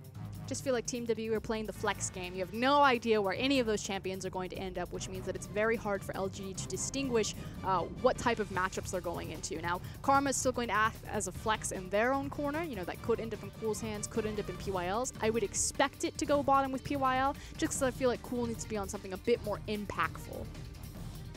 It definitely feels like that just have to be the case here. It's final ban now from LGD. Could be another ADC. Nope, it's going to be Shie's Talia. Over to Mystic. What AD carries are left? So Caitlyn, Varus gone. Syndra still just floating around. It's not an ADC, but yes. Twitch is also one. Oh, and so is Xayah coming out. So Xayah's seen a little bit less play after she received a couple nerfs. That being said, her boyfriend Rakan has just been coming out like almost every game now. This is only the 4th Xayah of the entire split, so actually just say something towards that. She is not as popular in the LPL as other AD carries are, or even in other global regions. I feel like a lot of that is just because Braum takes a lot out of her, denying some of those feathers. With Braum being banned, it does empower her specifically for this game. True, but at the same time, LGD just locked in Zyra, so that also moves the Karma to the mid lane for Cool, so we don't get the pick that we may have wanted from him, but regardless, Zyra will give Xayah a bad day. Zyra and Xayah in the same game. Oh, that's going to be fun to cast. Oh boy, I can't wait for that one. So Xayah has pretty low base movement speed. It's very easy for Zyra to lock her down. When she has her ultimate, it becomes very problemsome for Xayah to get out of that. She's pretty much forced to use her own ultimate to just disengage off of it. Kled, final pickup for Jinnu. I don't even know if I've seen Jinnu pick up Kled actually. It seems like a big pick for like 957. A lot of top laners, but it's cool to see Jinnu on that pick as well. I feel like he could do a lot of work with that one. And final lock-in will be Corki for Shie. We no longer have any sort of sieging problem on Team WE, whereas there were a lot of issues last game, very reliant on heavy skirmishes, winning team fights to translate into objectives. This composition from Team WE can siege no problem. You have attack speed modifiers on both Lulu as well as Jarvan's flag, and then 2 big AD carries in Corki and Shie. Wow, Xayah, that's so hard for me. I don't know why. Xayah. I hate her name. I can't spell it either. Yeah, it's a pain. Well, you don't pronounce the A, right? Like it's X-A-Y-A-H? Xayah. I'm dyslexic, so yeah, I was already at a disadvantage here. It's definitely not fun. Regardless, I'm just going to call them Mystic and PYL. It's a lot easier for me. So, yeah, compositions, when we take a look at them. WE this time, though last time they didn't actually have a lot of scaling when you actually factored Rumble into it, but this time they have some very clear scaling in the form of like Corki and Xayah. They are going to do a ridiculous amount of damage late game. They also have really beautiful bridging points, so it's not just the late game that you need to watch out for, it's also that early and mid game. So I feel like Team WE, a much better, much well-rounded composition. LGD on the other side, yeah, they have similar bridging points, but not all at the same time and not as evenly. It's going to be up to Rek'Sai and Karma to really take over the early to mid game and then hand off that baton to Kog'Maw in the late game. But they need to get there, and they're across from Team WE. And on their side, Karma in the mid lane, so cool. Not on his Orianna this time. I actually felt his Orianna was extremely good and also provides the shielding, but they really wanted Zyra in the bottom lane. Well, they for also PYL. really wanted to deny that Karma, and I think they knew that the matchup was probably going to go towards Corki. It really fits in Xia's wheelhouse. We talked about how Athena's a very confident Corki player. She is very similar in that respect, and right now, new Corki, for me personally, I think he's a bit overtuned. Yeah. But it is very rare that we actually see Corki do a crazy amount of damage. He gets to that late game and then people just walk up to him and just one-pop him. Well, he also needs to get to that late game because his itemization is so expensive. Yeah. But again, for Team WE, that should be really no problem. And also the fact that LGD have their Kog'Maw, so they already want to go there. The one advantage that I guess LGD have in terms of the late game race is that because they have a Karma, they can augment their Kog'Maw's power much earlier with the Ardent Sensor Athene's build. Actually, you see from the Keystones as well, like the changes for Rek'Sai have come in, so you do want to do a little bit more damage there. Have gone for the fervor of battle. Same in the top lane. Anything out of the ordinary here? So Deathfire Grasp as well is really, really nice. I actually wish that I would see that more for more players, that you just go Deathfire Grasp, especially on AP champions, because while there was a hit to AD carries picking up for AD champions, on AP it just hurts so much. The thing that I was looking at was the fact that we always talk about Lulu's going Thunderlords versus Windspeakers, but with the recent changes to things like Redemption, I mean, there's a bit more of a sway there to try to get more benefits into healing, just so you can augment the healing on that item. But I guess since there's no Rumble in this game, they don't necessarily feel as pressured to go that direction. That's true. Also, he's taking Ignite, so he's very serious about the all-in potential. But then why not go Fervor instead of Warlords on your Xayah? Yeah, it's great. It's a great question. I don't really have an answer for you, honestly. The adjustment there is that she doesn't build Bork first anymore. She goes the Essence Reaver route, so you might need the sustain for the lane, especially against from a Kog'Maw Zyra. That's the only reasoning that I can think there. Yeah. Xie is going to get a lot of damage onto Cool there because he has that level 2 advantage, so this is actually going to be quite painful for Cool, as he was just trying to disrupt Condi's early clear, and he didn't even get a single minion, so out of that, Cool just loses a bunch. He loses so much because it's also level 2 Corki. He's just going to sit on that wave and ruin Cool's day. Yeah, pretty much. Bot lane, Imp, first pick of Kog'Maw. Oh, those are some changes as well for Xayah. So the W was changed slightly, has increased the cooldown on that one, especially later into the game, so an extra 4 seconds. And also on the Q, can also be buffered with the auto attack, so you can't just like... Free stun? Yeah, which is pretty insane. Condi gonna beat Amy, but gonna bump him away before he still gets the knockup. Gets a couple auto attacks off, but probably gonna be the end of it for now. And PYL taking a lot of damage. That's the other thing, though. So it was very clear that Mystic and Ben were going to look for very early all-in engagement. Again, Xayah does really well. You're across from a Zyra who's very fragile. Condi making early rotations since he started top side of map on Raptors would have a clear path down bottom. But still, taking that Warlords because you are going to itemize an Essence Reaver, build your lifesteal much later on, instead of the Fervor of Battle, excuse me. Is it Battle of Fervor? Fervor of Battle. Dom was correcting me on this earlier, and it just tilted me off the face of the planet, and now I just don't know. What you need to do is just like learn all of the skill names, and as soon as he messes up slightly, if you say it's like heroic entrance instead of hero's entrance, just like call him out. Oh, I'll nail him. Yeah, get him good for us. Bot lane still being shoved in though. Imp has got that extra bit of push there with PYL. PYL still got his, doesn't have his flash, just have his ignite. And Mystic is taking a lot of damage out from Imp. Just wants this last little auto attack. There it is. As the Blade Caller comes in. So going back to League of Doran Shield as well in the bottom lane. So both ADCs want to scale up there. Makes sense. Both of them just want to sit in the lane, farm it out, like you said, looking for that late game scaling. Condi, though, is in position for round 2. He is. He wants Imp to step up a little bit more. What's interesting is normally PYL would clear out the blast cone. Okay, they definitely just healed at each other. it was telegraphed. Yeah. They're sticking around. How much do you want that cannon creep? He's, well, okay, Condi's gone. He was sat in the bush, and he saw him going there, so maybe it buys a little bit more time for W's bottom lane. Go ahead. Wasting a lot of time, in fact. Condi only has 12 CS right now to Rek'Sai's 23, so Amy is just cruising through this jungle. Makes sense. Rek'Sai is great at breakdancing on champions still. Yep. Excuse me, jungle creeps. Jungle creeps. Although she can breakdance on champions much more effectively now. That's true. Can do that. I mean, just big question marks for me, honestly, about this Rek'Sai pick. 'Cause, it does do more damage theoretically as Mystic does get locked up. Lots of damage coming in for PYL, but the great Blade Caller, Amy coming into this bottom lane, and Ben kind of caught with his pants down. I mean, he's got his flash, but can't do anything. That's first blood over to Amy, so there's my answer, I guess. Yeah, Amy flashes in. He's like, please let me get an assist. Takes the kill, walks away. Love it. Fantastic. That's when you actually just get tilted at your jungler because you were going to win that 2v2 anyway. And your jungler just turns up for the kill. So, Imp, feeling a little bit salty, but still is going to accelerate Amy, and he does damage now. This is the other thing about Xayah, is that she's really good when people try to chase into her because, you know, the feathers are going to go behind them. They need to walk forward so she can get her root, things like that. Again, slow base movement speed. But she's rather poor at trying to chase down enemies. And so I think it's quite arrogant of Mystic and Ben to try to aggressively push forward into Kog'Maw and Zyra, especially without vision, and they were rightfully punished for that. Yeah, moving into Xayah doesn't feel particularly great, but yeah, it definitely worked out on that one. Amy was also there to support. They knew that Condi must have either backed away, gone top side, or just gone back to base, so they had a small window there. Still, early game, good from LGD. And I'm glad to see that like LGD have actually kept hold of what went well in game one, instead of just being like, everything's wrong, throw it out. They've back also to square one. Fixed the primary problem with the game, which was that they didn't have a late game scaling option to Team WE's composition.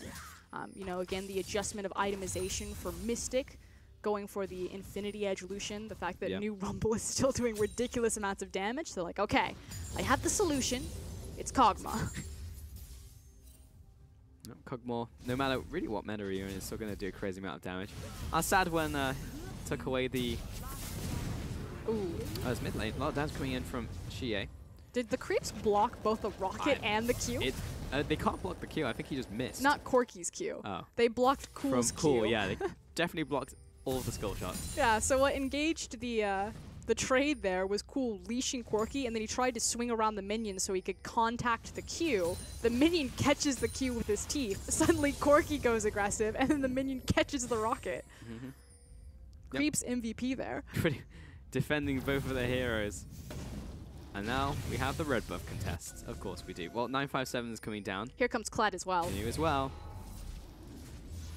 3v3. Mid laner's getting involved. Nope. Xie backed off. 957's here first, though.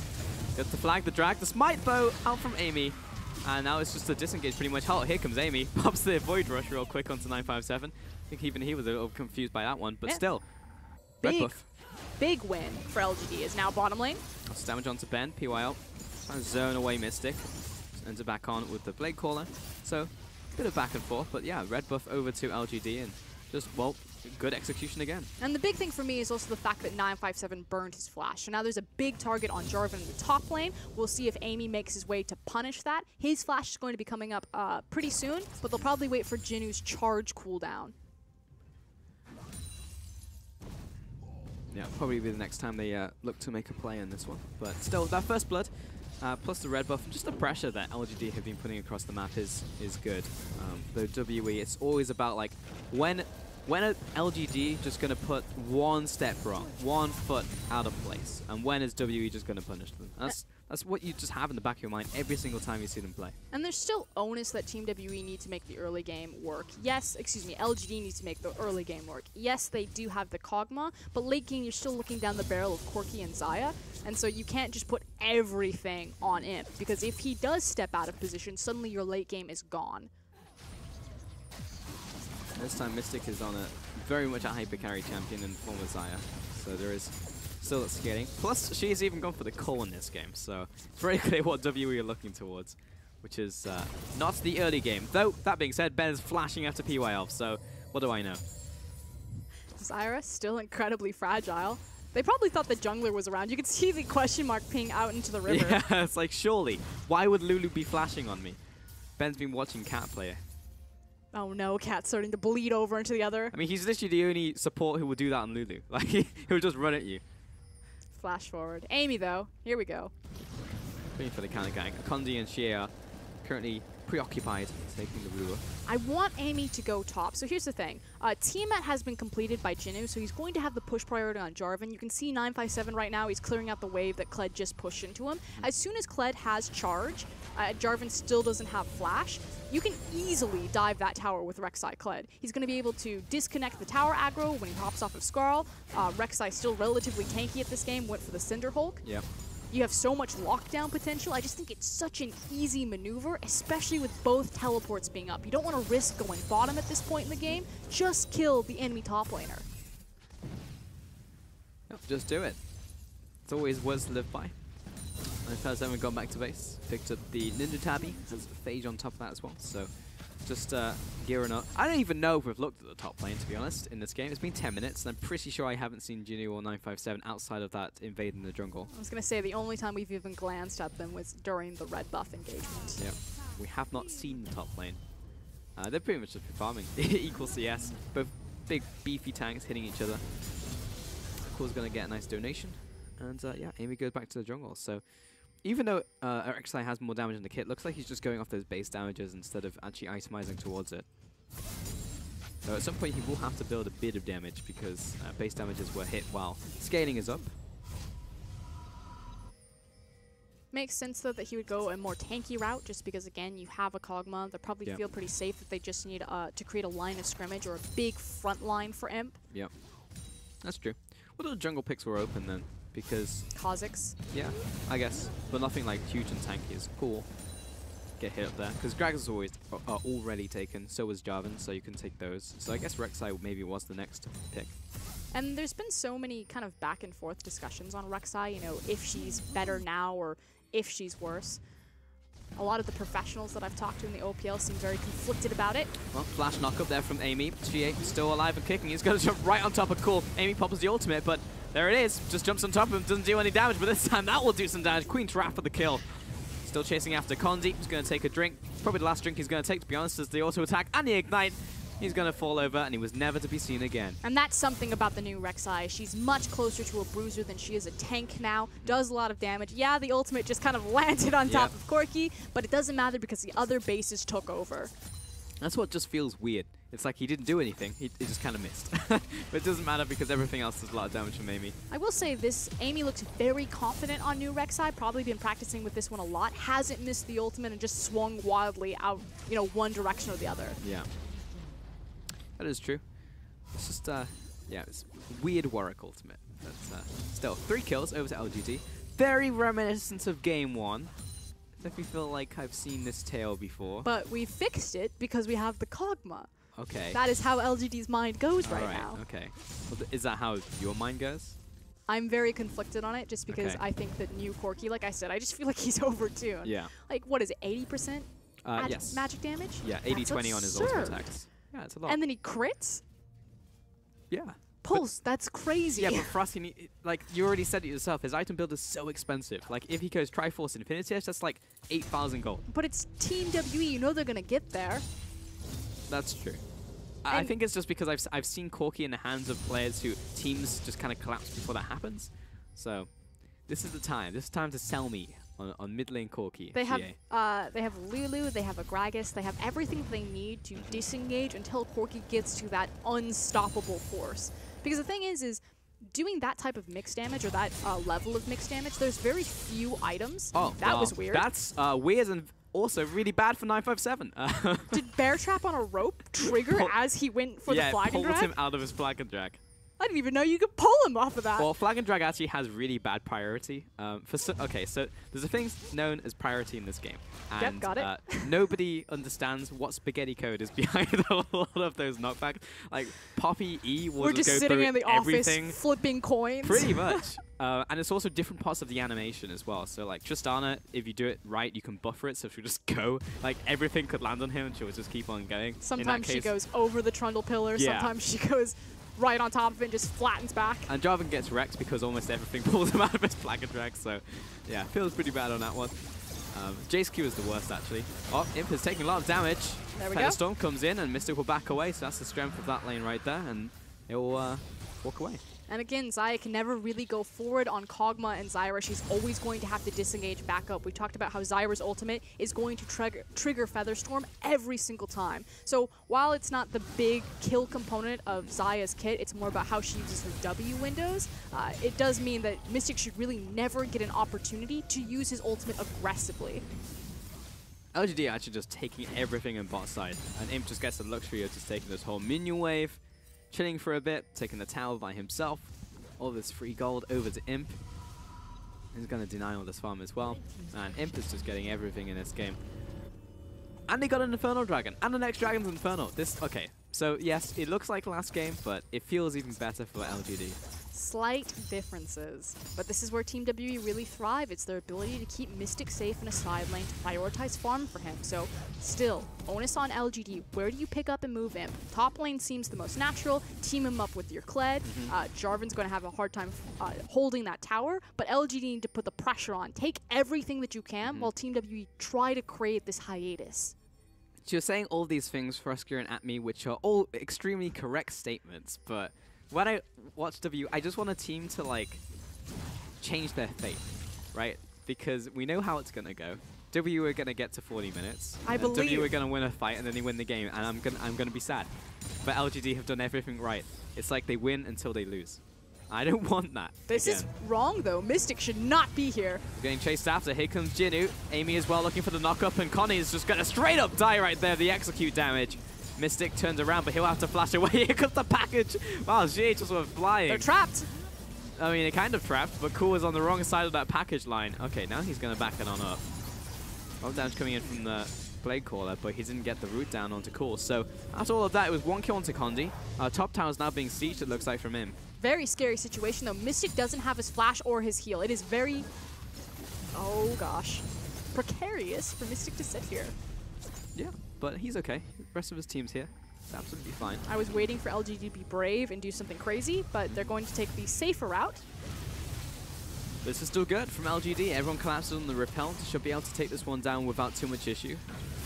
Even turns his butt towards Amy, just allows him to hit the eye. And this is great. So LGD going to take this one away, drop it in the lane, take it to the tower, keep it up.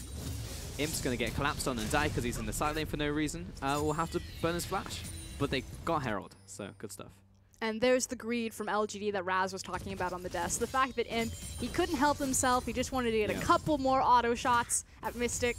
Gets punished, is forced to burn his flash. But that's what we love about Imp, because he's that player inside all of us, inside of every solo queue player who says, one more wave. I just need one more wave. I can get an extra dagger for this, which ultimately doesn't need that much, but I can do it. That does make a lot of sense. I've always tried to kind of put my finger on what makes Imp so lovable. Yeah. I thought it was just his award-winning personality. Yep. No, it's because he is every solo queue player. We can all relate, and people like relating to things. So there you go. Top tower's gone down. I wish all my solo queue teammates played as well as Imp did. Yeah, that's also a thing. Top tower gets beaten up. Herald's going to eventually go down. That'll be the end of Herald's story of this game. And take away red buff as well. LGD are taking everything away from WE. It looks so good. But now they need to crack the there's always a but. The inner towers, which they have all of the tools to do that. Jin is still very confident over into the side lane. No one can really kill the Kled.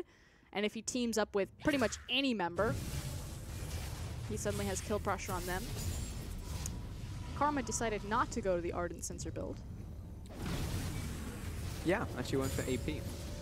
Which means that Cog was no longer going to have that big mid-game power spike because he doesn't have the Ardent Sensor to also augment him. That's Although, true. oh wow, I thought the Lulu was on the other side. Never mind, I was going to say, unless Lulu builds it and then just puts Whimsy on him, problem solved. But he's got a Zyra, so... Yep, not the same thing really. She doesn't really have any buffs for him. Just have a big, nice zoning ultimate. That's quite nice. Though that being said, having just raw AP on Karma is also nice. Just having a big shield on him. Yep. More self-sufficient on top of that. It went like ages ago when last time like Karma was really meta, when we saw Karma mid like all the time. I actually felt like the AP build was just better because everyone was building Ardent Sensor and Athenians, and it was like, okay, great, like, but you're so reliant on your ADC. If that doesn't work out, then it's like a win more, right? Whereas if you go AP, you actually have some relevance mid-game. She also would hit like a truck, and no one really expected the type of damage that AP Karma was outputting. You think back to the Doinbees, you know, he just throws Did he get a the Q. was he the guy who got the one shot last bit? It was very close. Yeah. And he did it to 3 members. Yeah. And that Q really hurt. It has like some nutty scaling, so it's actually still good. And people forget because so many Karmas are either support or they go for the supporty build, but you build AP on the Karma, she's gonna destroy you. Right now, though, LGD are doing a good job kind of dragging Team WE around the map. You can see that they have inside track of the bot side. And at this point, Team WE are just trying to hold down the fort, you know, cover every corner that they can. That's the goal. They're pushing down the bot side once again. If they can crack this bottom tower, this would mean a lot for them because that's the only thing that's really stopping them from breaking this game wide open. But this is very similar to game number 1. You know, last time LGD found themselves in the situation, they overreached, they got flanked, and then they started their downward spiral. So I like this decision a lot more. Again, the Dragon spawns, much more helpful this time around. No longer a triple ocean, but looking at a double infernal. Gimme 3. Oh, please, Observer. Mountain, maybe? My money's on Mountain. Yeah. Yeah. Okay. Wow, if only you were this good at tipping. I know. Well, I'm going to win this one, right? I went WE, so probably. That being said, LGD might just... If they reverse sweep, I'd feel so bad. They're playing really clean right now. Yeah, they really are. This is why I'm very excited about LGD. Jinnu definitely needs to respect the fact that there are 3 members swinging up underneath him. Again, great cross map. Good job, LGD. Yeah, they're going to take bot tower. It's going suspiciously well. It's every LGD fan is like, oh man, this is going so great. When do I get excited? Can I be excited now? Yeah. And then you're just waiting for that heartbreak moment. But it's difficult. Like, you never want to get your hopes up because you're just going like, yeah, there it is. Like, WE just win the fight. But right now, LGD have literally done everything correctly. Like, they're 5,000 gold ahead, 3 towers, 2 infernals. WE haven't even gotten a kill yet. And you're like, this is perfect. If you would just, like, put your hand over WE's name, and then it could be, like, any other team in the LPL, you'd be like, LGD have this game. 100%. Maybe not EDG. Even then, EDG, I think EDG would probably collapse. I don't know, EDG's late game is not nearly as decisive or clean as Team WE. Again, no one plays from behind as well as these guys do, and it's a credit to their incredible 5v5 capabilities. Whereas LGD, there's still those growing pains. We talked about it on the desk. Jinnu and Amy are still trying to find their responsibility and their roles in this team, which Amp's like, be a meat shield, that's all you gotta do. Yeah. Let me carry, please. Get my backpack, buckle up. I just got 2 items. Like, he's already hit a power spike. Next item is probably going to also be another damage item. Because why would he need the QSS here? The only thing you could QSS is like the Roof Mystic, the knockback from Condi on the ultimate. You could flash that with a QSS, but outside of that, nothing really. We also have completed Ardent Sensor on Cool, so he didn't go the Athene's Ardent, he went Morello's Ardent, but that's still a big power spike for Kog'Maw, who now has completed Blade of the Rune King as well as the Hurricane. So LG are actually very scary in terms of a 5v5, which is why Team WE are so hesitant to even challenge any sort of skirmishes. It gets very scary though, because LG making the right call. Okay, we know that we're stronger than Team WE, let's force them or engineer a fight. So towards the Baron we go. Mystic needs another item, so does Xie. They want to hit those 2 items. That being said, Xie just picked up his rapid fire. But they need to do the Baron perfectly, because if Team WE get it, suddenly they're swung right back into this game. So LGD, they need to be patient, control their side waves, set everything up, and then take the monster objective. Don't make this a 50-50. But for us, this is the LPL. Of course we're going to go for the 50-50. No, it's LGD, and when LGD are good, it's at least a 60-40. All right, well. It's definitely 40% more than it should be, but sure, we'll take it. I don't know, I was watching 50-50 Barons in the LCK the other day. I was like, there's hope! Was it from the top teams, though? Okay, Cool is running down Condi. He's got him on a leash, and Condi's not in good shape. Here comes a Void Rush. We'll jump away from that one, but still goes down. This kills him with the red buff on that one, as Jinu is also spawning the rest of his team. Just the tips of her fingers just brushed Condi there. Yep. They take down the jungler. There's no smite. The only option for Team WE is to look for the 5v5. They gotta kill some people. They need to do something. Mystic over the wall. He's putting down the damage, but it's still a little bit scary for them. Blade Caller comes up and Ben is around the side. Now 957 wants to get in there. He needs to get in there. It's time to shine. He needs to go. He didn't go. Everyone jumps away, flag drag to safety. Condi was down, no smite, but LGD pick up the Baron. And this is the big difference between the two teams. So first and foremost, great job LGD. We said it needs to be a perfect Baron. It was. They killed the jungler. They immediately turned the monster objective. Now they have the siege priority. Team WE, they weren't going to take that fight because if they lost there, it would be a massive loss. Not only would it be the Baron, but possibly an inhib tower. Instead, they plant their feet, give them this advantage. We'll fight another day. And Core even gets out alive from that pick down there in the jungle as well. So 5-0, Baron over to LGD. Next Dragon's a Mountain. You have 2 Infernals. Like, all right, I'm excited now. I think we can be excited. Yeah, but I just love that it just demonstrates LGD would have taken that fight. If they were in Team WE shoes, it's either win big or lose big. Yeah, they'll definitely go all in. Also like to mention the fact that Amy has 4 of the kills for LGD right now. It's a big Rek'Sai. It's also going for that Black Cleaver. I was definitely having a hard time remembering that one. Black Cleaver is going into another armor item, probably for maybe Randuin's. Starting to build tanky now. That's not Rand. Yeah, can't be Randuin's. Randuin's. That's Deadman's. That's the one. Randuin's builds from Warden's Mail. And Deadman's definitely builds from Dragon's Bell. Yeah. It's one of those things where you can tell who's been playing League of Legends for a long time by how they confuse the recipes. Yep. Because it used to be that, but it's not anymore. Changes quite often. A lot of recipes have changed recently in recent patches. A lot of big itemization overhauls have been happening. Yeah. The weirdest one to me is the fact that Phage does not build into Frozen Mallet anymore. It's like you would expect the Mallet builds into another Mallet. That's not the case. A Gauntlet builds into the Mallet. Maybe it's the handle. Yeah, sure. I mean, a book turns into a gun, so I mean, I don't really know. But mid tower is being shoved in by Imp. Pretty much the only one hitting it right now. I'd like someone else to step up, but apparently it doesn't matter because Imp will just take the tower. There you go. All outer turrets destroyed, or inner turrets destroyed for LGD. But now the tough part, which is sieging into those inhib lines. There's still a ton of wave clear on Team WE, and the guy that you really need to look at is Condi right now. He's got the cask, he's got the ability to displace the Kog'Maw. The one shot, the one opportunity. But Imp also has the flash, so as long as he flashes on point, then it will be okay. Taking You're right. this Mountain Dragon now. LGD, everything's set up. All their ducks are in a line. Yeah. All the T's across, the I's are dotted. Double Infernal Mountain Baron. Let's go. Yep.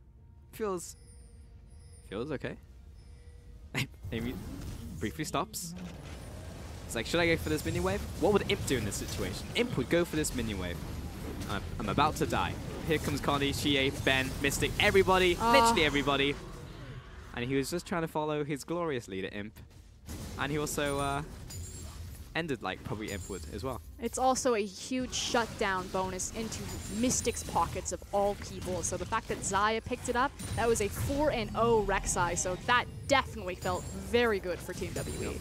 I just loved it was literally a moment of hesitation. Like he stood there for a second, was like, should I really go for this minion wave? It's very deep, and I have no vision.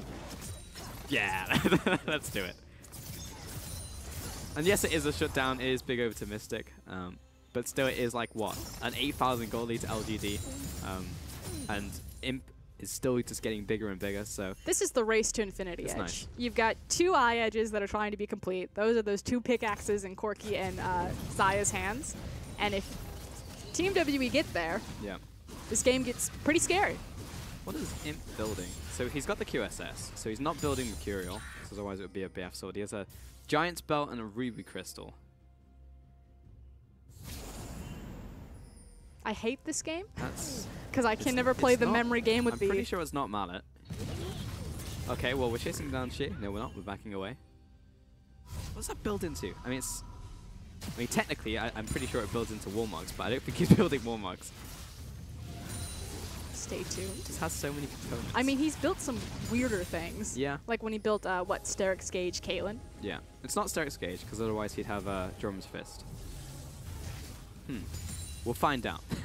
He has done tanky 80 carry iterations before. Yeah. when he's not super confident in his team to keep him safe. I think Frozen Mallet would be fine here, but that includes Pickaxe and Drum's Fist, so we shall see. 957 pushing up the top wave. Junior beating down on Jarvan as well. Bot lane being shoved in. Hey, Condi. Scares me a little that Imp's on the front lines, but okay, yep, that's a lot of damage. Yeah, that's Death Cap Karma. Death Cap, Morella's Karma just zoned out 3 people, and that was the window that Team WE needed. Condi was trying to get in position to at least try to burn Imp's flash or disengage him from the tower, and instead just got chunked out to half health. That's pretty painful. I think we need magic with this, boys. Junior's pushing up top. No one is there to meet him, so says to me that WE either needs to engage right now or send 957 here and just lose on both fronts. Okay. Junior's probably just going to walk back up. Bot tower set to fall, very low. Oh, one more. Well, top tower will just fall. Jinu, that's just the fact that he's chasing after 957 and he doesn't even have Skull with him. He wants to get Skull back. Oh! Wall flash away, pops the charge and instantly gets interrupted. He's jousting to victory, but the bottom side, they're now outnumbers. And LGD, they just need Jinu to buy some time. And he's definitely buying time. Jousts away. Once again, it gets knocked up, down and declared. Finally dies. But LGD were able to pick up that tower. And that's all they really needed.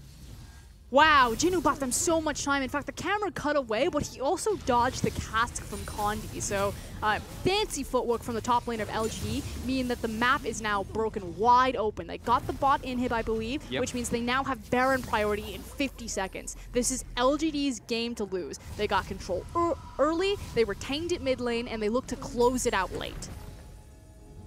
Okay, LGD fans, you have my permission to be excited now. We can get on the hype train? We're on the hype train. We're now departing. Good stuff. Okay.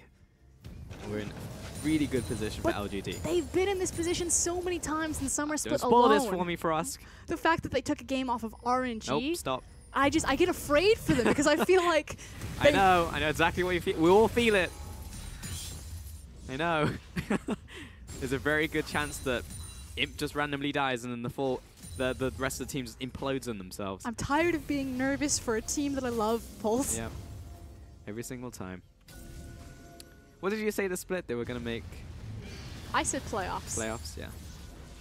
I definitely think they'll make playoffs. I mean, this performance is easy enough to take almost everyone else who isn't top 4. Even in the games that they've lost, just their adjustments to their vision game, their communication, especially how they're playing around Jinu or how Jinu is fitting in with the team.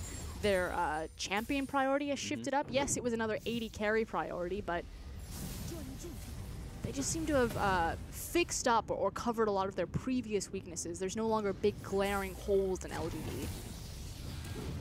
Okay, Xie. Amy has not even broken the shield there from Cool. Fantastic. Unsensor being picked up, and he's got an AP. So best of both worlds. Absolutely love it. Also a Frozen Mallet, so you win Pulse. Yeah, got and it. It's just a ton of CC, you know. You can never get away from this comp now. They've got Karma, Zyra, as well as a Frozen Mallet on Kog'Maw with Kled. If LGD catch you, you're gone. Yep. Okay, well, it's already down to around half. Connie needs to get the steal off. We're backing away. Okay, now. I don't want an LPL Harlem Shake Baron Dance. Well, they need to be cautious because Xie has package, so naturally they'd want for that to fall off. They don't want to immediately funnel in. They're also waiting on the super creep wave bottom, which 957 is taken care of, So but he does have teleport. So LGD's goals, burn package, burn teleport. Just be patient. As I say that, they started. They start the Baron. And he's on the opposite side, zoning away. Again, it's down to half. Mystic chasing after. Back away. Okay, pop the ultimate. Now we're going in. PYL, pretty low. Mystic jumps up into the air. Featherstorm used. Looks for a Blade Caller as well. Jinu doing so much damage to that backline. Pops the gargoyles as well, and he's still alive and kicking. Amy jumps right on top of Xie. While the kill on the front lines. 957 will jump in, locks up Imp. And while he's in the box, he's going to jump right out of it and right onto Xie. Living artillery. One more will drop him. Takes him out. The sniper, Imp, comes in there for a 1-for-2 trade for LGD. And 957 tried to do what he could. He put Imp in the Cataclysm, but there was no follow-up. 3 members of Team WE just backed up and were terrified of this guy on Kog'Maw. And now Connie is not in the right position. He is very much in no man's land. He's being chased after. Flash coming in from Cool. Locks him down. He's been put on the leash and put in place. Amy will supply the rest of the damage. A furious bite for that kill. And now everybody turns towards the Baron. Looks like there's nothing that WE can do about this. That's a free Baron, probably a free game at this point. The inhib will be spawning soon for Team WE. That's a Nexus turret. But with LGD sitting on Baron with huge hordes of creeps streaming into Team WE's base, I think we're going to Game 3 pools. It would be a miracle for Team WE to fight their way out of this. Okay, let's see that one more time because Jinyu engages. It looked like PYL was low, but it still works out so well. So Mystic does a great job by disengaging from the charge using his ultimate, but look at how long it takes to kill Jinyu. Mystic is massive at this point. That is a hyper carry that put like 40 autos into Kled. And meanwhile, Imp is just rampaging through the team. Yeah, Imp played exceptionally well. He got the most out of all the damage that he could do. Now he's going full damage on top of that. Probably actually completing the Mercurials. Right, he's got a BF sword in there. And LGD just do so much damage at this point in time. And Jinyu just so damn tanky with the gargoyles. And 957 popped his fairly late, but it was just Imp is able to shred him down so quickly with the percent damage. Between Scarl Gargoyles and Karma Shield, Jinyu's practically unkillable. Yeah, pretty crazy. 957's clearing a bot. They lost the Nexus turret, but all inhibs are back up, luckily. But there's a 3 Infernal Dragons to LGD and the Baron. They really just got Heart of the Dragon right here. And the siege continues. Again, Team WE, where are you going to plant your feet? Where are you going to decide that risk versus reward? We're taking that last stand, that last 5v5. They've got the 2 completed Infinity Edges. Corki and Xayah are as strong as they're ever going to get, as well as Last Whisper, so penetration not going to be a problem for Mystic. Jinyu's actually just walked up, and no one's stopping him. They need to defend mid, I guess. They just want to defend this tower, but Imp's going to take this one away from them as well. They're going to get flanked by a Kled charge. Like, they just need to either commit to the 4 or commit to the Kled. WE somewhat indecisive here. They're not defending bot, they're not defending mid. They're just hovering around. Very reminiscent of their Snake game, actually. They went up against 957, just coming for the engage right on top of him, but he's just taken so much damage even through the gargoyles. Both of them knocked up in front of him, and Imp is just free to just go wild as Jinyu almost gets the kill into Mystic by himself, chased out by the minions and chased out by the living artilleries. Down goes 1, down goes 4. Double kill out for Imp, looking for the triple, gets that one as well, turns onto the Nexus turret, make that a quadra kill for Imp as they turn towards the Nexus now. LGD take game 2. And they felt confident that they had identified the problem in game number 1. They needed some sort of late game option. They changed things up, grab Imp, his signature Kog'Maw, and steamroll through. Tough game for WE. And even coming into this game, it was WE just trying to consider how they wanted to finish off this series. But this was the second game now where LGD get the advantage early game. This time, actually finish it out. But the important thing for me is how LGD look. You can see PYL very vocal right now, talking to Imp, but Imp and Cool still incredibly reserved, not bouncing around in their seats. It was a hard-fought game, and it's still a hard-fought series, but the resiliency of LGD starting to build back up. Now we're in a position where this series could literally go either way. And that one was, yeah, definitely just all downhill or uphill if you're an LGD fan coming in there for that that gold graph. So, yeah, good game. But the fact that we were still very hesitant to call it for LGD immediately, the fact that we were still very tempered in our excitement for them, you know, like you said, if that's any other team, that was over by 15 minutes. Definitely was. If it was against any other team, but it is WE, they will at some point just come at you, find that one mistake, but it didn't seem like LGD were particularly letting up in that game. Welcome back to the desk, Grants. Hey. What did you see? What did you see from backstage? So, of course, when I once left you, I gave one game to LGD. Now, I'm not a flip-flopper. I'm only a flip-flopper. I don't want to now suddenly hand it away and say that LGD is going to be able to take the set just because of my pride. Wait, here's a bet, though. Okay. If you say that LGD take the set and you're wrong, you get -1 point. Wait a minute, what are you doing now? This is some. Take the set, you're just trying to confuse me. You're just trying to confuse me so I can take my points. I just want you to be solid, to be strong, Raz, on where you stand. I mean, I was standing. I don't even know what Frost said. Okay, well, it's like heads I win, tails you lose. Like I don't know what happened there. She's trying to get me. I'm just not. I'm trying to bait him to take LGD so he loses points. Oh, okay, that's get on my side, Pulse. All right, yeah. I will say though that is a great set from them. The reason why I gave it to LGD was because it felt like LGD were valuing the early game. Yeah. This time around, you see such a strong early game set. Now, of course, Kog'Maw Zyra is going to be better for the up against the Zaya. Zaya. It's hard. I know. Definitely. Zyra. Yeah, we feel your pain. I know you guys are casting that one, so that's going to be a little bit messy for you. But that once again, the early games not being valued from WE. It's coming to a point where WE is just consistently losing early games, and it comes from the composition immediately. They want to look to scale with the Corki, with the Zaya. Zaya Lulu seems very awkward because with the composition that they had, they want to be able to walk forward. Yeah. Perhaps they were fearing the dive threats that LGD had, but I just didn't think that was a proper one. And I feel like any other AD carry would have done it, beat him even out of that conversation. You just have to be respecting the early game coming out of LGD. They were able to get the early game lead in game 1, and in game 2 it felt like they just didn't respect it, and then LGD just learned their lessons in being able to close this one out slowly.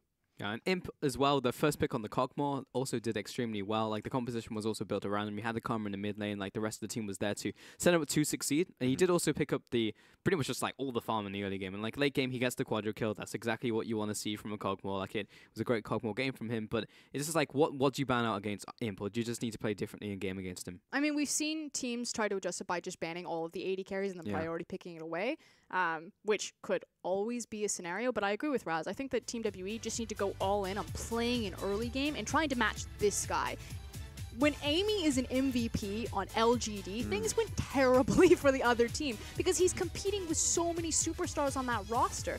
Amy played great, but you normally don't expect this. Exactly. And I think this this game round, the reason why Amy looked so good comes into the early laning phase, and all 3 lanes are just pushing for him. And what new Rek'Sai does, now he went pretty damage heavy. He still went Cinderhawk, so he got ahead. Yeah, exactly. He still went Cinderhawk simply because as the game goes on, his role is still to be able to play pseudo frontline. He's still pretty HP heavy, so he's going to be burnt out, but they're pretty far ahead, so he still has that little bit of HP and damage to be able to sit down, be that bruiser, tank it up a little bit. But Rek'Sai is such a strong skirmisher, especially if you have lanes that are pushing for you to walk in. You got your tremor sense. You can basically run down the enemy jungler, especially Kondi. And if you're able to catch out Kondi, best jungler in the LPL, and just hold him firmly just so he's not able to impact any lanes, then you have a problem if you're WE. Yeah. So that's why the Rek'Sai, he's a lot more stronger globally, especially with the patches that have made his ulti a lot more reliable, that have just buffed his W damage. So there's a lot of points in which Rek'Sai is incredibly strong if you find your early game lead. Yeah, and that's the big thing, actually finding those leads. Otherwise, just does a whole lot of nothing. Doesn't do either one of those. But would like to talk about Rek'Sai more. However, for now, we actually are going to take a quick break while we set up for Game 3 as LGD have taken us to that third and final game.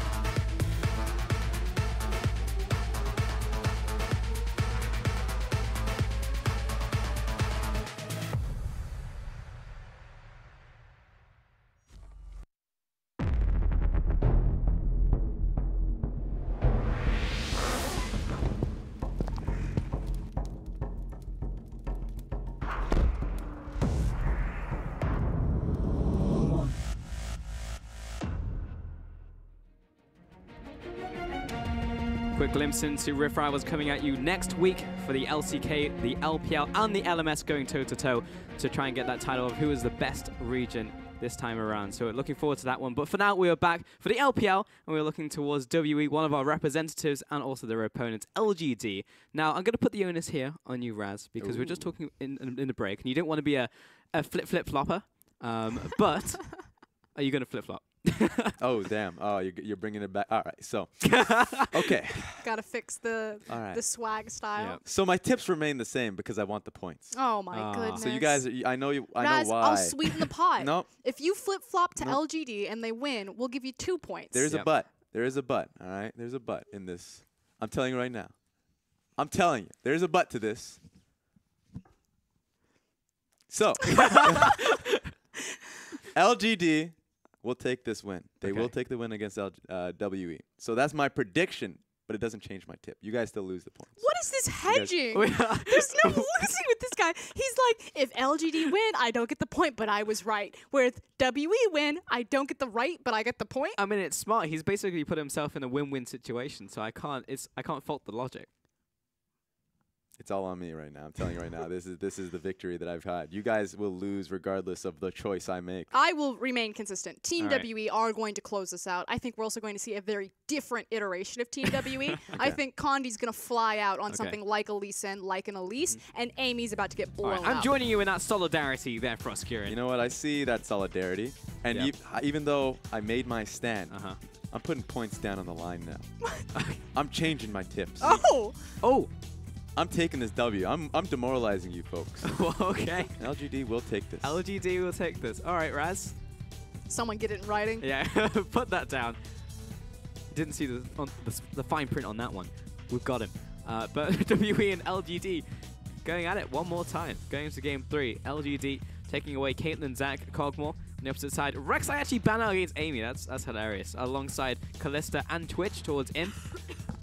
And Galio locked in for WE as that has been left open. While on the opposite side, of course, Jarvan, since it's still available, probably going to be picked up here as well by LGD, while Braum locked for PYL. And we have to kind of underline how important this is for LGD. We've talked about it over and over. Heart, resilience, the ability to come back. How long will they continue to try before they stop trying to get back up?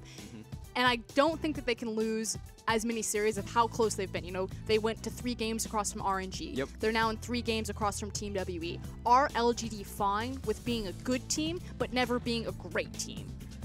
Winning here would make them a great team. All right, Frost, is this the pick you wanted from Condi jumping out of the gate? Did you want like a Lee Sin or a Elise? I wanted the Lee Sin or Elise just because I feel better about those champions in the current meta, but I will give Condi the pass on Rengar. He is the only LPL jungler that I give permission to play this champion right now in the meta because I just think that Rengar doesn't bring enough early game for how important this part of the game is. He's got a 30% win rate right now, and most of that has been done by the other junglers who aren't Conti. The only time Rengar wins is when Conti plays it. Yeah, pretty much. Ash also locked in there from WE, so they're just going all in. It's just like, we are going to team fight you, we are going to engage on you. I will say this about, because just one more thing on Rengar, because I feel like it's very easy for people to be like, well, of course Condi always wins on Rengar. Team WE always wins, so that champion stat is actually just buffed up because it's on the best team. No, Team WE win on Rengar because of how Condi plays the champion. His counter ganking and his ability to perform and execute vital targets in team fights is what makes Condi a great Rengar and what makes the champion successful for WE. That's always the counter argument, because everybody knows that Condi, I mean, he was the MVP coming out of spring. You know? Out of finals. Yeah, this guy was just an absolute monster. Still very humble, but Condi, we've said it multiple times that he is just straight up the best jungler in our league right now and was last split. Regardless of that fact, we will also lock in the Kennen for LGD while they take away Shen from 957 and Cassiopeia from Cool. You have to think that Kled would probably be the last ban coming out of LGD. They can't give 957 kind of his namesake champion. They've taken away his Shen. Take away that Kled. He already showed on it. Oh, God, they didn't do it. Oh, God. No, definitely, yep, that was definitely a Thresh coming in from LGD. It's 80 carry Kennen, and they're going to pick Kled coming out of this, and they're going to have Jarvan, Kled, and Kennen. All right, let's see if it pans out for us.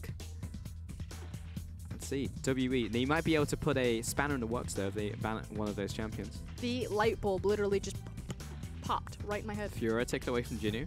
Still a possibility. Don't let me down, LGD.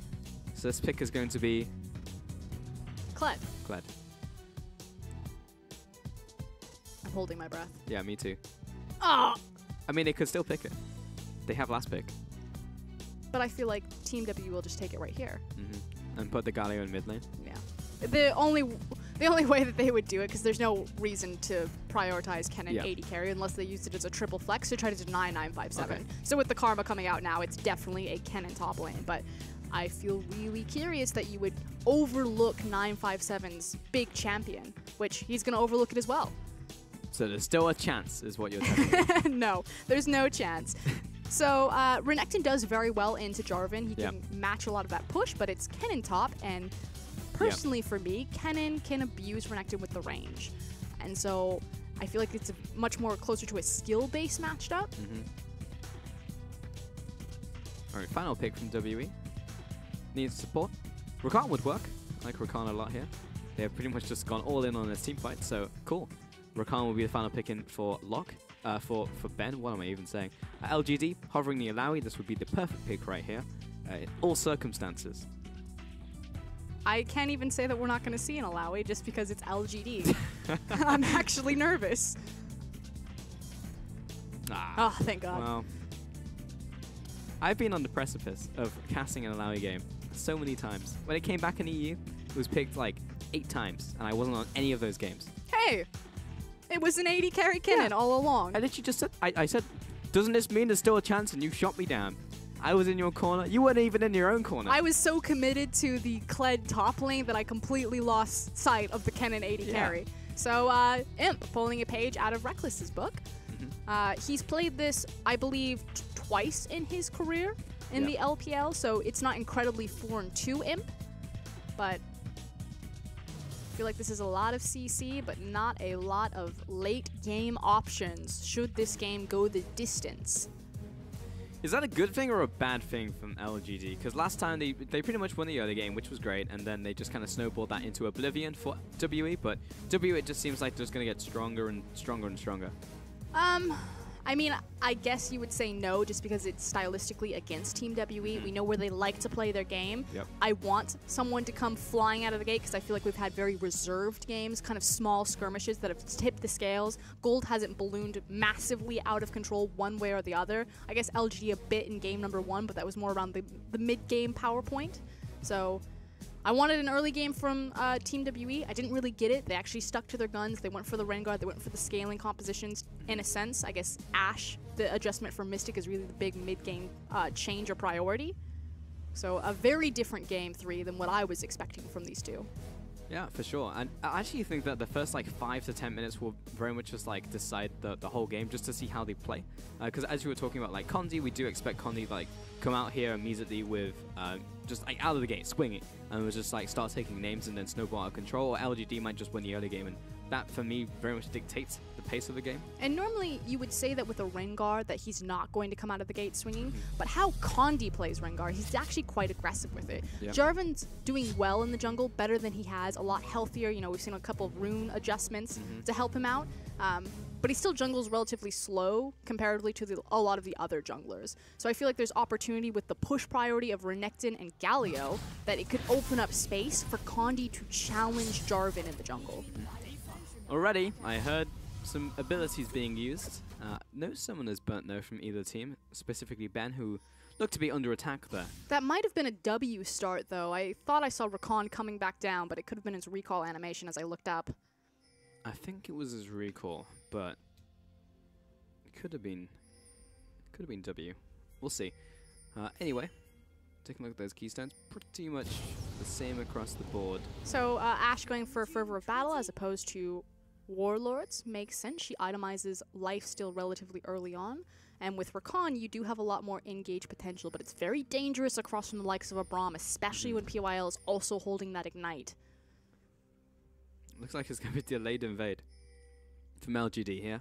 Yeah, so not trying to give Condi the space. Instead, they're trying to put Amy on the right foot while denying something from Condi, because this is a 4-man invade coming out of Team LGD. WE are coming from 4 different angles, though. And it was a W start. And he comes in with a knock-up onto Amy. PYL dropping low.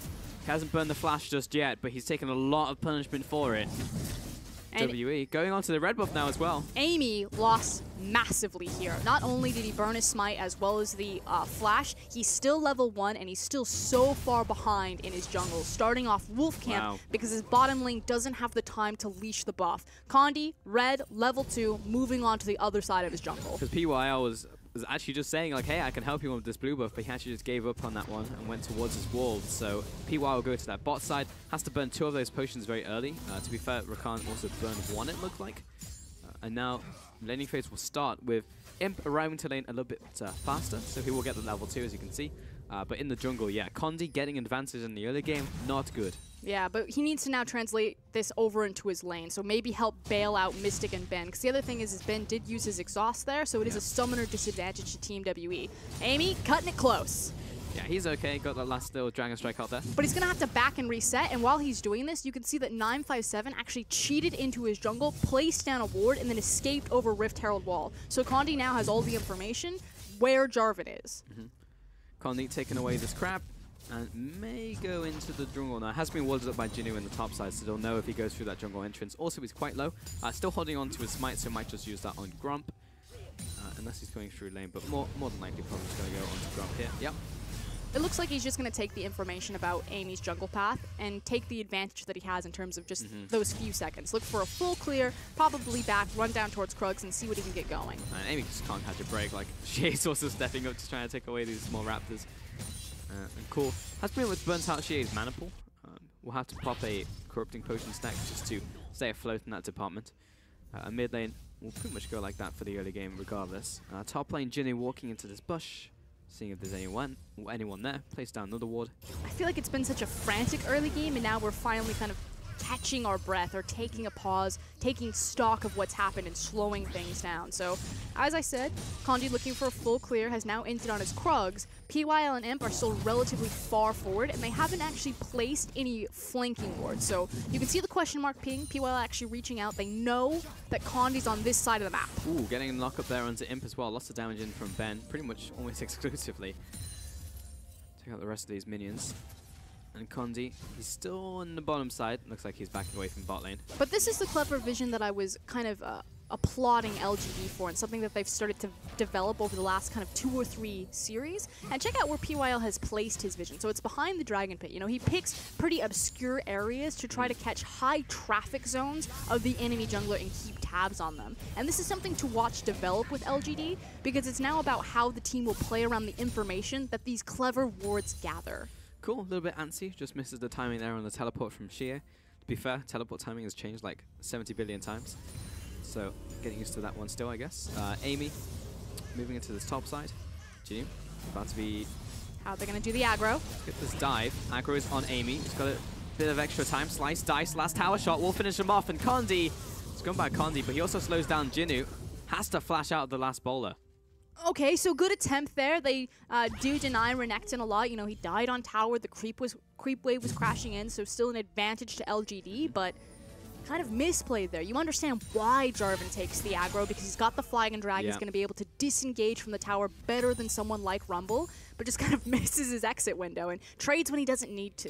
957 playing that really well with the slice and dice. Is just being a moving target, a fast moving target, means it's hard to land those skill shots in that scenario. So just fractions of seconds means so much in a dive like that, especially early game when the jungle is level 4. Like literally 2 tower shots will probably kill him. So really important from 957. Plus Connie just kind of jumps in there, and that kill definitely would have gone to his top laner, but Connie with a kill, not a bad thing. We've said this time and time again. And it continued to snowball this this Rengar into the lead farther and farther ahead of Jarvan. And you can see this top lane as well. I actually see a lot of those trades going to the way of Jinnu before that gang happened, and now he's able to just shove him around. Difference about this dive, though, is now we have the Dominus available, so a much safer option. Jinnu has Equalizer, so he can clear out this wave if he feels threatened. Galio's disappearing. He should be using it.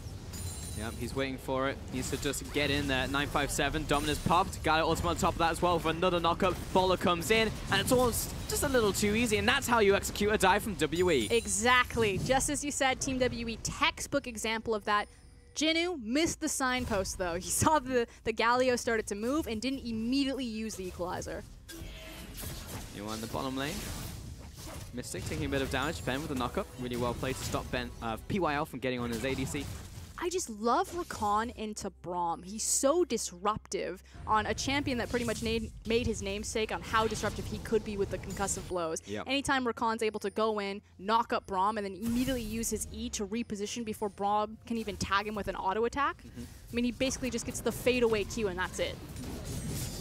It's really interesting because when Rakan was first released, this is one of these things where players would just have to learn the champion, see what he can do. Like this is just Alistair, but now you can see the double knocker coming in from Ben. Though he's going to take a lot of damage, he's locked in place. But Battle Dance is back towards Mystic, so he is good to go. There's just virtually no kill threat on him unless you can immediately burst him out, so you would need another member to do that this early on in the game. Because a lot of players are just like, well, he didn't really do anything, but now players are like, well, he does stuff and he doesn't die, so pretty much just a great champion. And it's also really on Imp and PYL to chain CC, you know, make sure that Imp's not wasting the stun. Gets the spot onto the jungler as well, so Amy is completely revealed, while she is actually just stepping up as well, just to be a nuisance. In the bottom lane, recall from PYL, so they've got the 2v1 there for WE. Cool is backing away in the mid lane, and Shie probably just going to stop him, yeah, from donating the blue over to Cool, so that was his main objective. And it just feels like Team W are much more aggressive and much more in LGD's face. They were a bit passive in game number 1 and 2. Certainly have turned things around, and Amy is unfortunately the primary target so far. And this is like the alternate form of WE, when they have Condi on like an Elise, a Rengar, or a Lee Sin, and then you see them play aggressive, and he has 2 kills. Like, again, this is the only 2 things that they do, but they do both of them very well. And he's made it now to level 6, so those 2 kills helping snowball him back into a good position. The pick potential increases so much so. Amy still struggling to keep up. There's now a significant item difference between the 2 junglers, which means that Amy is a viable, huntable target for Condi. Just blue buff donations now going over to Shie. Gets over the Winds of Walk and stuff. So, yeah, no massive advantage to either team. It's just really where the kills are located, where the gold has gone over to, and that's primarily Condi. At this point in time, he has received a lot of that gold. Almost at his Warriors enchant. We'll probably have it on this recall, actually. 957 also going back to base. And now what's the next play for us? Is it look for a dive on Jinu, look for a dive somewhere, try to force the issue? There's TP advantage, so if Team WE want to ramp up the speed of the game, depending on what Mystic picks up here on his first back, you just run bottom with the Ash Arrow, and then you use the teleport if you need it. If they decide that they want to continue to farm, they're not quite where their power spikes are in terms of itemization, then I say you go top, you continue to punish Jinu. He's going to clear out the rest of this wave, and he's going to push one more. His bot lane isn't quite there just yet, so he's not going to be punished on this one. Connie takes away this crab. Hidden too. And Connie will jump right on top of Jinu. Here comes the Galio ultimate right on top of him for the big knockup right in the epicenter. Amy also looking to follow up with the taunt and the slam dunk out from Shie. It's a nice, just fast kill there over to WE. And I said that WE would go top to get Jinu, but it works so much better when Jinu actually just walks bottom into you. Condi cleverly hiding the Scuttle Crab in the brush, realizing that he hadn't been spotted until it was too late for Rumble. Jinu just walks into the open arms of WE. That's another kill, this time over to the mid laner of Shie. So, despite Cool doing a pretty good job in the laning phase, Shie is just not going to die, really, for a long, long time. The only advantage for Jinu is that 957 didn't participate in the kill, but the amount of experience and gold that Jinu is losing up here in this top lane is what's really going to hurt in terms of the 1v1. Yeah. And that difference that is being created between him and 957. Mystic in this bottom side, haven't seen him use an ult yet, though Ben is sat around the side, just in case Imp is by his lonesome and PY doesn't turn up, but he is back. Condi has been spotted, so Imp should be playing more defensively now. And both teleports are still available. Yes, Jinu is behind Renekton, but Equalizer will still hit like a truck right now. I think the drone just caught Amy very quickly on the recall, so he's going to have to stop the recall now. Otherwise it would be a little bit too easy for WE just to go for this dive here. Extra poke damage. Yeah, Condi's backed away anyway, so we're good to go on the bottom side. And the CS numbers are very even across the board, pretty much outside of his Condi in the jungle. Is anyone really opening up a massive advantage for WE? 957 hitting the ultimate. Jinwoo has the equalizer still. I mean, it's not going to be a kill. Like, you're not going to be able to chase him down from that distance. The thing, though, is that Xie was starting to rotate over, so Team WE is still very focused on the top part of the map. Again, Jinwoo's teleport has come back up, so it would make sense. Why risk it all bottom when we can just go top? Let's call Amy on that ward as well from WE. This is dangerous. Condi's actually slipping into the back of the lane, but he's just near half health. Okay, I was going to say, don't go for that one. That would be quite bad. You might just pop the ultimate and you might just die there. You pop it and Rengar would be at like 10% HP. Yeah. As the farm continues. As Warriors in Chan and a phase now from Kondi, plus the boots. So he will look for a gank soon, surely. Because a lot of these lanes are open for him if he wants them. I mean, bot lane's great to gank. Got the Ashe arrow, mid lane. Gaio can get in a just as punch and the taunt. That said, his lanes aren't necessarily winning, but like you said, everyone's just pretty much even. It's just the jungles that are big disparities, so it's actually an interesting teleport. The creep wave wasn't set up, but she is like, gotta get there. It could mean that he gets the push priority because he's going to clear out the cannon wave. Yep. His wave will crash in, and that gives him a big window to start roaming. And in response, Team W look like they're going to contest the blue buff, so yeah, teleport came together. I thought he was just going to teleport into Fuggle one, see if he could do anything in the bot side. Last plant used by Amy. Response teleport twice, actually. Here comes Karma and Rumble. Double flank coming in from WE. Cool has to back away, but big chunk damage down to Mystic as well. Rumble's coming in from the top side, and he lays down the equalizer right on top of Ben, in with the Fissure as well. And both of the massive skill shots come in from LGD. Coming in, no one has died just yet as Yours Pit comes down from Galio. Everyone gets knocked up, and 3 players instantly die from LGD. Not a massive taunt from Sheer, another one goes down. And Cool over the wall, but Connie is following after, and the bush means he gets the jump once more onto Cool. So close to this one. Last tower shot. He's going to fight it with the bowler. That's an ace coming out from WE at 14 minutes. Where did that come from, LGD? That fight looked so good for them. You were just watching health bars melt from Team WE, but then the massive hero's entrance, the Wombo combo. Taking a look at this, check out where Jinwoo walks to. He hides in the brush, and he has a brilliantly placed equalizer, and you're just like, this is LGD's fight. They've got this. Amy jumps in, everyone's sitting inside Imp stun right there, but then bam, Xie lands, knocks everyone up. Dominus is doing crazy damage, and the Rengar is running rampant.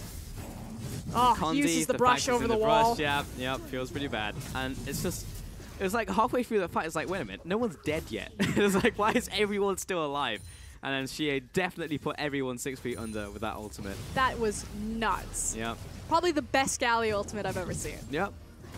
And so many people were in the epicenter, which means they get knocked up. The higher knockup. Yep. It was just so good from Xie. Knowing that like pretty much all the CC had been used at that point, so no one's going to be able to stop the channel. Oh, and that was the fight. That was the knife edge. If LGD had won there, the game swings wildly in the favor of them. But now, on the back foot, have the Kennen 80 carry. You know, they don't have that late game option that they once did, the Kog'Maw, the Twitch. Oh, 957 jumps in. He's got Gaio right on top, and these ultimates have just been on point every single time from Xie, set up by 957. And LGD's dreams of winning this series are very quickly evaporating. It started with Kondi's Rengar. We said this guy plays an early game Rengar. You have to be so careful from the counter gank. Mystic, though, getting caught by Amy, but he's got the rest of the team behind him. Catacombs are being used, turned around, point blank ultimate. He'll trade his life for the ADC. Cool chasing down Ben right now with the electro harpoons over the wall. Nowhere really to run. So 2 more kills over to LGD, but it is ultimately a 2 for 2 while Kondi really wants to take out this Herald, and Xie is buying time for him. That's all he needed to do. Now, the objective is just to get out alive, or maybe we just kill PYL as well. That's also okay. It's Xie and Kondi in this 2 versus 2. Taunt being charged up, turns back on towards Cool. Bottom tower falls to 957. The chase does continue, but onto Crab this time. It looks like there's a little bit of hope still left. You know, LGD Fighting Spirit coming back. They weren't able to stall the Rift Herald, though. So Team WE, they bunker around the objective, they double down on it, and they make sure that they make out of that skirmish okay.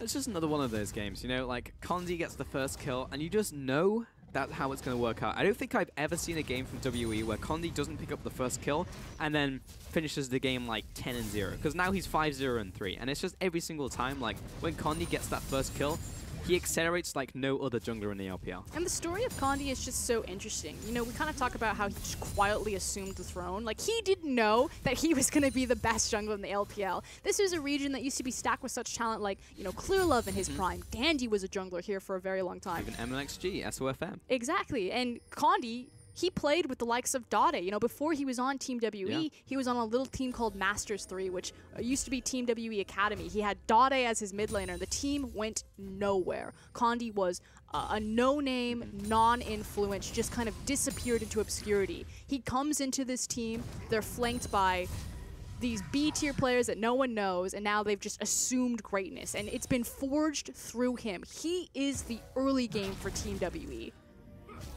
That early game has turned into quite a lot for WE. Mid lane, Shea just picked up 2 big items, so he's got the Knight's Vow now on top of his Adaptive Helm. Top lane working way towards that one as well. Connie just finished his Black Cleaver. The fact that jungler was 2 items at not even 18 minutes is pretty scary if you're LGD. When you need to cut people down by the knees, Black Cleaver. Yeah, and now Imp, look at him. He's 0-2-2. He's on Kennen. Doesn't really get better from here. Definitely gets worse, but he does have side lane pressure. Ah. Yep, there you go. Just has to, you know, wait a bit for Renekton not to have kill pressure on him. Yep. Can't really kill Galio, and Galio can outpush him, but he won't kill him, probably. But he gets a side lane to farm Prosk, and what have we learned from our duo queue adventures? That side lanes are good for ADCs, to just give them farm. There's not enough side lanes for the two of us, definitely not, nope. If you want to go that side lane farm, I'm already there, and I've already hit it with Tentacle Smash. Of course, you play the Tentacle Champion. Yeah, of course, yeah. Haven't picked up Vel'Koz yet, though I feel that should be something I should do in the future. WE are pretty much just choking LGD out of all their vision. Gonna take Dragon here as well. It's also Ocean Dragon, so there was a massive priority over it, but right now there's nothing else particularly to be doing, so Connie will take this one away. Until the Baron. Rift Herald should be popping up pretty soon, though. Took that quite early. I do feel like there's left. No, it's a quarter left on it, so we've got a he minute has left. it. 1 minute left. I would break mid inner tower, which is what it looks like Team W actually setting up for. I would like to see more people place down Herald in the jungle, as Imp just loses half his health to Shea. You know, I said that Galio wouldn't be able to kill him. I'm going to have to retract that statement. Yep, Shea has built no damage items apart from his Dorans, and Connie is coming in. Here comes the Galio ultimate as well. Everyone needs to evacuate the premises in the mid lane, because in comes Amy, dunks down Condi. And that will be the kill, but the mid tower is going to fall here. Probably going to lose their top laner for this one as well. WE needs to get out alive. It's just damage control from this point onwards. Flag drag doesn't quite land onto 957. Mystic turning it around. Imp wants to get that auto attack down onto him, but doesn't quite find it. And suddenly, everything explodes in favor of LGD. They've got 5 members strong on this tower, only 2 creeps. Can they get it? They're trying. Mystic is clearing out this minion wave. Double knock up in here. Cool's got to drop one. to Mystic. Mystic is still chasing down. PYL very low himself, looking for another volley to slow them down. A flash coming in from Mystic, but a turnaround from Amy. Gets the knock up. Mystic finds another one.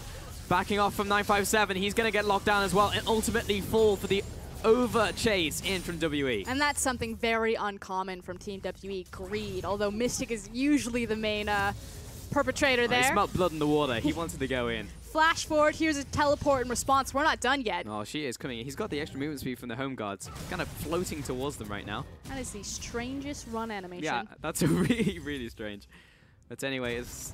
Yeah, Mystic will just slightly overextend into death and also bait his allies. But that started off with this engage out from Mystic, in fact, onto PYL.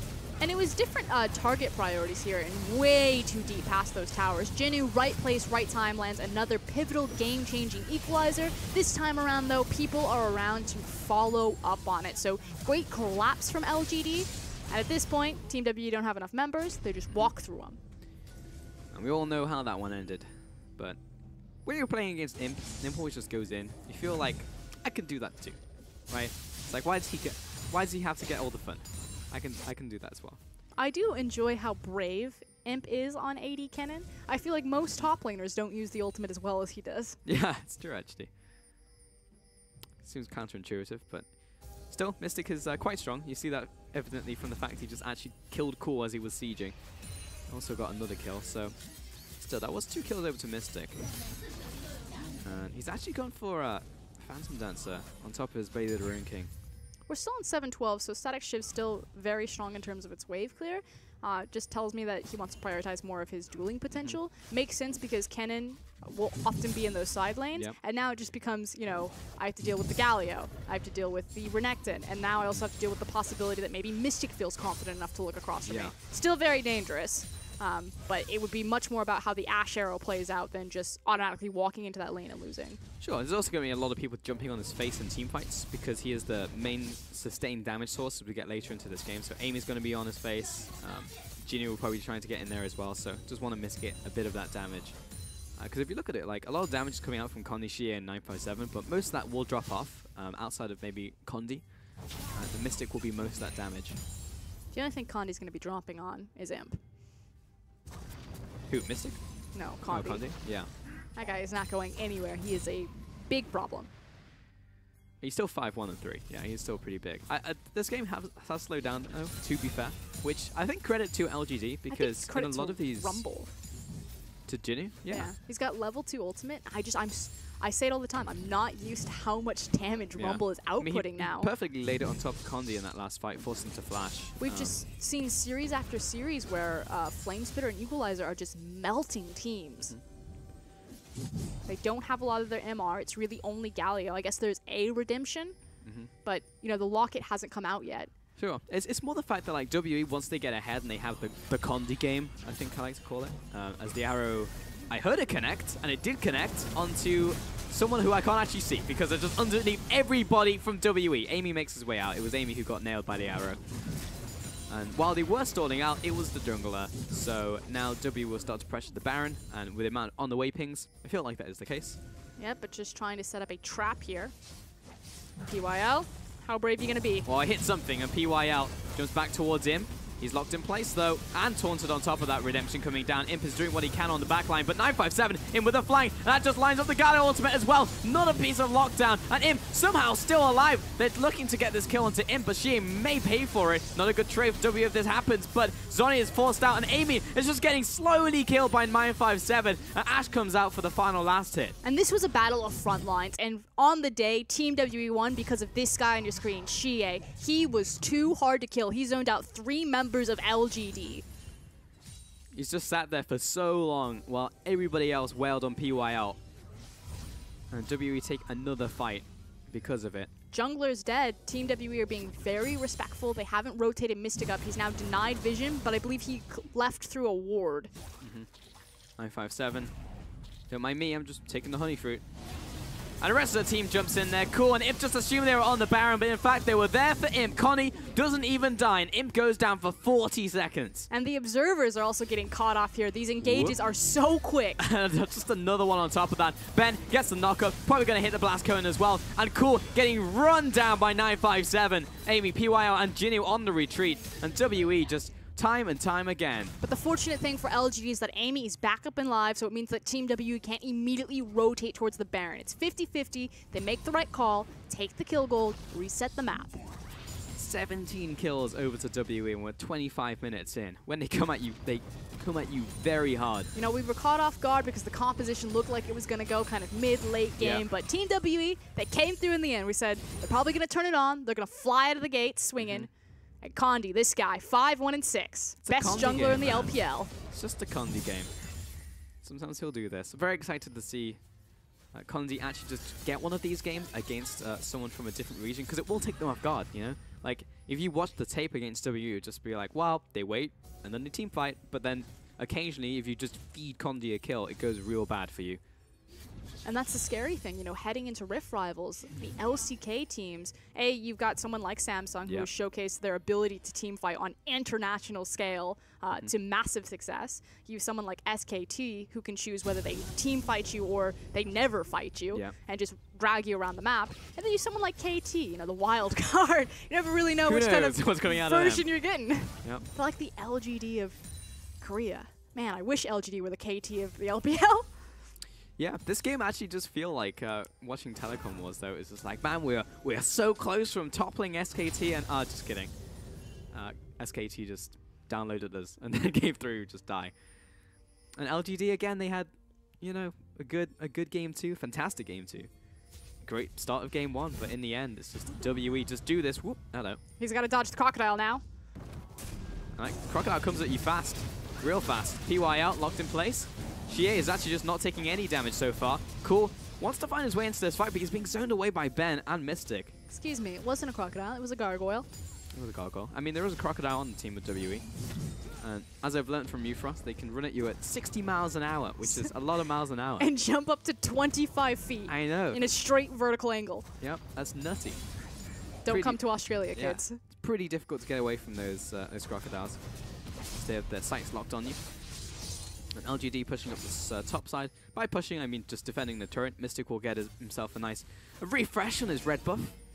Good stuff for Mystic. But we're just playing the zone game. We're trying to choke LGD out of this Baron area. We're constantly having to check it, face check. PYR thought he was safe. He was definitely not safe. Lays down the equalizer. That's a good equalizer, but it's only really onto CA. But more importantly, it's zoned out WE. WE can't get involved. And normally, if it wasn't Galio there, the person would have died. But Galio lost maybe 10% of his health. But I just can't tell who really can't get involved. Is it LGD who can't engage on Team WE or WE who can't engage on LGD? Everyone's both. They're just looking at each other. I mean, Jinnu laid down a perfect equalizer, so no one could step across the hot coals, apart from Galio. And then Cool couldn't get involved because Mystic and Ben were just like staring him down right in front of him. But the patience of both these teams over this Baron fight. Team WE have finally started it, but LGD have figured it out. Yeah, Amy's dropped the banner over the wall. Is this the hero recon play? He's looking. Arrow goes right through the entire team of LGD, but they're still looking for it. Torn down onto BYO and Jinnu as everyone dog piles on top of them. And it's actually just a mosh pit right inside this brush. Connie trading off against Amy. Amy gets the better of him, but Mystic over the wall. The aggressive play. Look him. I could do it too. 1 kill, 2 kills. And Xie chases down Imp for another. He won't be able to catch up to him. He's run out of mana, but that was 2-3 kills over to WE at the cost of Kondi. But the thing is they didn't have the equalizer, and LGD chose to fight without a massive cooldown, and they rightfully get run through. Mystic, confidence flashing over the wall, and they're now storming down mid. Should be able to take this tower away, but with both junglers down, it's a little scary to go for this Baron. W probably just going to get this minion wave and back away. The dragon is a cloud dragon. It's 29 minutes, and we've had a single dragon. And check out Cool's positioning. So here's the thing. No equalizer. The arrow completely works. Cool gets off to the side. He has a perfect entry point into Mystic, but it doesn't matter. This guy runs forward, led by Rakan, flashes the wall, kills 2 of them, and then joins back up with his team to chase down Imp. And Imp will live to fight another day. It's 20 kills to 10. Yeah, it's a lot of kills. It's very rare to see a kill-a-minute game for WE, but we're in that situation right now. And the last fight, again, just went the way of WE. They are so good at just playing these fights out, despite it just looking like a mess, because everyone just jumped into the brush, and some people emerged and some people didn't. And it was very difficult just to like call it at the time, like what is going on. But eventually, WE just always win out these fights. I just love the confidence of them. You know, to us, it just looks so chaotic. And this is one of the unfortunate things, because I feel like a lot of the beauty and the finesse of the LPL as a region is very much lost on a larger audience, because it's really hard to go down and break through everything that goes right in these fights. The smallest maneuvers of, you know, proper target selection, how they're layering their cooldowns, how they layer their CC, when they choose to make those aggressive flashes. And it's just something that's very unique to the region. This is kind of like boxing, but Mystic has jumped over that ward, you know. It just seems like 2 dudes punching each other, but this is definitely WE punching LGD. Massive ultimate coming in from 957 and Xie, the combo once again. No one dies from LGD, but Amy is massively chunked, and that's all that really counts for WE at this point in time. Rinse, wash, and repeat. LGD, though, not going to give up without a fight. This may be the last one for them. Cool poking away. Actually didn't really scratch here on that one. PYO and Jinnu stepping up. Despite Redemption coming down, needs to heal up on the side of WE. And she is actually just still standing there. Flashes over the wall, stops Amy from coming in, and kills him as well. But in the smite to come down from Connie, it's very close, but it will be smites away in the end. And Mystic is actually just going 1v4. No one else there to help him. Now the cavalry has arrived, and he just kills absolutely everybody. Xie chasing down Cool and Jinnu. Feels like only one of these players is going to survive. But maybe Jinnu has enough movement speed to get out of this one. The rest of the team doesn't want the kill. Not as bloodthirsty as Xie. And Mystic will eat the rest of this honey fruit, probably go back to base himself as well. Oh, no, we're still going. 957 with the TP. Xie with the TP. You're not getting away, Jinu. You can run to the end of the earth, but we will find you. Oh no. 60 miles an hour, here it comes. It's yep, it's just the angle, guys. He is running very quickly. Okay. Caught him. He's caught him. See, the crocodile will always outrun you. Can't. Well, however, lions not as fast as crocodiles in straight distances, so it will take him a little bit longer. Now they have quick bursts of speed. Archers not very accurate. And Birdmen significantly faster. So good job, Ben. Look at that scumbag. He tried to take the kill. Of course he did. I'm just here for the assist, guys. Yeah. I mean, it was so much work. I mean, the pity of that all went to waste. We had just arrows flying. We had Rengar rowing his boat. Every time he does that, that's all I can think of. Yeah. I would love to see a lion row boat. That'd be fantastic. Well, WE are going to take bot tower. Divide and conquer after that. They took everything. The Baron, the tower, the dragon. And now they're looking to take the game. Team WE full control. It started with Condi. It's going to end with Mystic. But what else can we expect from a Team WE game? Oh, Condi's definitely just murdering cool. Down goes mid laner. Jinu's still dead. Imp doing what he can, but he's actually just locked up in place. He actually can't do anything right now. Turned around.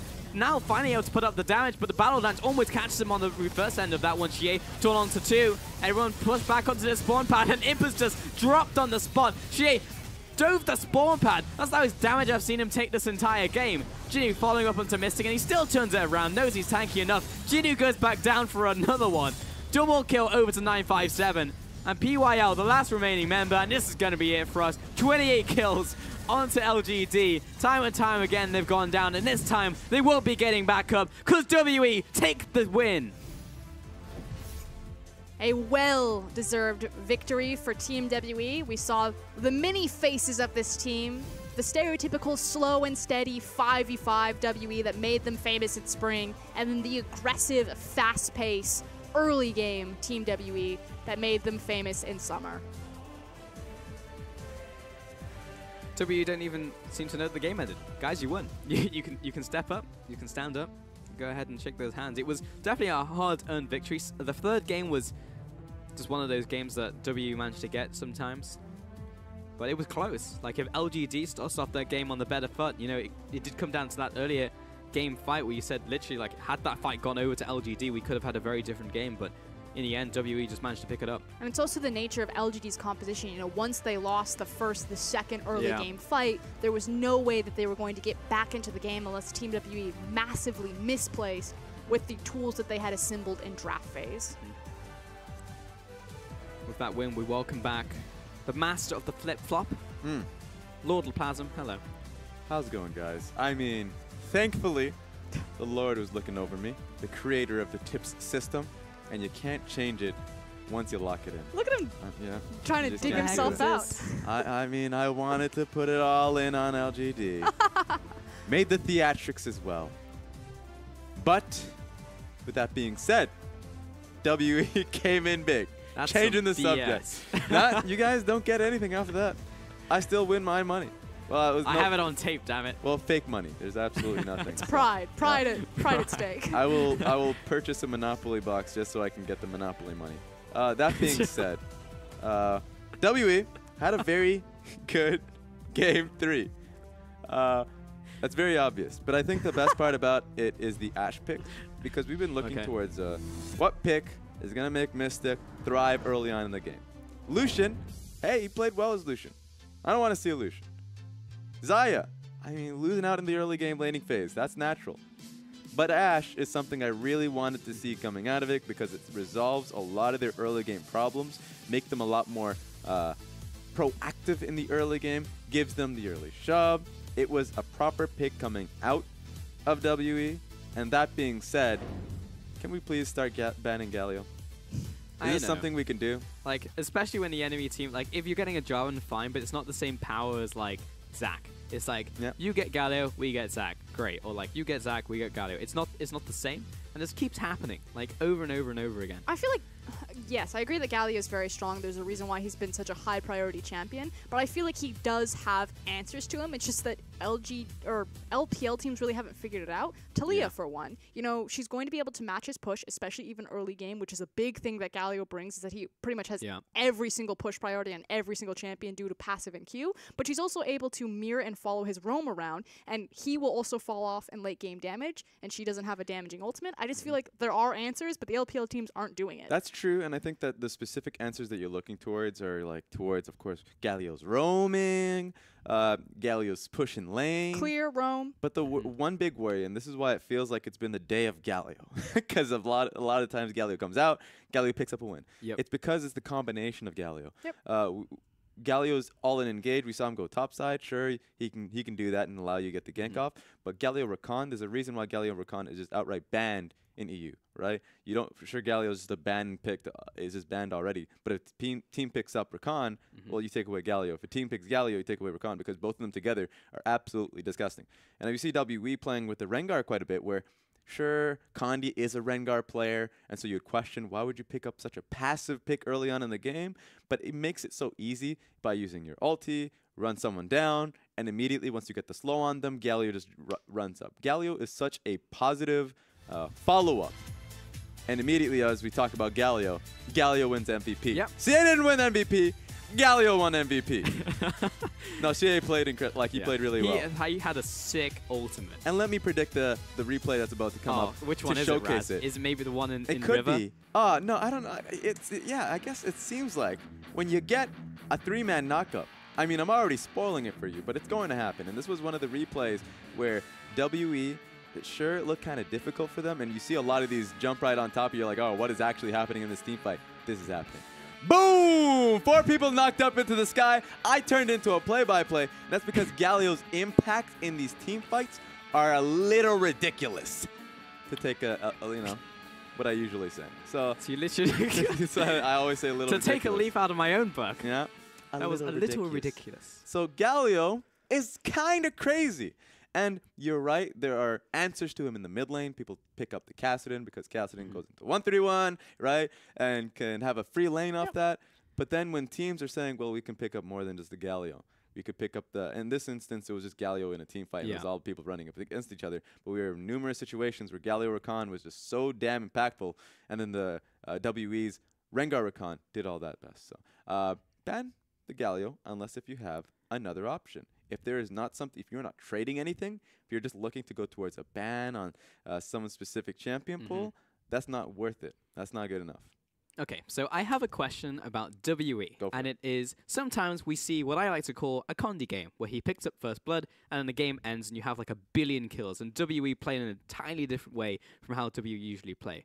What do they do from that first kill? Because it happens every single time. Like, once Condi gets that first kill, what is it that allows them to accelerate so hard that we don't see, like, any other team do or any other player do? I think it has a lot to do with Condi's pathing. You know, once he gets an advantage, he's not someone to squander it. You know, there's never going to be an instance where something is happening in the mid lane, and then you look at where I'm going to use Invictus Gaming as an example. Rookie will be 2v1, and if Ming just showed up, it would be a winning fight for IG. But you look at Ning, and he's on the complete opposite side of the map. He just doesn't have a good read about kind of the ebb and flow of the game, whereas Condi does. And when he has that advantage, and you try to force plays, Condi will punish you. He's not great at ganking, he's great at counter ganking. It wasn't, you know, Rengar showing up and killing someone outright. It was capitalizing on a bad dive that snowballed all of that. And I will go one step further because I want to compare it to like a Ben 4 who, and this is the biggest criticism to Ben 4 is that if he gets an early kill, he will just go to his own Krugs and he'll start farming up safely. Meanwhile, Condi will go to the enemy Krugs. Like he will go for the assured victory, which is counter ganking is fine, but a lot of that is up to chance, right? Is he there waiting for me? Like, I don't know if the jungler's here unless if I have the proper wards, but Condi will look for the enemy jungler, and suddenly the lanes will look to play towards him and shove in unless if they go towards their random scaling compositions. But it feels like suddenly the enemy jungler cannot farm up a single bit of his jungle camps, and that's what makes Condi really well And they're also super oppressive with gathering the vision to make those counter ganks, 100% assured. Yeah. Again, when Condi's on one side of the map, 957 is ducking in, Yeah. placing down that vision. We saw it this game. As soon as Condi was bottom, 957 immediately runs to Amy's jungle, places it on the buff. And Ben is doing the exact same thing. So many pieces are plugging into Condi correctly. Sure. And I don't want to beat this one down, but like, He's like, I gotta just the one thing that pile on 'cause Condi. in my mind, reason why I loved Bengi so much, right? Yeah. Because there's a lot of hate towards Bengi, but one of the things that Bengi could do to push out a lead, don't look at the camera like that. Look at me. It's like, I'm your captain now. You're going along with my ride.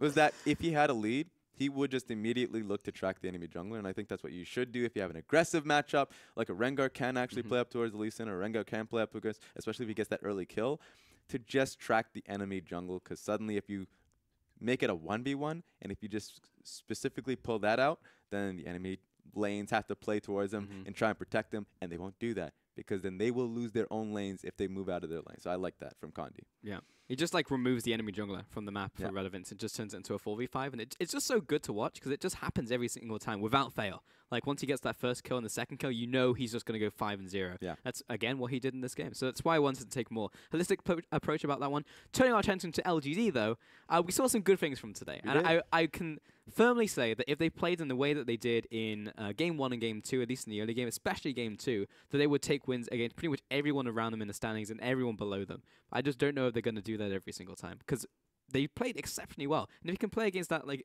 against WE, you assume that they can against everyone else. But ultimately, does it matter or does it mean anything? For LGD fans, yes. But in the scheme of the international context and audience, unless you're top 3, you don't matter. But doesn't that performance lead you towards a top 3? Like you don't think that that performance was better? Who's top 3 right now? They lost against RNG, Yeah. which is questionable if RNG even scrape into top 3 right now. They Almost haven't lost. faced EDG. They lost to almost OMG, Yeah. and they lost to Team WE. Yeah. So already from the series that we've seen and the tape that we have, LGD haven't broken into, again, if you're not on that podium, you Right. don't matter. Yeah, but it comes down to the power rankings. If they can get the playoffs, and if they can show this play, and if they can challenge WE, there's a lot of ifs. But it comes to a point where they're starting to come into the conversation, just sneaking in there just a little bit The because footnote.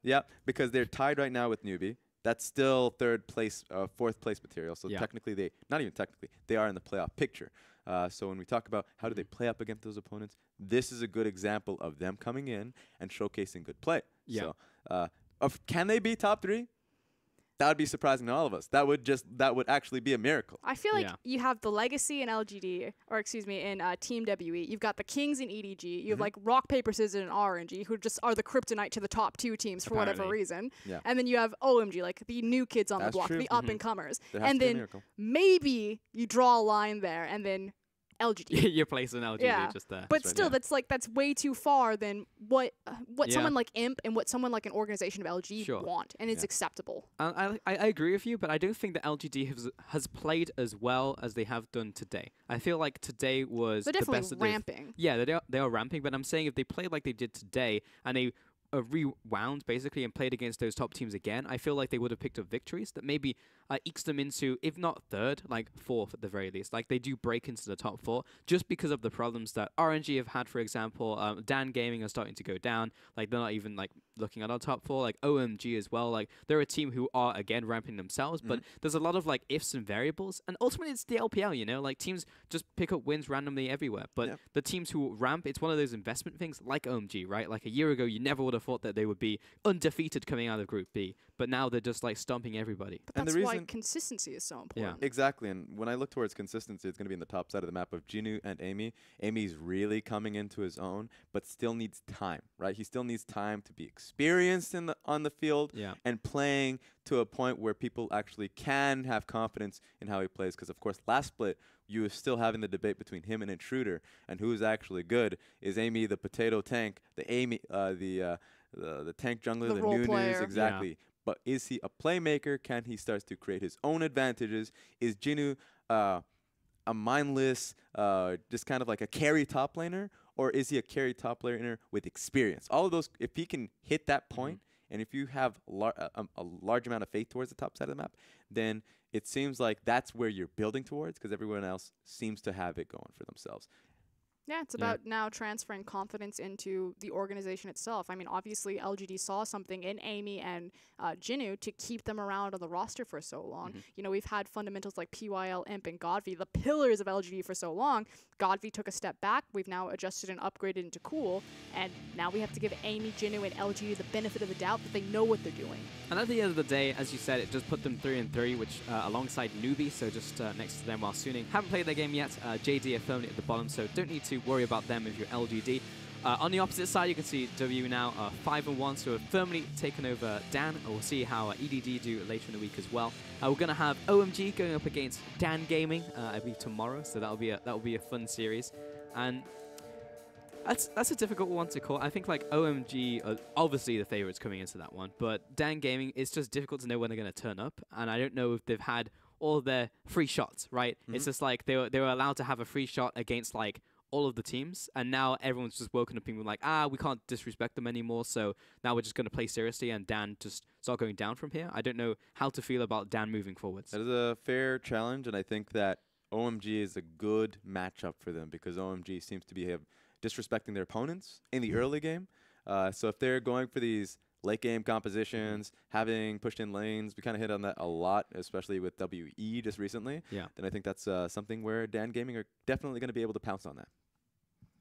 Any thoughts on that for us before we close? I don't think I'm going to be able to judge Dan Gaming where they sit until they actually face LGD. I think if they lose to, because they've lost to RNG, WE, you know, it was a very different EDG that they faced that they took down. Sure. I expect that they'll lose to OMG, but again, I expect that they'll lose to the top 4 teams, or probably lose the second time they face EDG. So are they above the midline pack, or are they more in the mix of, you know, the LGs and the newbies? Yeah. Why LGD and, as you just mentioned, NewBee as well? Because it could be either team? Because I feel like LGD and NewBee have now kind of defined or shoveled out the line for middle of the pack. I feel like we know what it looks like now. Yeah, and they're getting stronger as well, so you have to be able to define that you are above them. And if you're not, then you're just basically just a part of the pack. Fair enough. And we will see a little bit tomorrow as well, as they will be facing down OMG for that one. Regardless of that fact, we are going to close the show there, so thank you so much for watching. Make sure to join us again tomorrow for our Match of the Week and another full day of League of Legends action.